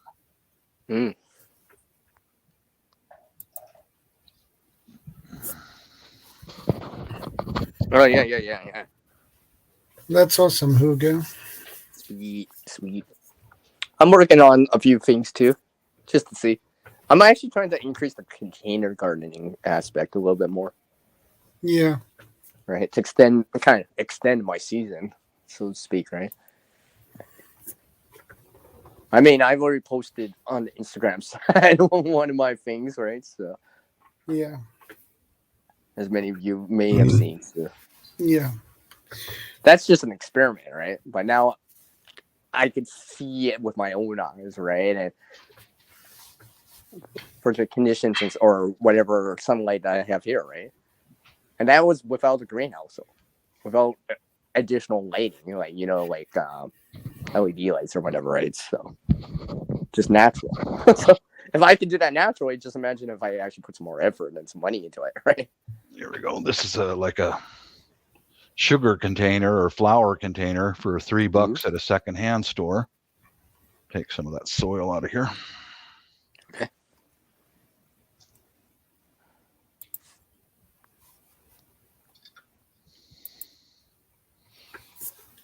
Just a moment. Let me get the webcam. Yeah, I know, CB. This is the same thing. I'm just like, it's only January. I know. I gotta wait a little bit longer. Mm-hmm. These are all house plants, so get some light over here. There we go.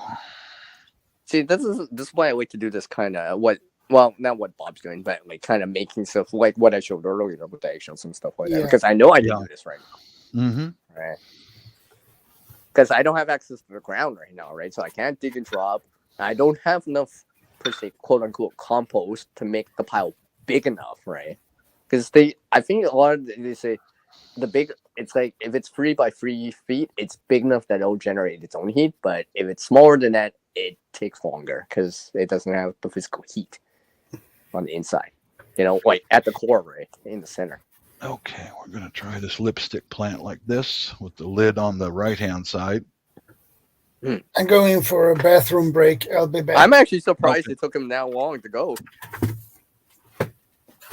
I've been waiting. I'm like, wait a second. He hasn't actually gone for a while. Wait a second. What? Stuff in some soil. A little water. Yeah. Like when I'm transplanting, I try to make sure the soil was lofty. There's some airflow in there, right? Because over in time it'll compress down or compact down. I know that. Yep. Right. As water hits it and and stuff like that. So I try to make it as airy as possible, right? Because it gives time for the roots to set out and stuff like that. Yeah, because the roots want to spread out as much as you can get them to move out on their own. And if the soil level shrinks, I can always add more of this stuff because it's like I said, it will start to settle, right? Ground does start to settle out, right? Yep. Like even the sunflowers, I put it out. I'm like, I didn't even do anything special to the ground except for I just made sure I kind of was more airy, right? what I'm putting around the seed, right? That way, in time, it can grow out by that time. That it compresses. The roots are already out, right? It's already a foot above the ground, so it's well established, right? There we go.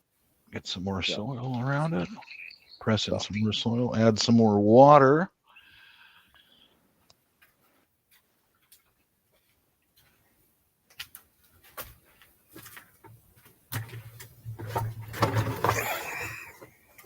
Yeah, I thought I'd get this project going on while we're just sitting here chit-chatting.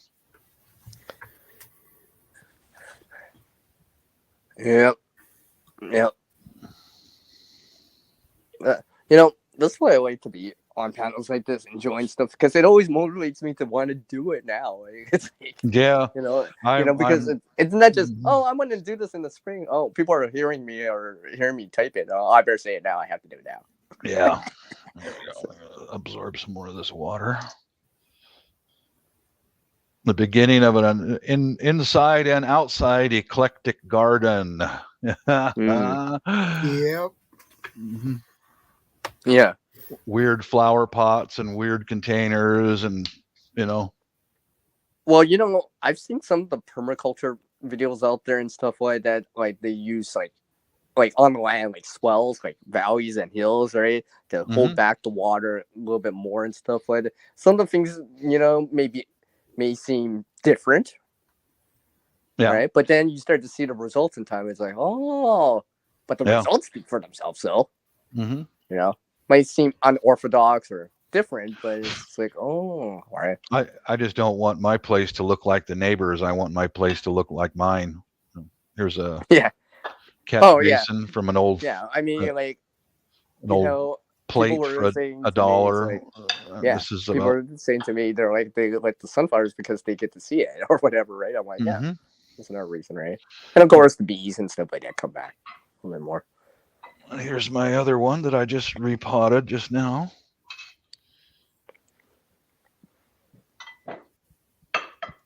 There we are. I'm starting to enjoy that teapot. Yeah, it's nice, isn't it? It's cute, isn't it? Yeah. Yeah, there we go. Little flour container, or sugar or flour, kitchen container, and then a little teapot. Each one of these probably costs less than $8 for both of these pots. And drill the holes in the bottom with the special tool bits, and bang, give it a character. Thank you, Hugo. Yeah. There we go. I'll go put these in the windowsills, and Mrs. will see it when she comes home. So I'll move my webcam, and thanks for letting me show that up on your live there, Shadow. No problem. No problem. It's always nice when you show your stuff, my friend. Well, I'm always here to support the good people, Yes. I forgot I was muted. I was just starting. I was about to say was like, it's nice to see green plants in the winter for me. It's actually been kind of helping, right? Because it's just like, green plants are growing in the winter. It's not an evergreen tree or whatever, right? I actually see something green. Kind of reminds me, yes. Lifts my spirits.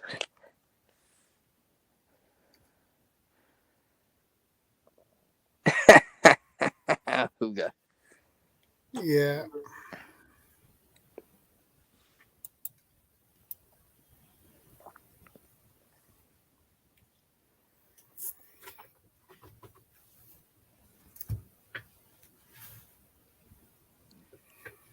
So yeah, like I was saying, I've been really enjoying the gardening aspect a little bit more and more.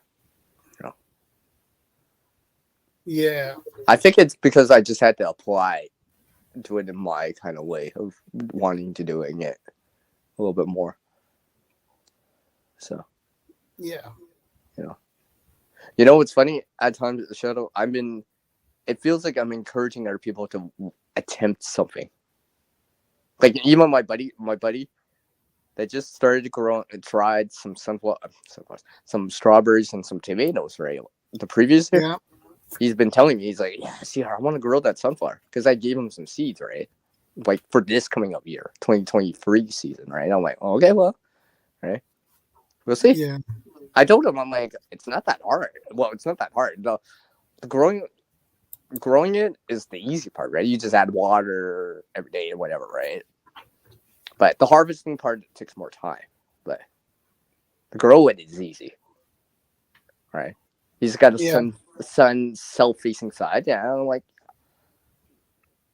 because basically that's all I did. Most of the work throughout the year is just watering part, right? The harvest, that takes a little bit more time, right? Because you got to do it in a certain way, wait and stuff like that. But that's why, it's been very educational for me and stuff like that, and starting to learn about it, right? Because you start to get the dirt work, get your hands dirty, so to speak, right? You start to experience it, not just watch it, right? So, because sometimes it can be difficult for me to watch certain videos because I don't have that plan. I don't have any experience with it, right? You know what I mean? But it's something I've experienced before with my own hands and stuff, seen it with my own eyes. Oh yeah, I'm more inclined to watching it if that makes any sense. Because I know the taste, the smells, all that stuff, the feel of it, right? Oh, there's Bob. Yep. Yeah, he's still wearing the belt. Yeah. He's still wearing it. I had to take off my It's bag. practical. Yeah, I had to take off my bag. And he's putting on the headphones, and Bob can hear me now. Yep. Yeah, these are the hens and chicks, Huga, that I transplanted the other day. Oh, look at that, Huga. Yeah, that's one of the second thrift store teapots that I bought. Yeah. I brought them inside the garage for the next few days because we're going to get below freezing temperatures, and this is Japanese China right there. Yeah. We got that like for $3, Same with this one. This one is glass, and there's a big market in this area for handmade glass because of Roger Chihuly started the glass movement here in Tacoma, Washington, and this might have been one of his students or someone who rented the glass space because this is handmade.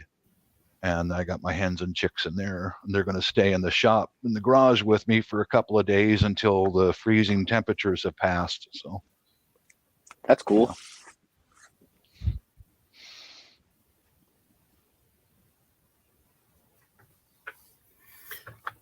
I'll just assume you guys can hear me. Sometimes I've actually had to recharge the headset again. Yeah. I've been here for that long now. Yeah.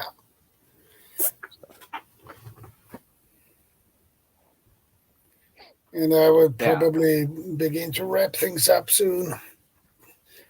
I have a lot of things to do. It's getting interesting.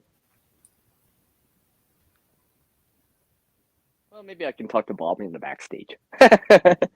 Every so often. Let's see how it all goes down. I'll ask him. Oh. Hey, Bob. Yeah. Mm-hmm. Do you want to talk in the backstage after he ends the stream? I'll figure I ask first. Yeah, I could, because it's nice to be able to chat too, right? I mean, this is more formal of a chat, right? I'll have to just yeah, it is. Yeah. I've talked to Bob backstage before, so yeah, he knows about it. So sometimes I can. Sometimes when you have to call somebody an effer, No, it's not just that, but there's certain little things that you don't say necessarily right away. It's like, oh, I'll give you the sneak peek first, CR, on this piece of gear, I won't show it on my channel till next week, or you have to wait for the video to see it, but I'll show you a sneak peek, right? Hey, Storms, Radius, and Cats. Hey, Good Storm. to see you, brother. Hey, how's it going, man? See, Huga said she's interested in. Where did I put it? I've got some videos prepared for live chats, and I put some of Chihuly's glass on one of those videos here. Let's see. What playlist?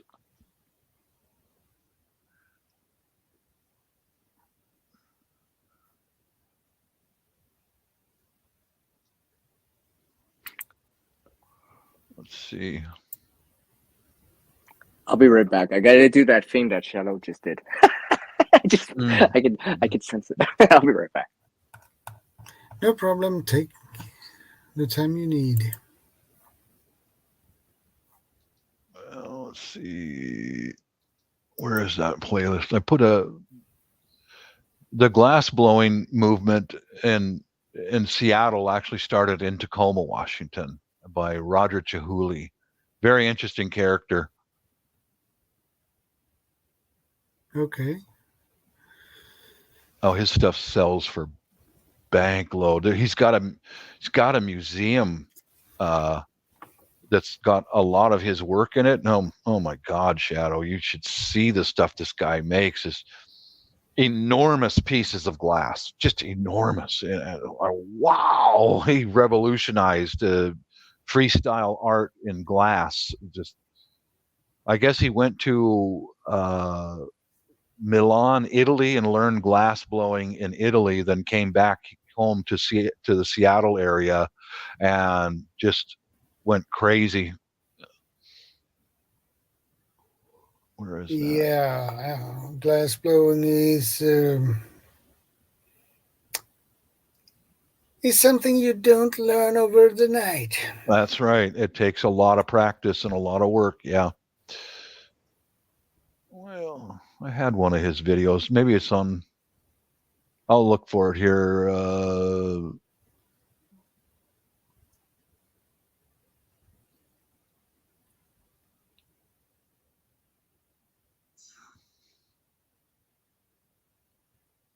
Okay, I'll see if I got it on this one.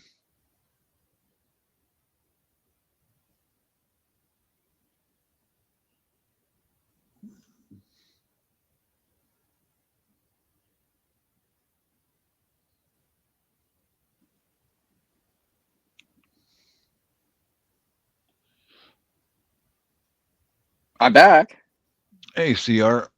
I was just like, I just put Yeah. on my headphones and why is it quiet? I'm like, why is it so quiet? It's really quiet. Bob tried to find a video. Yeah. It's just, I thought my headset wasn't working. It's like I don't hear them. What? Yeah, Huga showed an interest that she would like to learn glass blowing, and I saved a video just for lives and stuff for some about Roger Chihuly, who did revolutionize glass blowing here in the Tacoma, Seattle area. And an interesting character. And oh my God, the glass museum. I've been through his glass museum and to the Tacoma Art Museum. Wow, what this guy can do with glass is outrageous. I don't know how he could ever afford to even buy that much glass.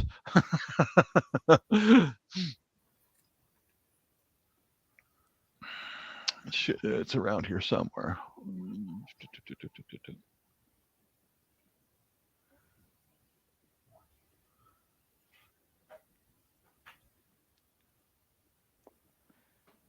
You know, that reminds me of like stuff like foundry and like melting metals and stuff like that. That's like that's something hopefully in time I want to get into, because once you can, it's one thing to fabricate or to grind something like a grinder, but if you could shape it into a shape, a preformed shape into like whatever, right? Container, then it starts to unlock more potential, because now you can control the shape of it, right?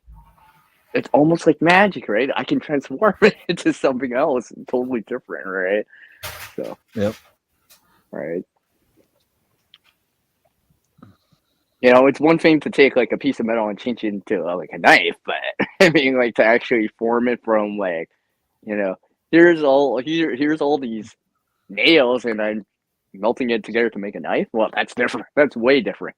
You know, because I've done stuff with like saws and stuff like that. I don't know if you've ever tried to make stuff like that with saws before, Bob. I've done that a few times, you know.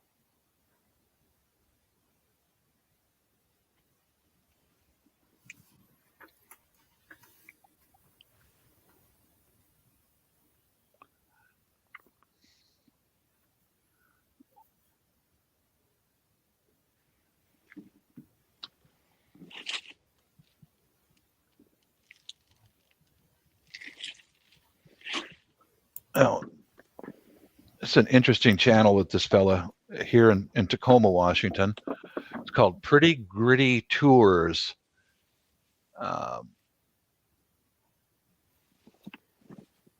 He's the one who did all sorts of information about Chihuly's glass and where he got started.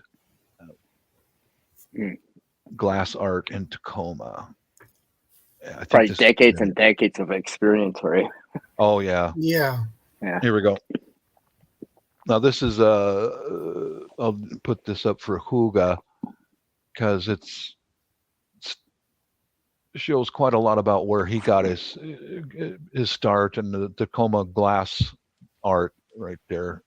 And that's a good channel too. If you want to learn anything about my area, Seattle, Tacoma area, especially Tacoma, that channel's got all the information about it, about way back when they were drug smuggling and into the port of Tacoma and on and on and on. Wait, I thought that was still happening today. Oh, it does, but wait a second, isn't it still happening? They found some hatchways underneath the docks and stuff, and they traced it all the way back to about 1854, when they were smuggling Chinese in and drugs in. You know, just exactly the same stuff that happens right now. Happens today, right? It still applies, right? There's same thing. You know, nothing. The only thing that changes is the date. Yeah, exactly. Right. There's still people trying to smuggle something or whatever. It just changes what it is now. Right. Yep. Right. Now that's the only thing that changes is the date. That's it. Everything else, nothing really changes. They just smuggle. They update the lighting. It's like they update the lighting. Now they're using LEDs. Yeah. Right. You know, they have a car battery now. It's like some rechargeable battery, you know, or whatever, right? And the framing of it, right? The structure of it's probably still the same. This video I just posted up shows a lot of Chihoulis, and that's a good topic to start off with if you ever wanted to learn how to work with glass. I knew that there was at the same place that Chihouli has got his art studio, they hold lessons for the public. You pay a certain amount, and I knew quite a few Boeing people that I worked with went there and took lessons, and it takes quite a knack. It's kind of like being a blacksmith. It takes quite a bit of time to really learn how to use the tools to get it to shape up to what you want. Well, and see it, right? And see the colors. It's like, what did these colors mean, right? Yeah, you know, to check the temperature and everything. Well, it's like blacksmithing, right? And, you know, this is the color you're supposed to look for, right? This orange or whatever, right? It's fascinating to see those glass blowers, because they take enormous pieces of glass, really heavy stuff, and the way they do still blow into it, but then they'll roll it and add centrifugal force and get this stuff to fly out like flower petals. Enormous, huge things. It's just wow. I went down there and watched them.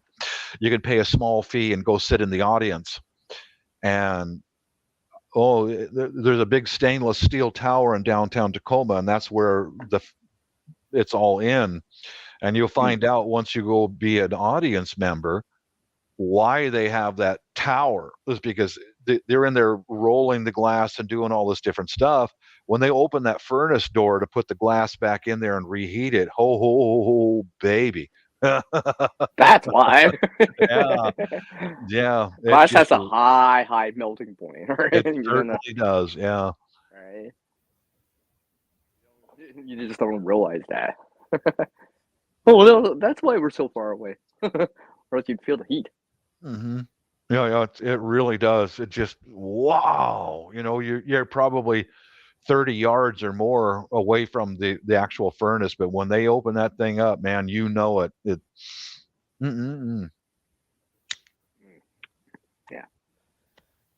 Well, hey Bob, did I mention to you one of my buddies has gone into like scrapping a lot, like not fighting, I should say, but like metal scrapping, like coppers, steels, aluminum, and such, right?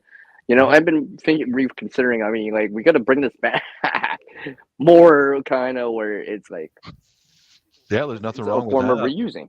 Yeah, it is. Reusing, right? You can make a few coin doing it too. If you well, it's not just that, but I was telling my friend, it's just like, just imagine that you had a foundry, a way to melt this. You'd be able to like make stuff too, right? Maybe even get, instead of getting $2 or whatever for this little, you can make something out of it and sell it for 20, 30, right? Because now it's one of a kind of deal, right? Where it's like, oh wow, right? Oh, that sounds cool, Huga. Making your own soap. That's cool. Yeah, right. Because some people like unique things, right? If it's customized or whatever, right? Too, right? at a decent price, right? They'll be like, oh, this is unique, right? You know what I mean? So it's just like people pay big bucks for like outdoor fire pit that's like plasma engraved cut with their initials and name in there, right? Yeah, they'll pay big bucks, right? But it's because if you have the tools to make that, then you could sell it. Yeah, I right? made in the material, right? Yeah, I made some extra bank, just taking scrap metal and hammering it and texturing and welding it together and making candle holders out of it, and I made some good money. You know, making tabletop sculptures. Yeah, there was good money in that. Yeah, because then you start to unlock a little bit more from the resource, right? Mm-hmm. Because I've been telling my friend that, and I'm like, yeah, this is cool and all, right? But just imagine if you can melt this and shapen it, kind of really fabricate it, right? Then you can make even more, right? Because now it's not just selling it to like, you know, at a wholesale cost of copper. Now you can melt it and make something really cool, then sell it for 10 times the price. Because now it's made into something like a tool or a work of art or something like that.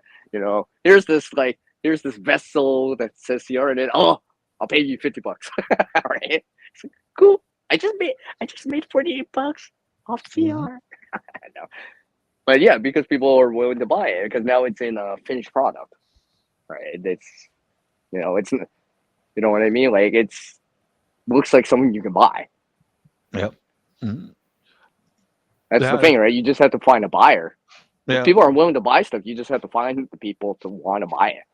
Well, I was really lucky because I was still working at Boeing, and I would make a candle holder or a sculpture, and some real small ones. I'd bring them to work, and I'd give them away to the people that I liked. Word spread so fast, dude. Yeah, and the next thing is you get the call. It's like, hey, Bob, hey, you know, remember Roger? He wants one now. He's willing to buy it for you. You make another one, okay? Yeah, and I also filmed making some of my videos, and I'd watch my own videos on my channel at lunchtime, and people would stop and look at my computer and go, "What's that?" Well, this is what my side job is. This is what I make.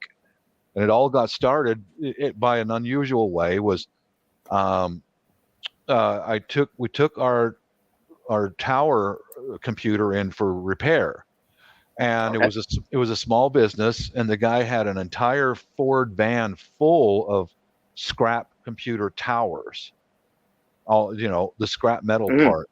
And I asked him, well, what are you going to do with all that steel? He goes, oh, I'm just going to take it to the dump. I said, can I have it? He goes, take all you want, man. It'll save me a trip.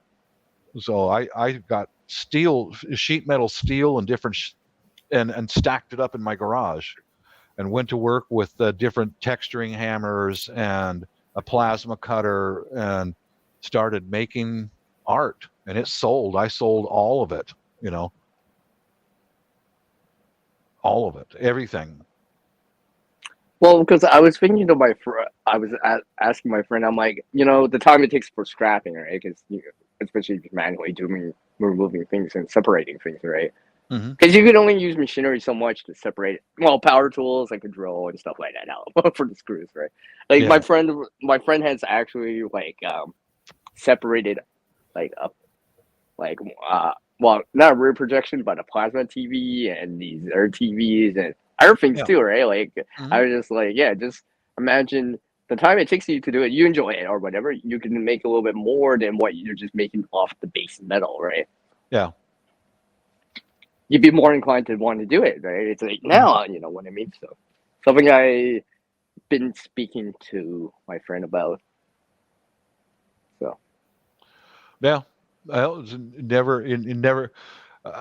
I got started into making tabletop sculptures by accident by having a whole entire van full of steel for free, and I ran into it by accident.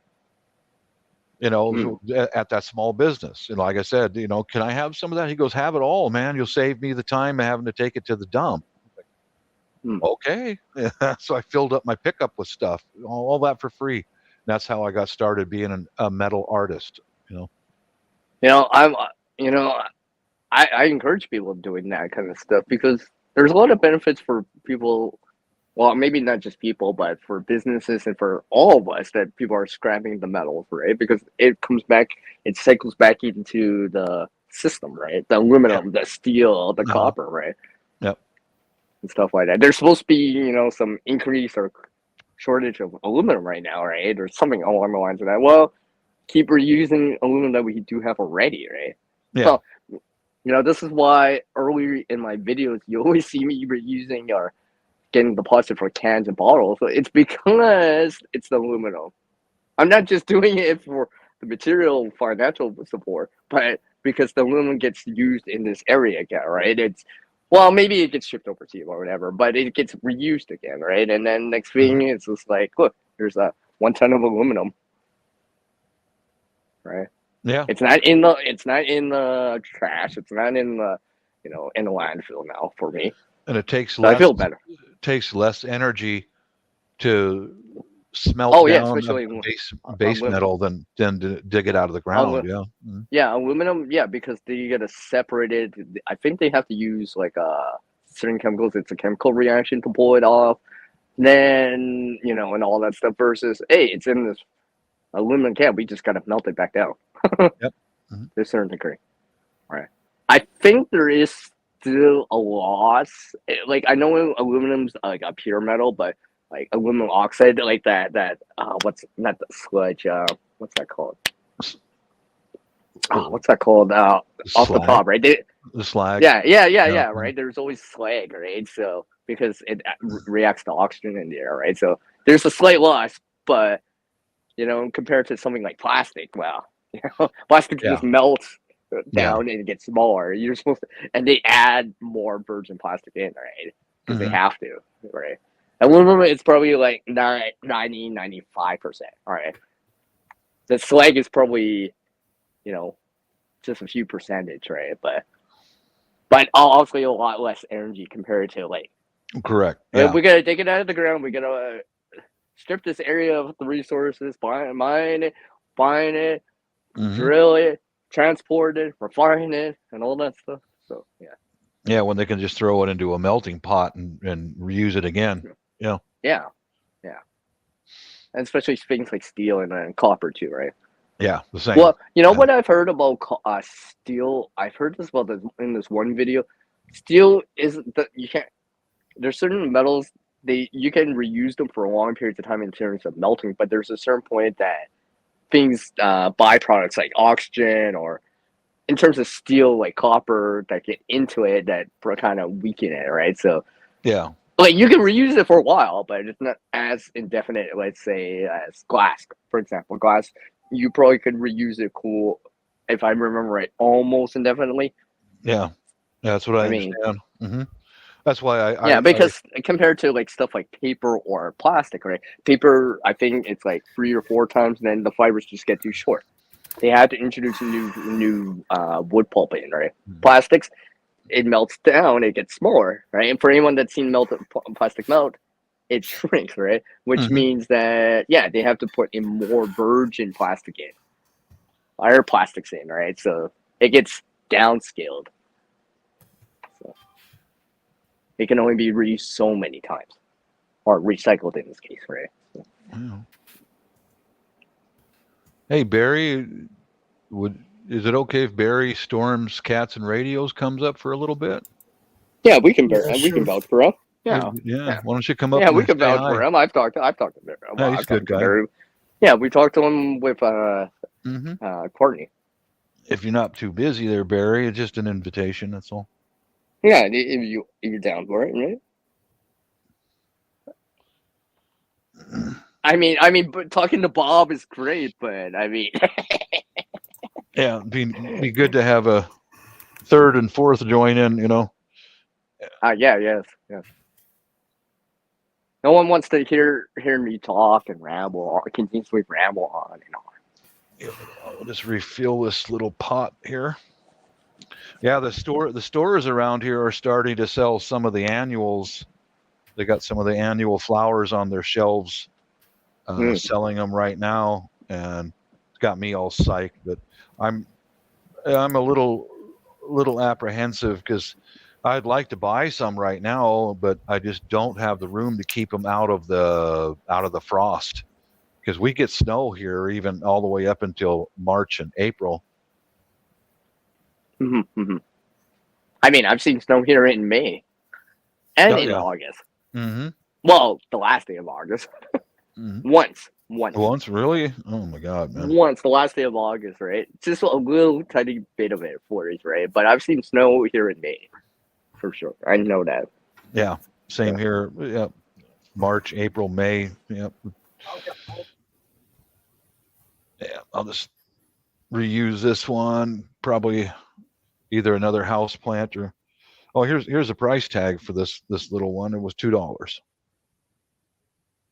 Just drill a hole in the bottom, and now you've got a little planter. $2.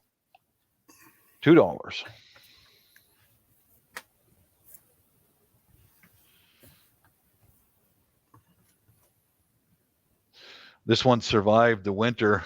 When we were over in the Philippines, all these things got full of water and it froze and it broke quite a few of them. But I learned, we'll put them underneath the gazebo next winter and keep them keep them from freezing or getting full of water and freezing.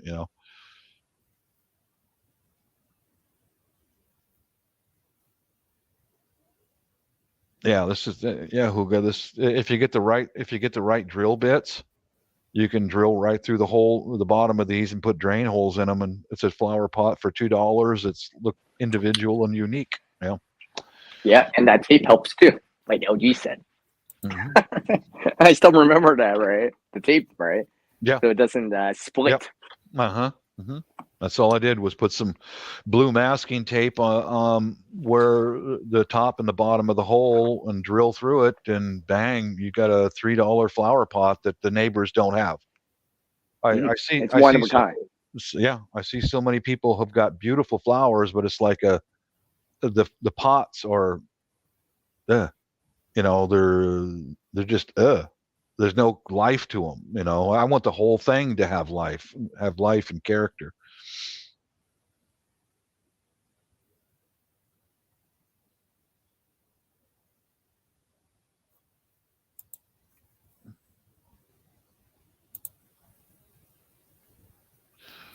Oh.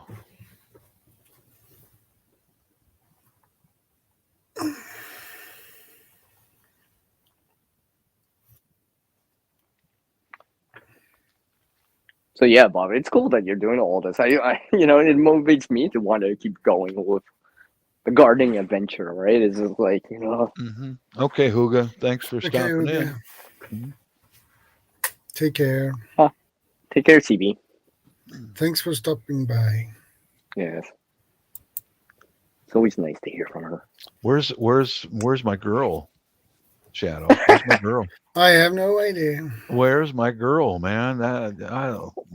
Where's the girl at? Verna. Actually, I haven't seen Verna. She hasn't been here for a while. Oh, here's one of my Skype scammers. Oh, here we go. Here we go. Yeah. Oh yeah, There she's checking in. Okay. Yeah.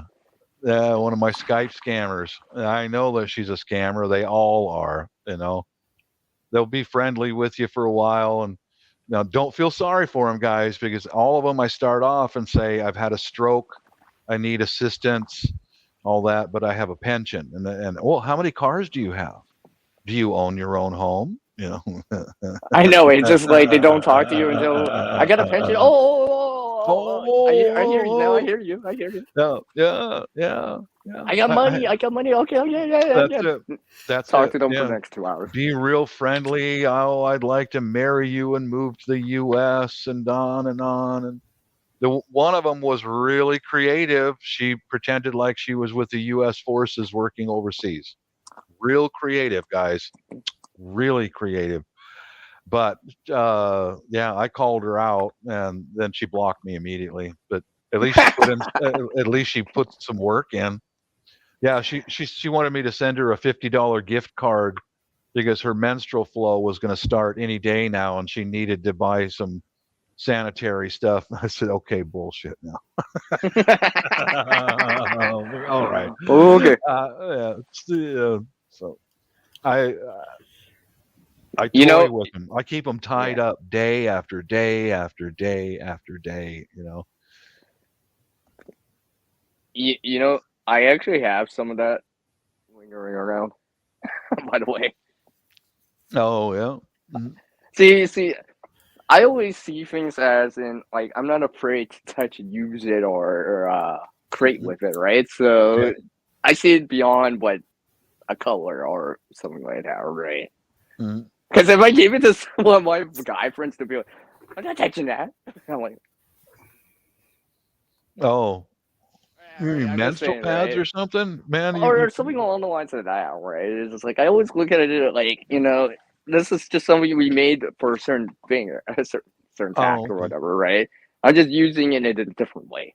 Yeah, well, yeah. Well, they're all full of cotton gauze. You can Well, use them for fire well, starters. actually, what I've found is some of them are not don't burn as well, or there's synthetic fibers in there. Because Yeah. I've noticed it's not always like that. Let's say the popper brands maybe, but Uh-huh. are still 100% cotton. But then there's other ones cheaper for reduced cost. They use synthetic material. Uh-huh. Yeah, figures. So Well, right, like that outer casing or something like that, right? So mhm. to say it's always cotton, it's not always cotton. So you would have to like in terms of fire starting, for example, right? You would have to see for yourself, like test it and be like, does it melt or is it charring like t-shirt 100% cotton t-shirt or something like that, right? Where Yeah, you can yeah. see an amber transmitting through it, it's not just melting. Hmm. Because I've tried it before with a few and I'm just like, wait a second, this isn't as great as it seems. And I'm like, wait a second, it's melting. Hmm. It's burning, but it's melting, which means it's not Yeah. cotton, I think in right? order to get real cotton, you would have to. Well, It's probably more expensive. I would assume it it's more is. expensive to, yeah, You right. would have to go to like a fabric store and buy Well, 100% yeah, cotton. Yeah. But didn't know already, right? as far as like used clothing and stuff like that, they've all got a little bit of rayon or whatever else is in it. I Nylon, mean, rayon, sometimes every whatever. so often I look at the label. I'm like, whatever. It's a bag. I don't care. All right. Yeah. And I'm like, Yeah. oh wait, this says 100% cotton. Okay, I can try this out. All right, I'll make some chalk off out of this and go from there and stuff like that. Yes, I'm not even. You know what? Hold on. Let me go get this. I'm not even. I'll show you. Hold on. Ugh.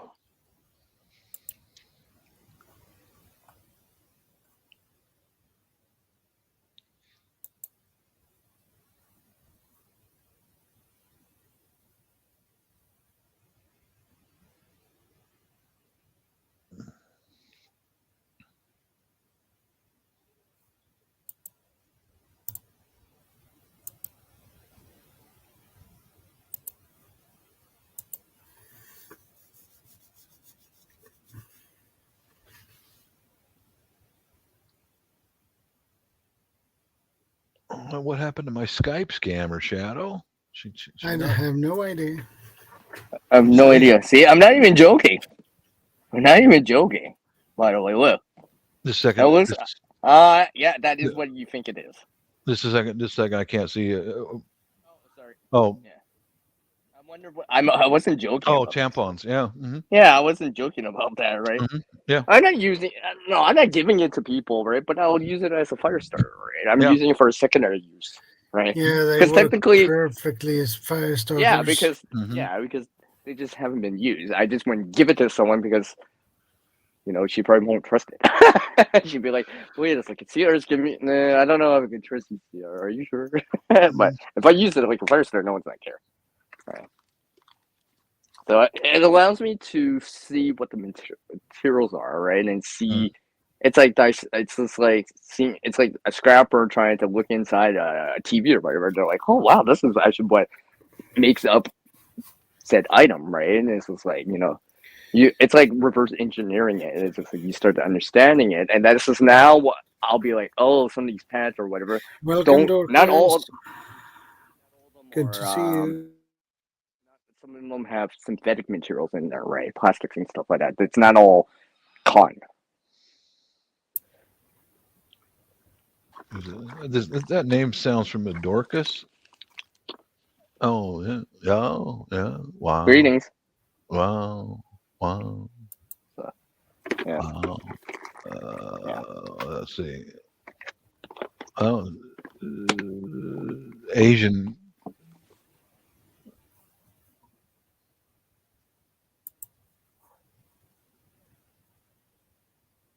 Korean, maybe? Dorcas? Yeah. No. They've been watching vlogs, okay. Oh, she got all this notify me law. Yeah, this is a fake channel. Yeah. I can't see anything. I can't see anything. No, I'm taking your guys' word for whatever you say right now. Yeah, this is like a. Well, anyways, back to what I was saying or whatever we were talking about, right? And and just kind of realizing, these resources are not, that what they can do for us, right? Mm-hmm. Just because they're not using it in its conventional means, right? You know what I mean? So I always see things like that, right? It's just like potential of it, right? Because even like some inventions of the past, like what's it called?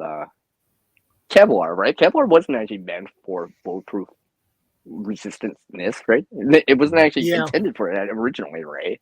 Yeah, they just found it. originally. Yeah, right. Yeah, right. Something like that. So that's how I see it, too, right? Where not being so close-minded or like, right, thinking outside the box a little bit more on it, right? It's like because, especially in times of need, right? Where resources are scarce or something like that, you gotta use what you have, right? Mm-hmm. So. Well, Dorcas is pinging the room full of her own videos, and her channel's pretty fake. It's yeah. That's I don't know this. I think, and I can't see it right. I can't see it because I'm all. I don't have the channel open either, so might be a bot of some kind. Well, anyways, I guess we could continue on to what we were saying. We just won't give it too much time. But yeah. So, because some of my guy friends or whatever, why do you have that? It's because right, and then right, and then the females are like, how the hell does CR know a little bit about this stuff? It's like because I'm trying to educate myself. Well, a little bit more, and then I just like be so close-minded. It's just like, oh, this is so taboo. Kind of, it's almost like it's taboo. Just a minute, be right back. You know what I mean? And I figure if if the lady friends ask me to get one, I'd be like, I know exactly what I'm doing. You know what I mean? Yeah. I figure I can charm someone if I help them out and I know what they're doing. They'll be like, right. Yeah. Right. Right.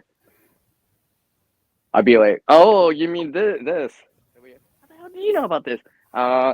It's called education. I educated myself into this. And not just be so close-minded about stuff. Right.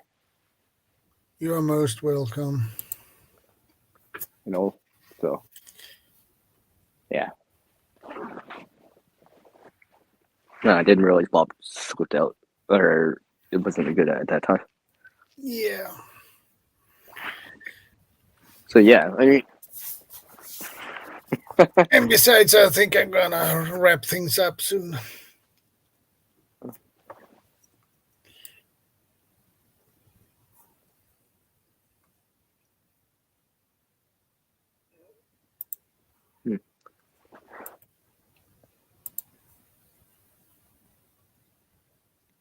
Oh, wait.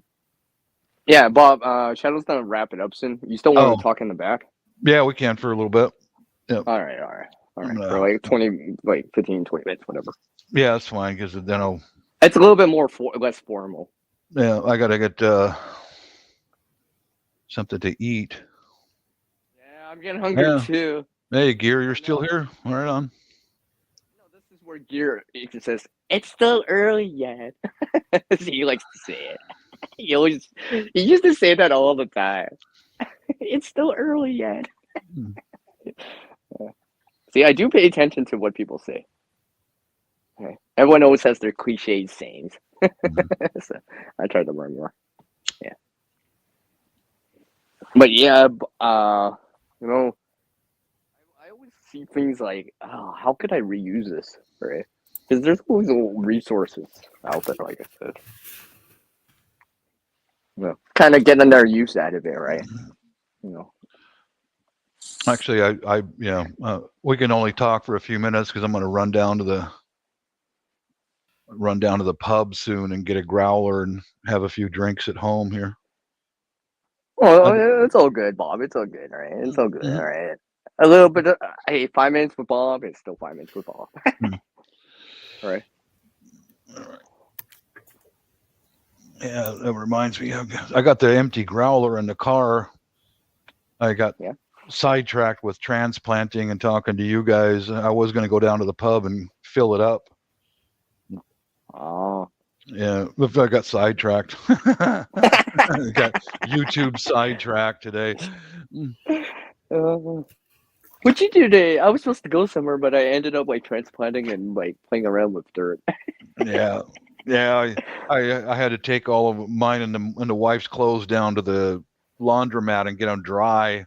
Because, I told you about that saga with the General Electric dryers and appliances. Oh, yeah. Don't buy those, man. They're brand new and both of them have failed already. They're not even a year old. They're just garbage. And that's one thing we've had to budget in was get a new dryer. And then after that, we're going to have to get a lawnmower and a few other gardening stuff. So. You know what that reminds me of? I know of like those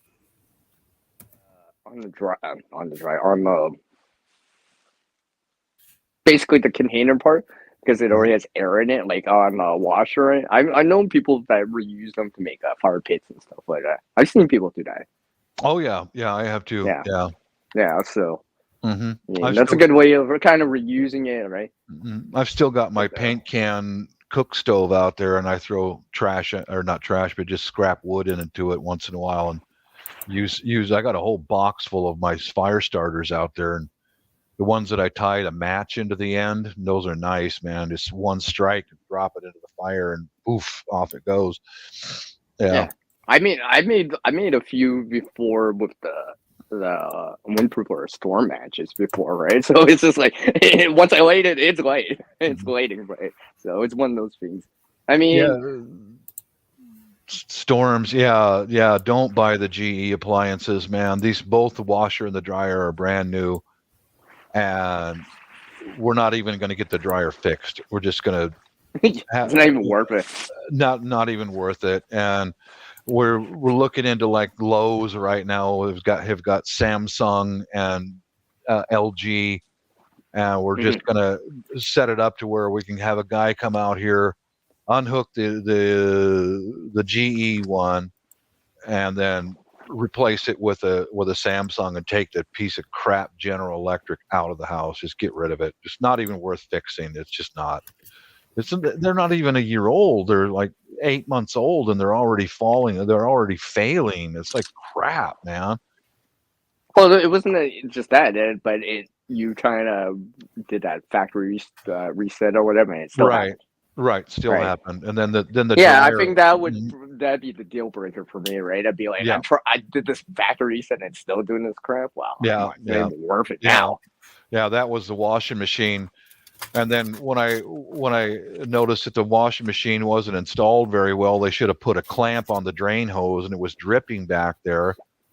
And I went to pull the dryer. The dryer failed at the same time, and on and on. It's like, man, let's just get rid of this crap. Just get them out of here, Yeah, it's not worth the hassle, and not even worth the hassle, man. It's just garbage. Yeah, I mean, like I don't mind putting in dirt where or but this is kind of ridiculous.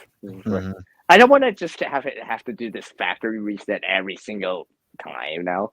Yeah, it seems like every 2 or 3 weeks I got to do the factory reset on the washing machine, and Roper is even worse. Oh, as a brand of Whirlpool. Okay, well we're gonna stay away from Whirlpool too then. Definitely gonna go for Samsung or LG. You know. Exactly. Right. Where they have a little bit of better of a track record overall. Stuff like that. So Shadow, you're thinking of going to the top of the hour, hey? I'm assuming 10 minutes out. As usual. Maybe. Yeah. Maybe. That was a very side, strong maybe. Side chatting with that Skype scammer right here. Yeah. Hmm. She knows that I'm a senior citizen who's had a stroke. And yeah. Yeah. Let's see. Oh yeah, I want to come to America and all that. You know, I'm sure here soon she'll send. This is what, day 2 or 3 with this one. So soon she'll say, send me some money for an airplane ticket so I can come there and take care of you. Like, yeah, right, lady. Mm-hmm. Yeah, and then next thing you know, it's like sign over power of attorney. Yeah. Let me move in your house, then take it from you later. You know. Yeah. Great. Yeah. All right. Why am I getting sick now? Why am I feeling well? It's like I thought you were taking care of me. Okay, here's one of the things. One of the things that I just sent to her. I had a dream of you and me, of you living here with me. So let's see what comes up here. I've noticed consistently with all of these Skype scammers, as if they're not present, all I have to do is go to their queue, and type in dollars or money, and man, within a minute, an operator was right there. Bang! You know? I bet you there's like some AI behind that where it's just like, oh, they put in the trigger words, we gotta come back, guys. You know there is. It's got to be like that where it's just like certain trigger words where it's just like, if they say it, mm-hmm. if it's in the sentence, no matter what the sentence says, right? Oh, they Yep. said money. It's like, you know, it's just like a page or something like a call or a word, right? Oh, right. So probably lights up on the call center. You know, there's like this billboard that's like dollars. Yeah, they like that word dollars. Yeah, something along the lines of that, where it's just like currency. It's just like anything along the lines of that, or it's just like, oh, okay, we're back. Mm-hmm.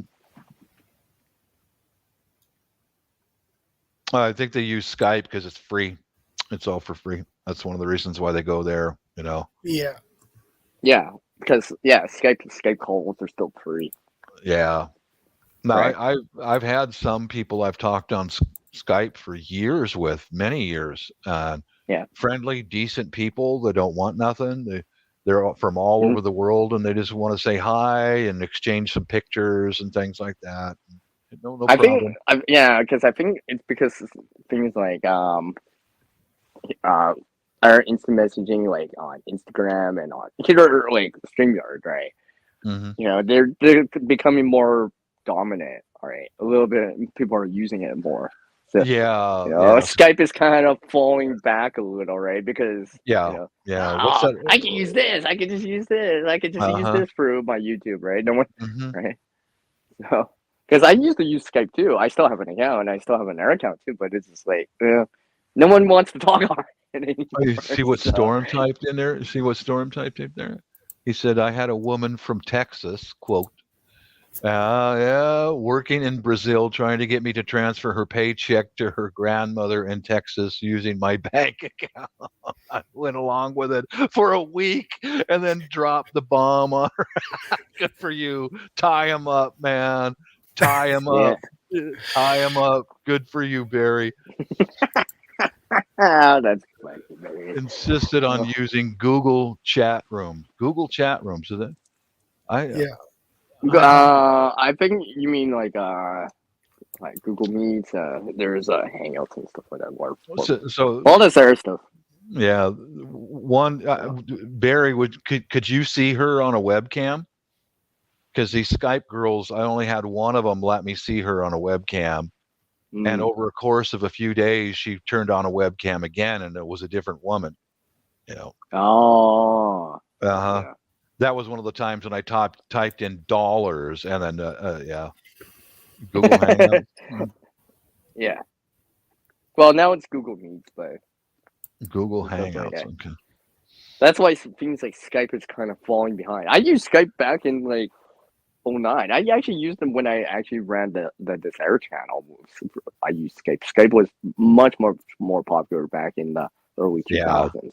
That's how. But now it's kind of falling behind because now we got Google Meet, we got StreamYard, we got Instagram messaging, Yes. right? I mean, like no one uses it, right? Yeah. I when I first met my wife in Yahoo Chat, then when I got her a computer at her house, that we went to Skype, and we stayed on Skype for years together. Yeah. And every day. I mean, I used Skype too, right? Because this was before everything else, right? It's just like, I can talk to anyone, right? That's what, right? For free, right? And yeah, I'm actually surprised they're still hanging in there. Somehow Skype is still hanging in there. Oh yeah, Barry. Just the same with the Skype scammers. Photographs of these just smoking hot women, you know, and I've had 2 different Skype scammers use the same photographs, and three different Skype scammers use the same video of a super smoking hot woman, but it's a pre-recorded video. And the way you can tell is you type into her and say, of course, there's no audio, just a video. Say, if you're really talking to me, raise both your hands above your head. Yeah, that's what I say too, right? Yeah, you know, like send me a picture of you. Send me a picture with you with a pen in your hand, right? It's a little bit more because even if let's say pictures or whatever, I'm in terms of editing, I'm good enough to like I can put a pen in my hand without actually holding it in my hand, right? But video is much harder. This one, the FBI, crazy stuff, man. That's just it's Vanessa Kitty. She's still here. Hey, Vanessa. Vanessa. Yes, it's nice to hear from you, Vanessa. Yeah. This is how I know about stuff like this because I'm like, you know, this is why I ask people. I'm like, yeah, if this is really you, you can verify this easily. You can easily just verify it. You can easily, you know, if this is really you, you can send a picture of yourself holding a pen, right? Or holding a pillow, right? Can't do that. Nah, I don't know if I can trust you. How do I even know this is real? I think they rip pictures off of people's Facebooks and Google. Well, I know that, like right? They don't even put in that effort, right? Yeah. They don't. They're not even trying to edit something in. Right? They're just like, I'll just take something like off images, some image, right? Some stock image or something like that. Anyone can pull stuff off the web, like images and stuff like that, and use it and be like, oh, this is me. But it's harder to show. Hey, I'm in front of my car now. I'm in front of this. Here's some video. Here's me talking, you know, and all this sort of stuff, right? That to show, hey, I'm a little bit more open. This is actually me, right? I mean, I think this is why a lot of people have trust issues at times. Oh, I online, do. right? Oh, I know. Like even see, it's funny. Well, I won't mention the words, but on Instagram said I got a request for something. As soon as I saw certain keywords in there, I'm like, nah, pass. This is someone's trying to pull me into some crap that I don't want to be in. Yeah. And I know better, right? I don't know these people. I learned. I've never met them through like YouTube or talked to them or even seen their face or hear their voice, right? Right. I'm one of those people like I don't just add people, right? I like to get to know people a little bit more, right? Yeah, you know? Absolutely. Yeah. I learned a lot right after I retired. I went to Camfrog for a while, and there's just so many. Camfrog is just like unbelievable population of people out there. Just wow. Oh my God. Oh my God, man. I mean, just really, I think Camfrog is for the mentally ill globally. There were a few decent people, but yeah, undercover and get caught, transfer her paycheck to her grandma. Oh yeah, Barry. There's There's far worse things than losing your YouTube channel. Yeah, like I'm gonna send you out my freaking account number for my bank account. Yeah, right. You know. Yeah, good for you for tying her up for a week like that. That's very good. I'm glad to hear that.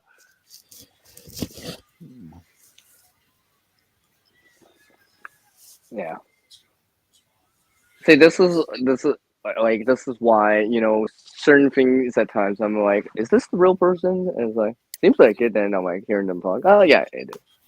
Because I can understand how they talk or voice and stuff like that. Because stuff like rehashing videos, right? I've seen that on YouTube where, popular channels or whatever, you see some random channel rehashing this video, and I know it's not them because first of all, I've seen their content. I'm subscribed to them, all right? And this is just completely the exact same video. They just kind of reposted or rehashed it out there. Yeah, and technically that is actually copyright.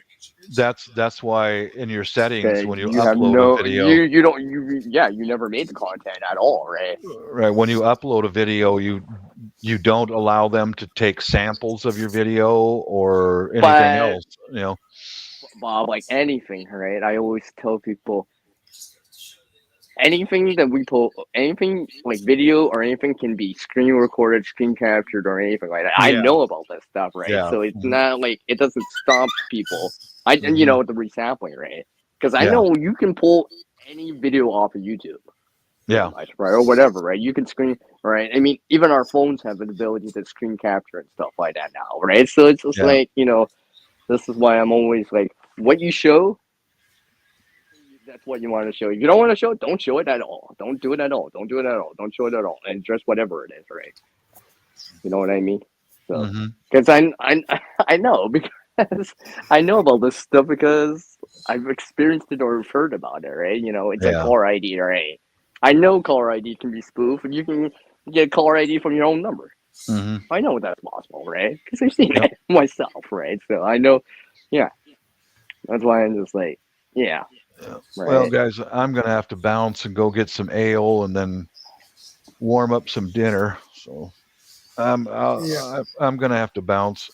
It's almost 4 p.m. right now, and I get down there. Yeah. Oh yeah, it's 6 here or so. No one ever wants to talk with me in the after show. Well, next week. There's All right. Peace out, guys. Hey, Bob. Nice to meet you, Stay Bob. safe. You too. So take care, Leonard. Thanks for stopping by. Thank you.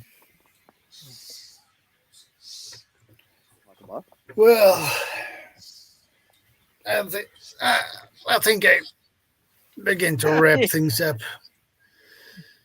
Yeah, it's a long stream for you. Yeah, well, I have things to do too on Sunday, Sunday, yeah. so, which is Sunday now already. Yeah, so. It's because he actually has to do stuff. If he didn't have to do anything, then I need to do things to prepare for the change of door on Tuesday. Right. Yeah. So I don't have time to do it on Monday, so I have to do it today. Yeah, exactly. And he's got to run that test with that generator, right? Or at least see some video where we see some video on it, stuff like that, right? Yeah. All right. Like I said, even a battery bank, as simple as a battery bank for me, or a power block or whatever, right? I like to actually see stuff. Like numbers, right? I guess I'm more of a numbers kind of person, but at times where it's just like, oh, so it takes this many hours to actually charge it up. I just charged up a battery bank yesterday, right? I'm like, oh yeah, this is exactly 16 hours still. All right, so I know how long it takes. So I always set it up in a certain way where I can come back to it when it's done. Exactly. Indeed. I had to throw that one in. Yeah. Someone had to throw that in. You know that. Yeah. Yeah. See, Leonard, I'm trying to put that word in there somehow. I'm trying to use that word somehow. I'm trying to use it a little bit. Well, because vocabulary, right? Well, I guess vocabulary gets you already. But I'm trying to increase. Yeah, I'm trying to increase my. I'm trying. Yeah, I'm trying to increase my vocabulary a little bit more. Now, I'm not trying to make myself sound smart, but sound else. Yeah. So. I think we wrap things up now. So. Well, thanks for having me. Thanks a lot, and sorry I had to be out for so long. Oh, don't worry about that. I mean, I ramble all the time, Leonard. So it's like, you know, I mean, I could just be like, I'm a placeholder. I'll be like, oh, Leonard's gone. I'll just can talk for him. Well, you know that is true. Wait. Which part or all of it? Pretty much all of it. Oh, okay. At least I know. Especially the space holder part. Yeah. You know, I still have the screen capture from GP. Well, I won't post it like publicly, but it'll be like, this is what Garden said.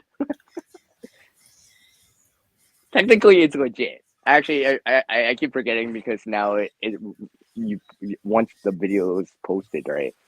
It's out there. Everyone can see it, right? Yeah. Right. So, it's all good anyway. Okay, guys, it's a pleasure to have you here. As always, to be your Shadow. So, are we gonna have a topic for next Saturday? Or is it gonna be random part 3 again? I'll be like, Shadow, you have random part 5, 6, 7, 8, 9 now. I don't know how many times you can do this now. Yeah, they seem to be working out. Well, I don't have any topic for next.